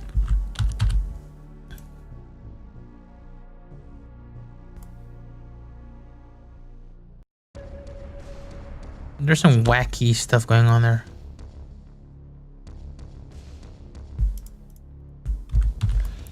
It also just undid all the work I did for the edge splitting, and you know what? I don't care anymore. I'm just gonna not bother with the edge splits here because it's such a tiny object. You're not gonna be able to see the effect of the lighting in game anyways.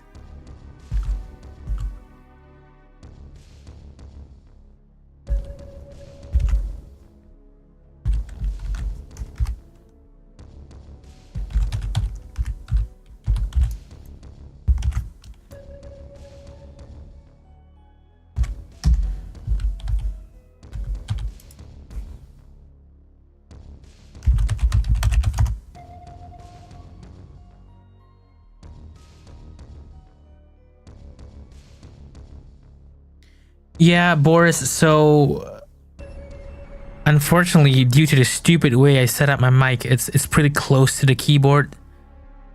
So every time I press something on the keyboard, it's just gonna... I need to get a mic stand that's like completely decoupled from the desk to get rid of any like you know, like vibrations and stuff coming to the mic.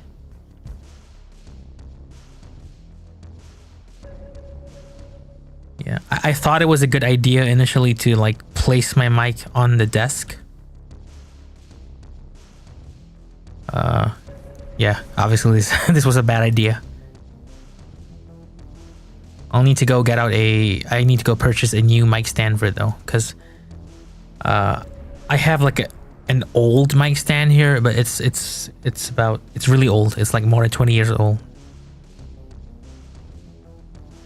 Like legit, it's like 20 years old at least. I bought it a long time ago, so need to get it replaced. It's not sturdy at all.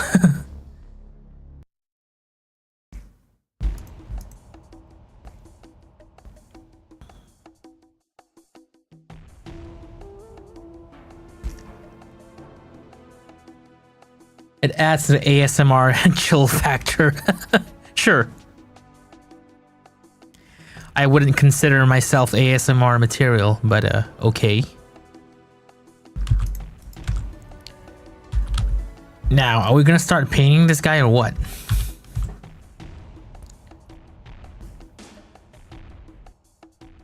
We're gonna do 256 by 256 for humanoid characters.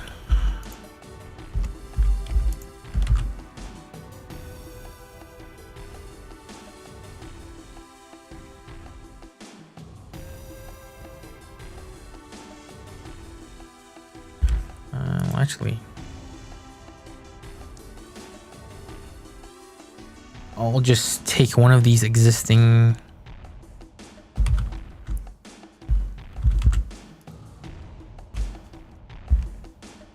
initiate.png.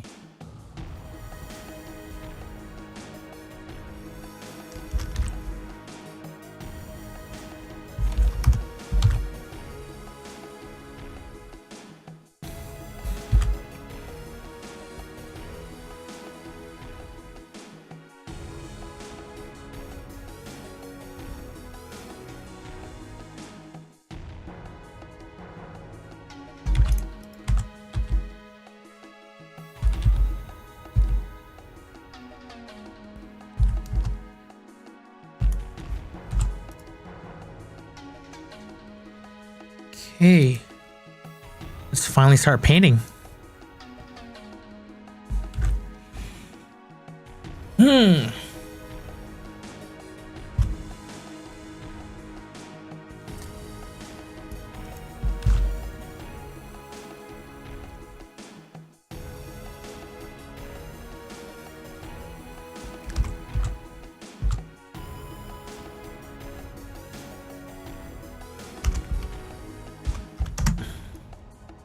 Okay.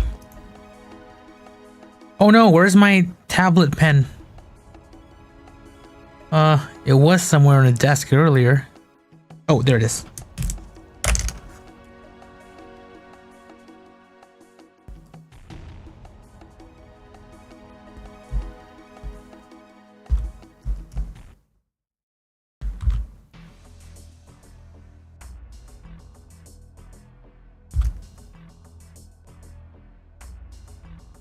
Texture painting is kind of like one of my more like comfort, like favorite things to do.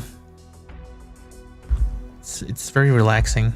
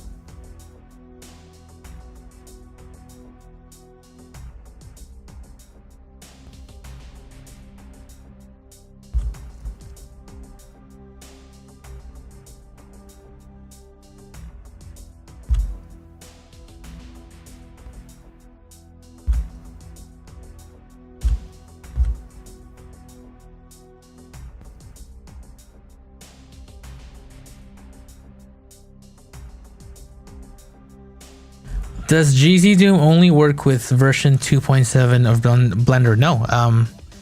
You can use version 4 if you want. I just use 2.79 because I refuse to upgrade my version of Blender. Yeah, I just like using old versions. This old version because I feel like it's a much lighter program to use. You know.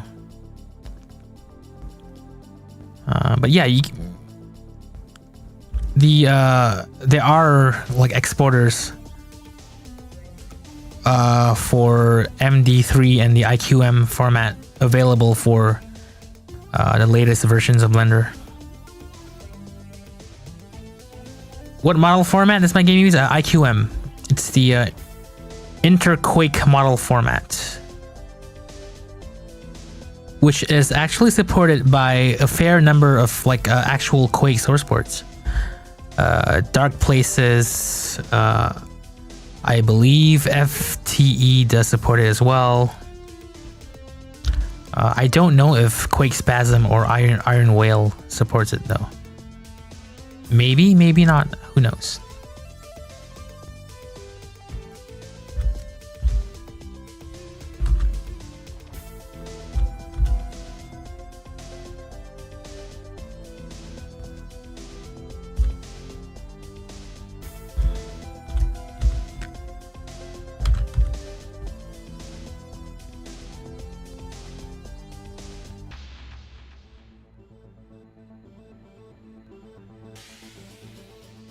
Which type of gore trail do I prefer?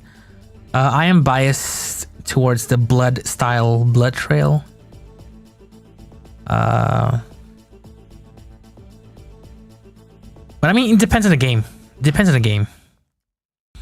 Because not every game looks good with that ridiculous blood style blood trail.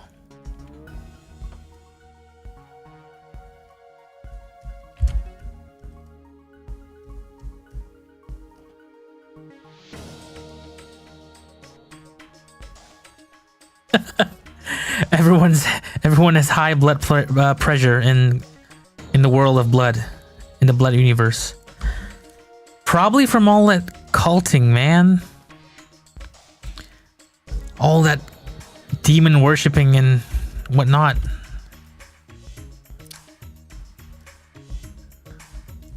It's not easy being a cultist.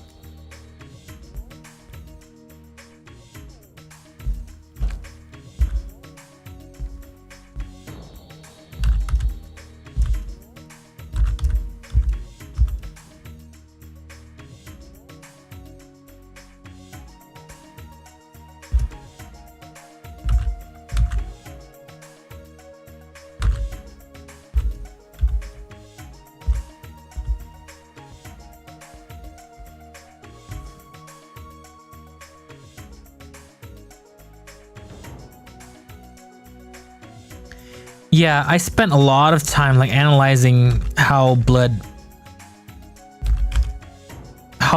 does its blood effects. And I've been doing it like without source code, without looking at the actual source, so yeah, it's a lot of fun trying to emulate the effect without actually having like source code reference.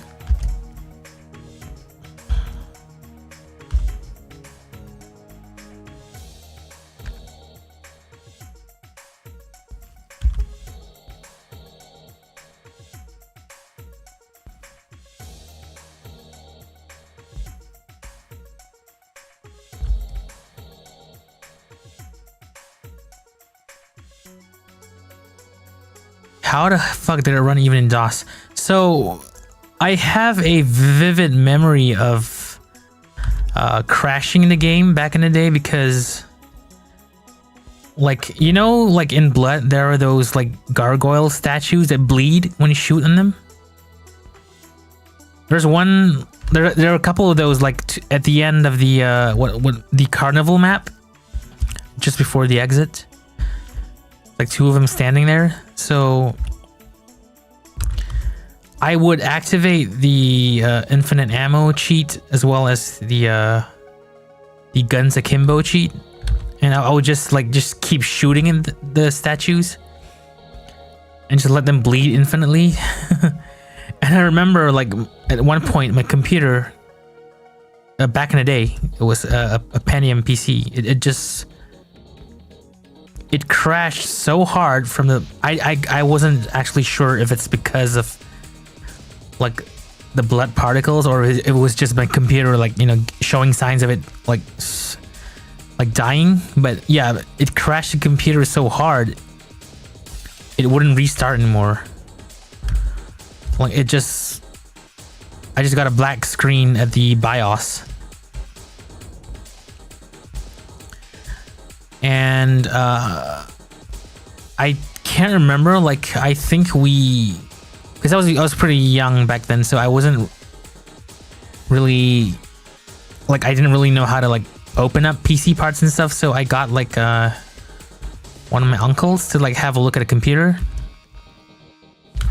And I think he just I'm not sure what he did, but he opened the thing up and just put it back together and the PC was usable again. But like I associated like the whole PC failure thing with the blood effects from Blood because that was exactly the point where it happened, you know.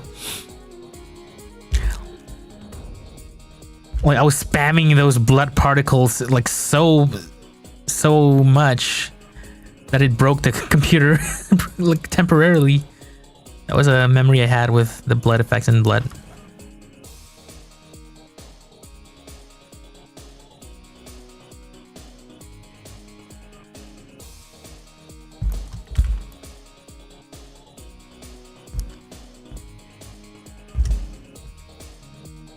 Yeah, it does look similar to Shadow Word, doesn't it?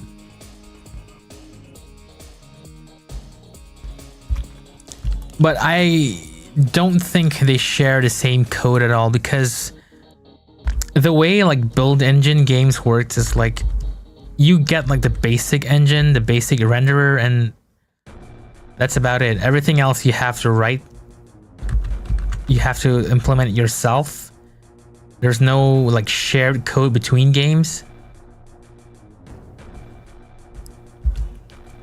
So each build engine game was made from scratch, basically. It was kind of how the engine worked.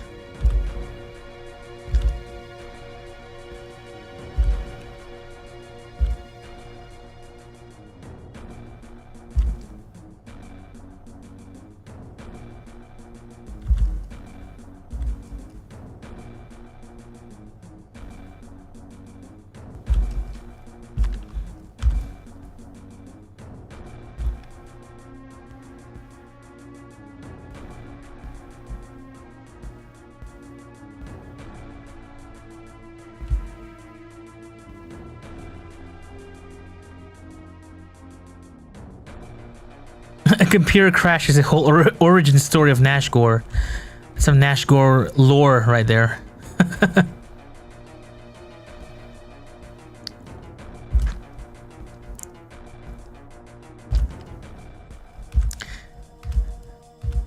Like, to avenge my computer crashing as a kid, I decided as an adult to make Nash Gore. So that it make Nash Gore as an adult and then figure out how to optimize it so that it will never crash computers again. That is Nash Gore's origin story.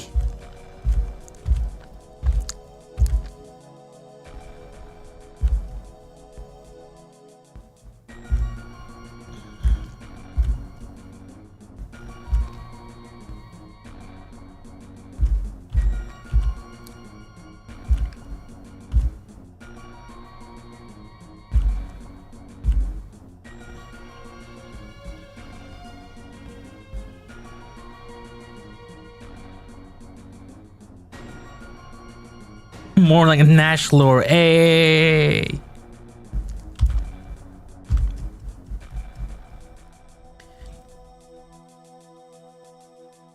Nothing too interesting.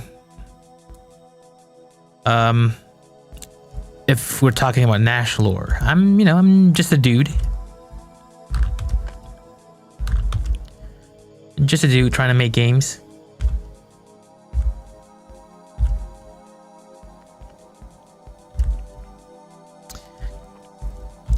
Like, if I'm gonna be real honest with y'all, like, this retro shooter thing is not even like really my like favorite genre of games. I mean, I do enjoy playing them, of course, but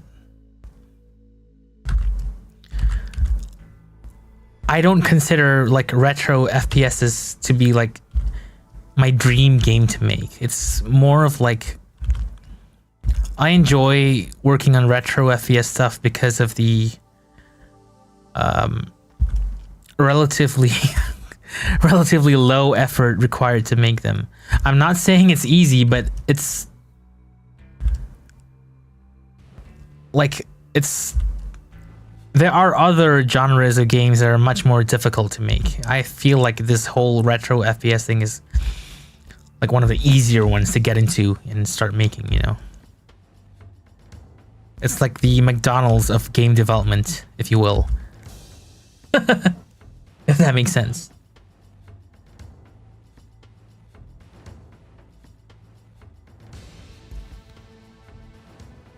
Yeah, Unreal music, man. Like the whole sequence tracker music thing. Really makes you want to replay the games, huh? Deus Ex and Gang, basically.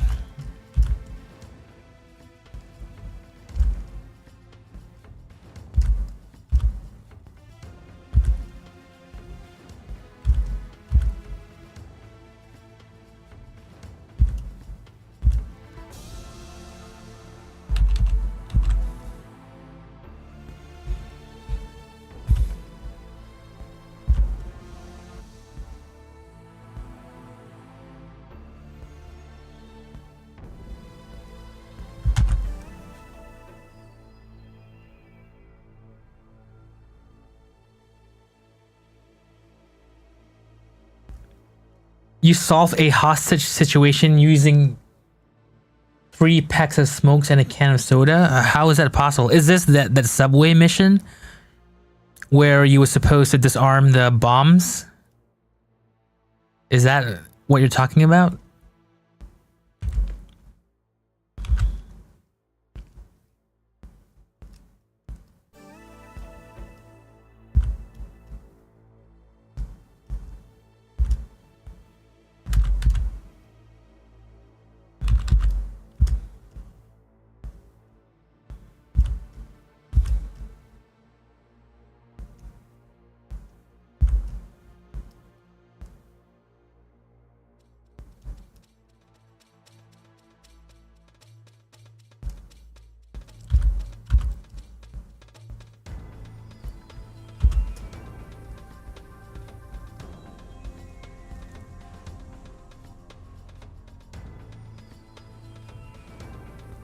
I mean, the hostages didn't survive, but yeah. My favorite way to tackle that mission is to sort of just crawl through the vents and just tranquilize the NSF from atop the vents, or throw some like gas bombs, and then just kind of just snipe them one at a time while they were choking in the gas bomb. Just snipe them with the tranquilizer.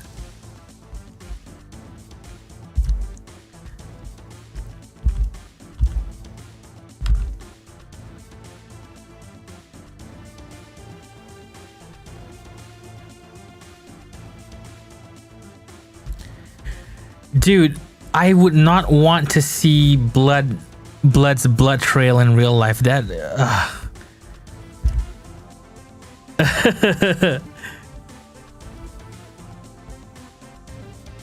imagine getting yourself like getting a paper cut and then suddenly and having just this insane amount of like blood geysers just spraying everywhere.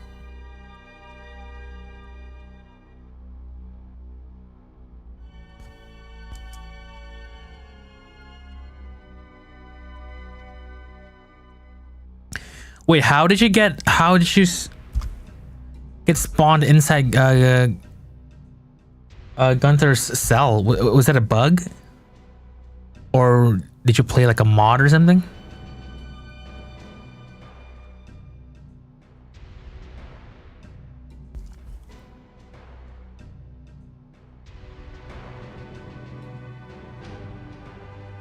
Gunther or Gunther. I don't remember how it's pronounced.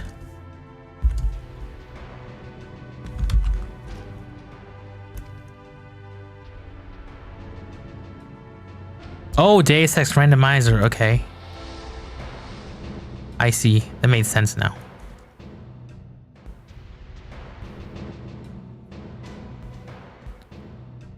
Sounds like a hilarious mod. I should give it a try.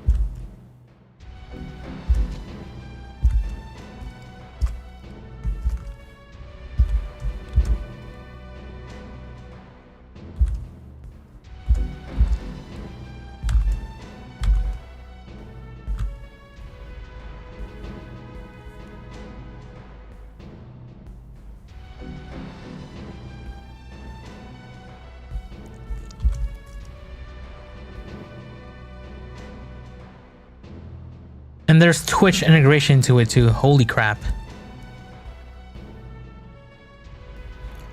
Is it like that Twitch plays Pokemon thing where you could send commands via Twitch and then it'll move the game for you? Like, is that how it works?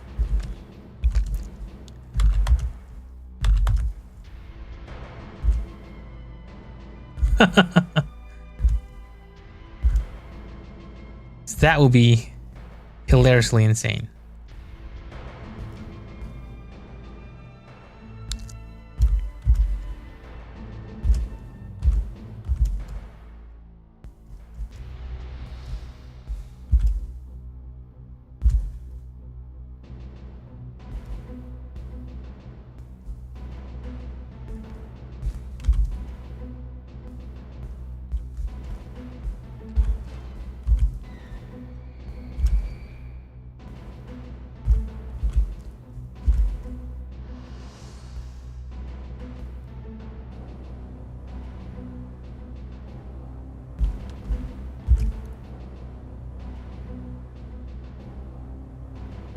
Oh, dude.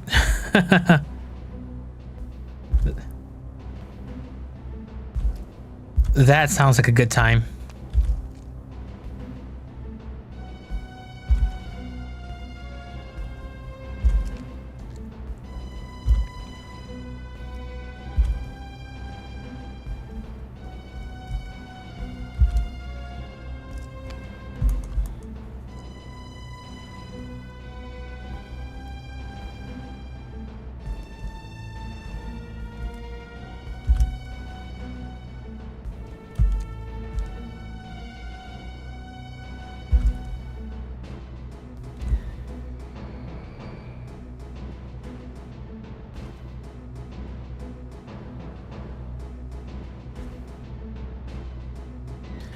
Imagine if retro FPS is like in real life is like in retro FPS.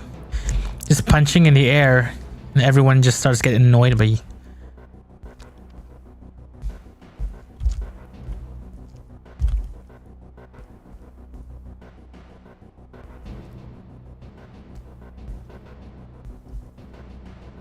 Imagine just walking into something in real life and then suddenly it's in your bag.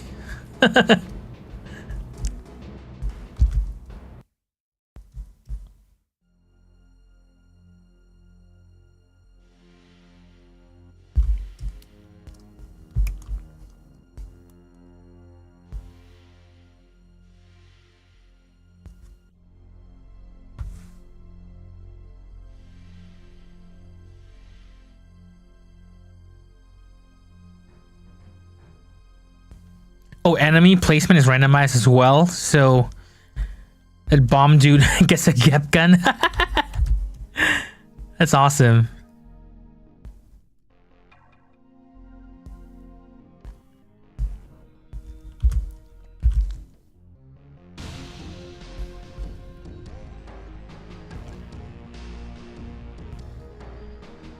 That sure is one way to handle it.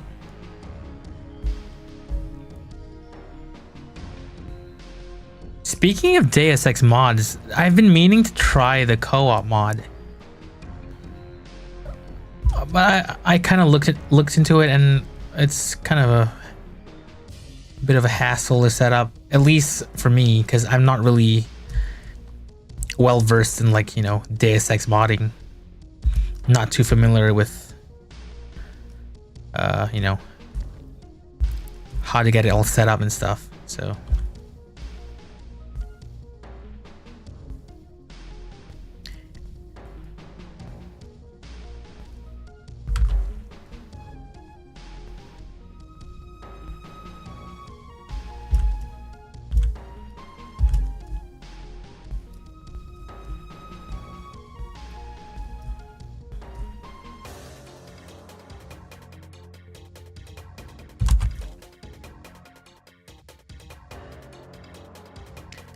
Oh, the rando mod works with Lady Denton and the co-op mod? That would be pure chaos. Like, co-op mod plus the randomizer. Holy crap.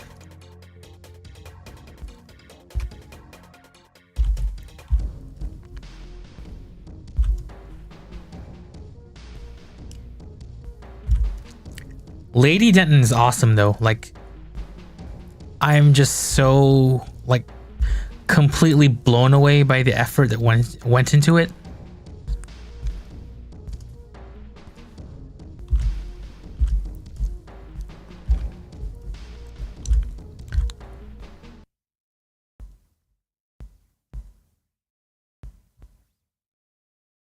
Like, with all of these, like, overhaul mods, like, sometimes you can clearly tell, like, it's a mod, and then sometimes people make stuff that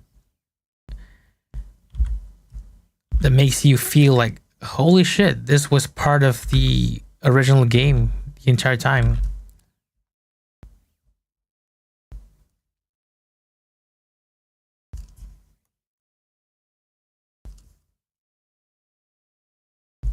And oh, I think the music stopped. Let me see. I think it was the end of the playlist.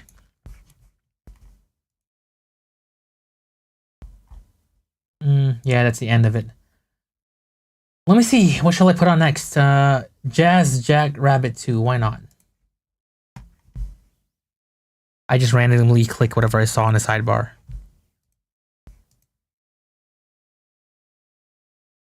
Jesse Denton.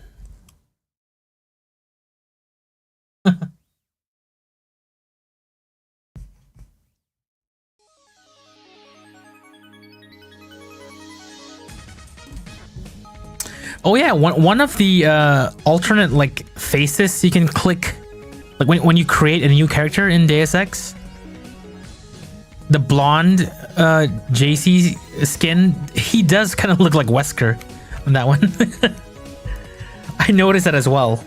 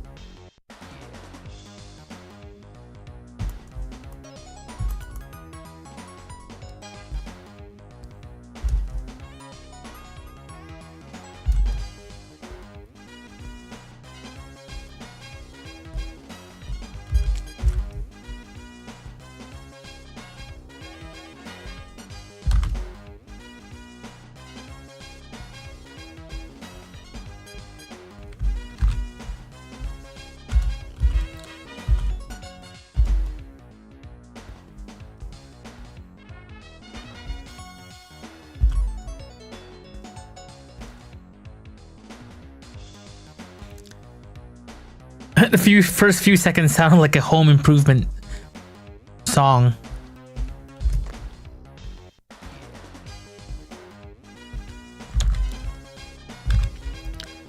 It's definitely got that 90s sound going for it.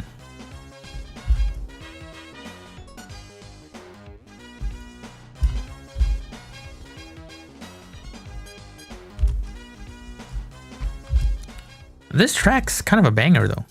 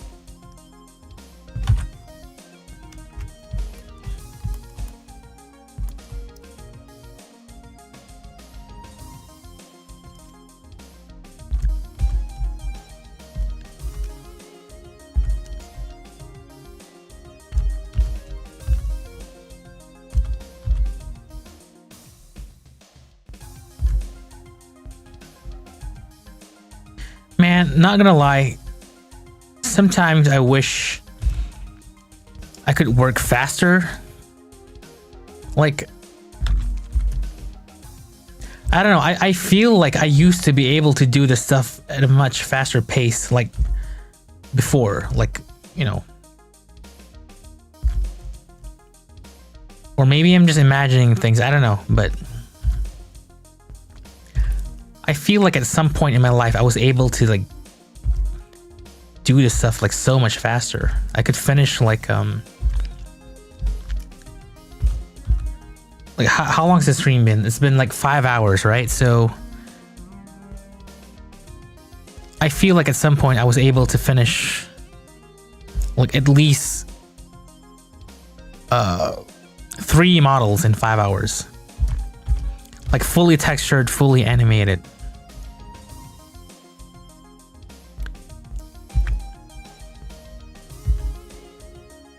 There was also a point where I was just releasing stuff like constantly.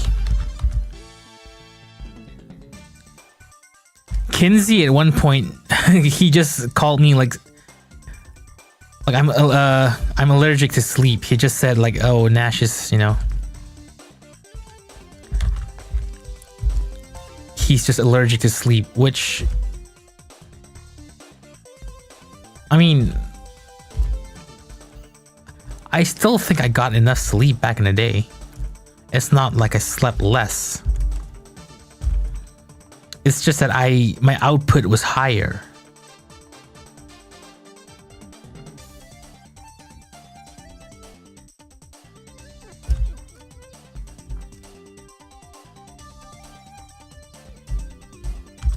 Oh, Nox going to bed. All right, see ya.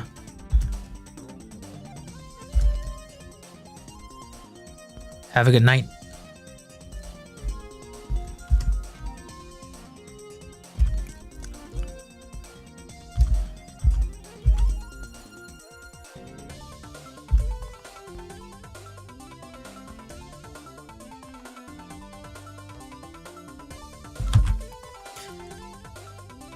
My stream in the background helps you finish the coding. That's good to know. What were you actually coding?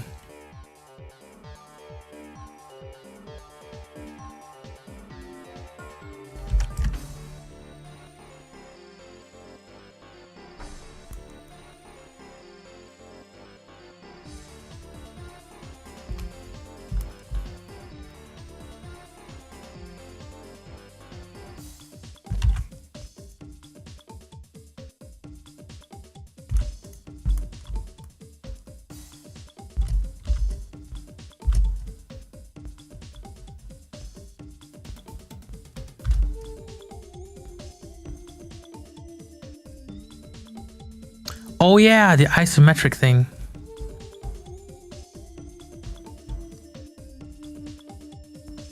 I played around with it briefly. From a player perspective, it's fine, but I didn't really like audit the code that much. So that's one of those things where it kind of needs to be PR'd and then you know, like it needs to be reviewed, especially by Graph, who's admittedly been quite MIA lately. So I'm gonna be real with you. Like GZ Doom development right now, it's kind of it's hit a standstill. Like it's it's pretty much just in maintenance mode, because there's no one really around to like take care of the PRs, the big ones at least. The smaller ones, then sure, you know, like those get in quite fast. But if we're talking about something as big as like the like adding the isometric camera thing,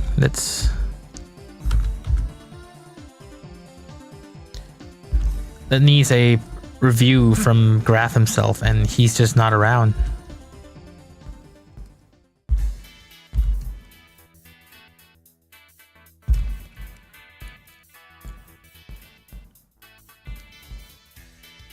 I want to see that stuff merged mainline though, like it's rather sooner rather than later, you know, because it's really cool. I love what you're doing there. It's great job.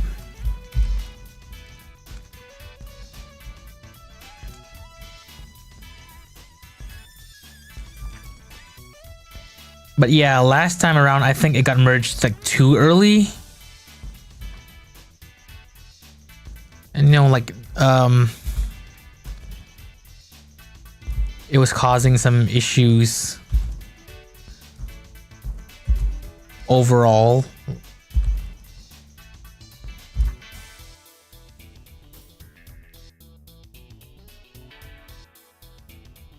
Like, as much as I don't like to see like PRs just sitting there in the PR tab, just rotting there for like half a year, you know, as much as I hate to see that,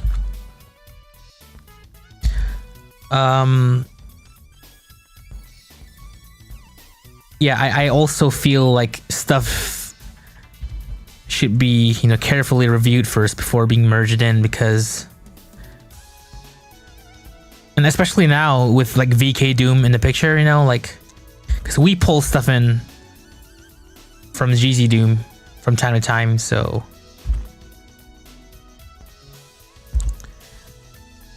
preferably, you know, we'd like to keep the process as smooth as possible by not merging in like unstable code.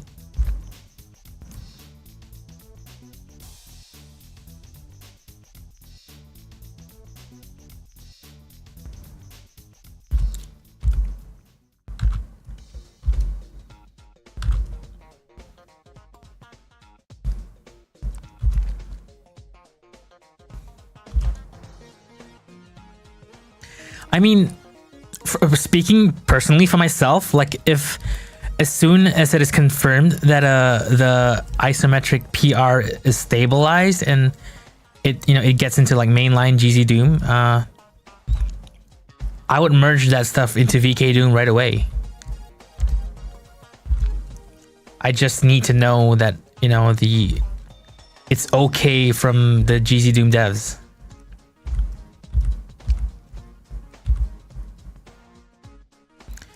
Because I think the last time around, I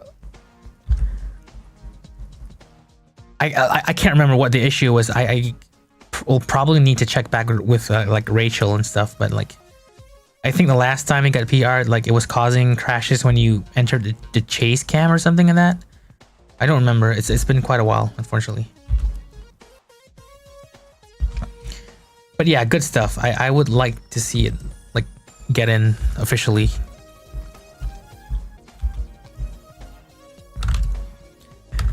Like I remember like tweeting about it. Like I as soon as I saw the video on YouTube, the video you put out, you know, and then I tweeted about it.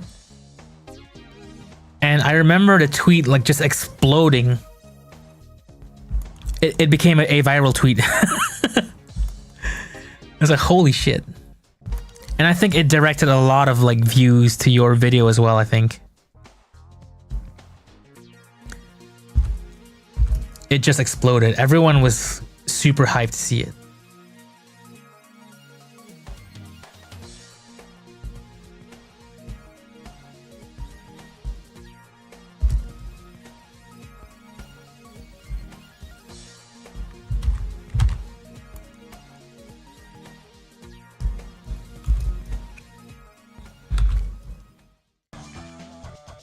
Oh man, whoever earlier in the stream said this was gonna take another like 3 hours, they were so right.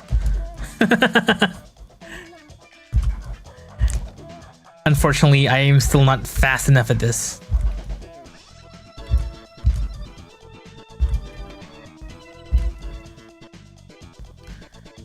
Unlike the previous model, I'm probably gonna call it after I colorize the texture. I'm probably not gonna continue rigging it because it's getting late here, like 2:30 in the morning, so I'm probably gonna call it after I'm done colorizing the texture on this model. So right now I'm still working on the shading, so I'm gonna add some colors and then I'm probably gonna call it.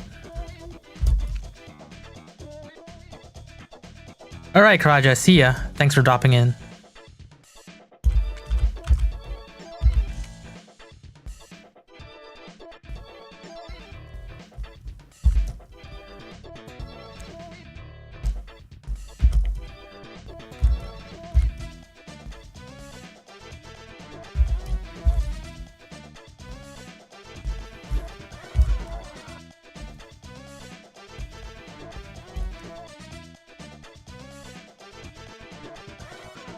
Yeah, so for the head, I'm kind of thinking now like I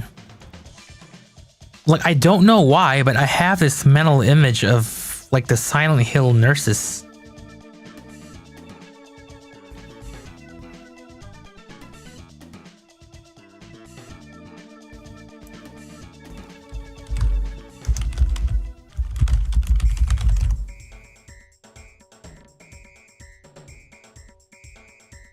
like kind of just wrapped in flesh.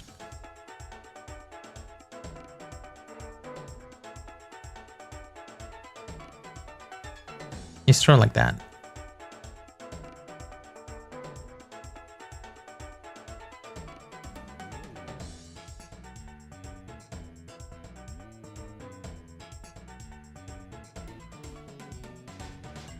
I hope YouTube won't kill my channel for this.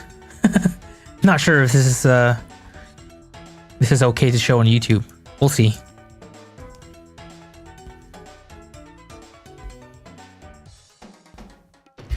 Dude, I'm not surprised. R34 of the nurses. I knew it would exist as soon as I saw them in game, like even back in the day. I just knew, like, even just playing back then, I remember one of the things I told myself was like, there's gonna be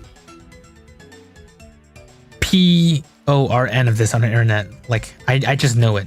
It's gonna happen.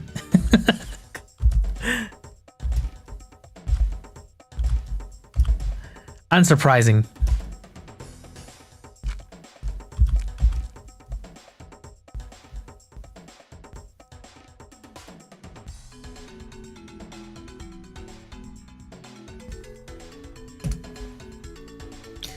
But yeah, I'm kind of imagining like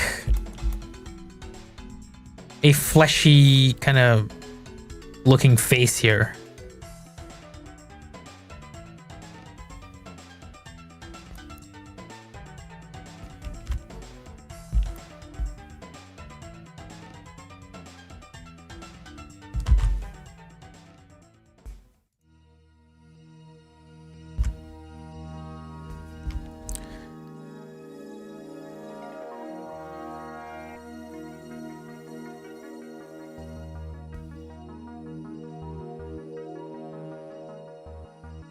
All right, I'm gonna apply a quick color pass and then I'm probably gonna call it.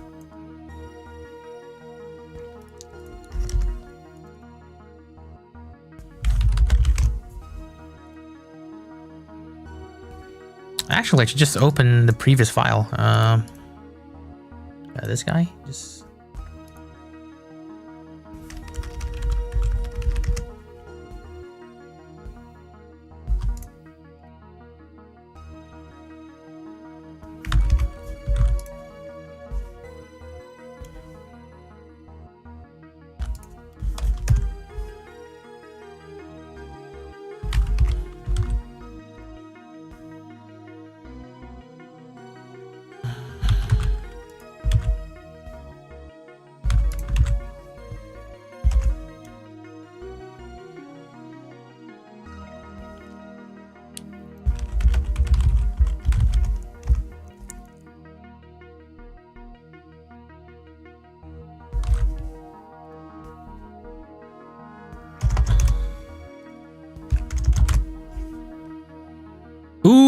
Ooh. It's really got a Silent Hill look there now. Just by making it like flesh colored.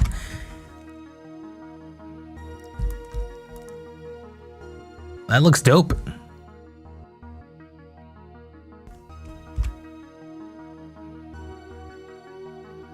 Awesome.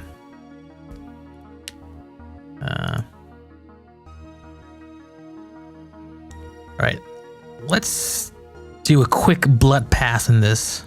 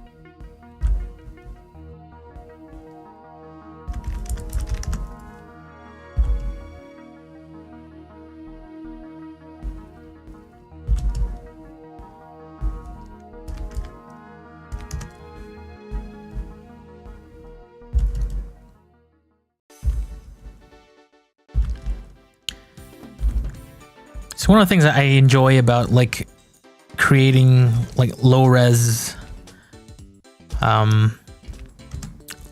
poly, low color 3D models. Like it somehow has that. It's got that. I don't know how to describe this. That lo-fi horror look to it. You know, like the kind you'd see in like PS1 games and stuff.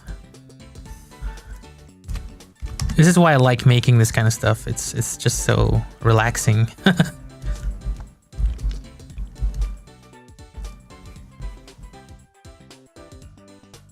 Oh, South, you were gonna work out? It's never too late to get swole. It's never too late to start lifting. Well, I mean, depends, I guess. If you have a home gym or if you have a 24-hour gym.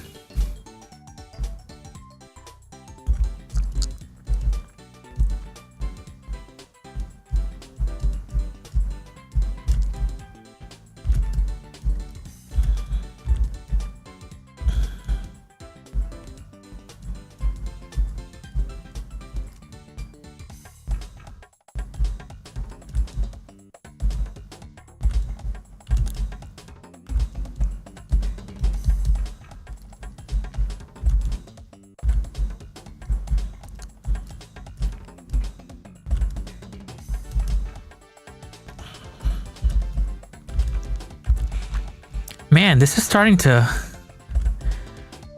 It's got this... It's like kind of like Dusk, kind of like Quake. I like where this is going with this model.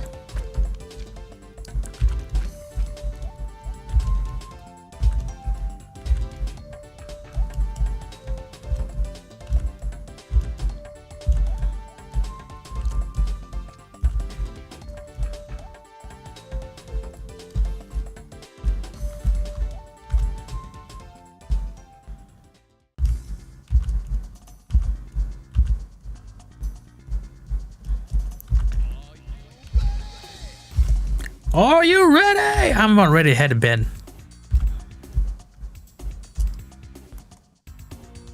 Cool.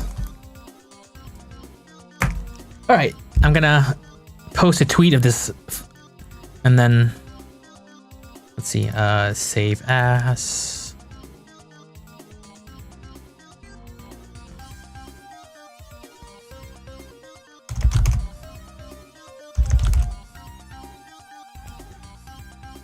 Yo, Spask.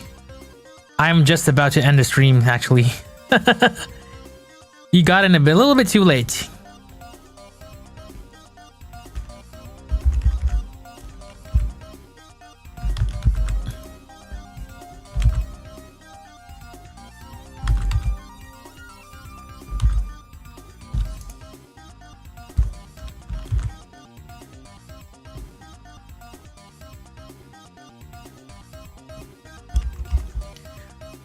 Oh, sorry. Time zone's a bitch, ain't it? Yeah, I've been streaming for like 5 hours now.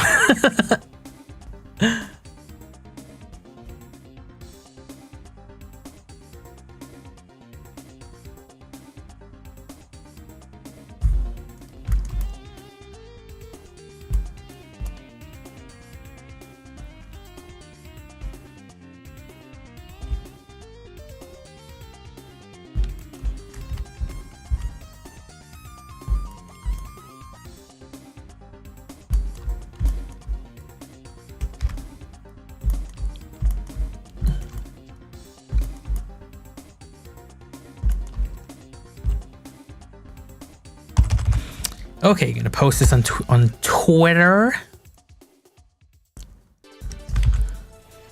and then we'll wrap it up.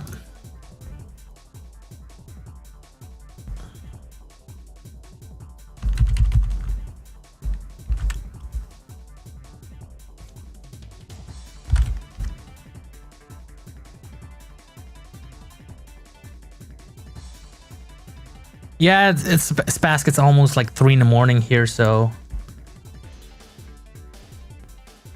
it's about time to end the stream, I think.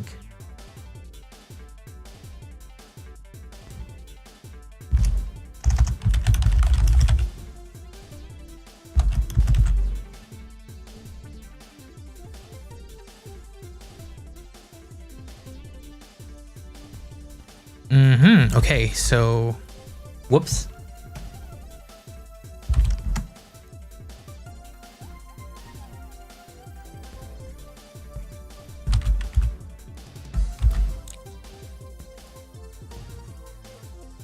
All right, so to those of us, I can't even get my speech right now.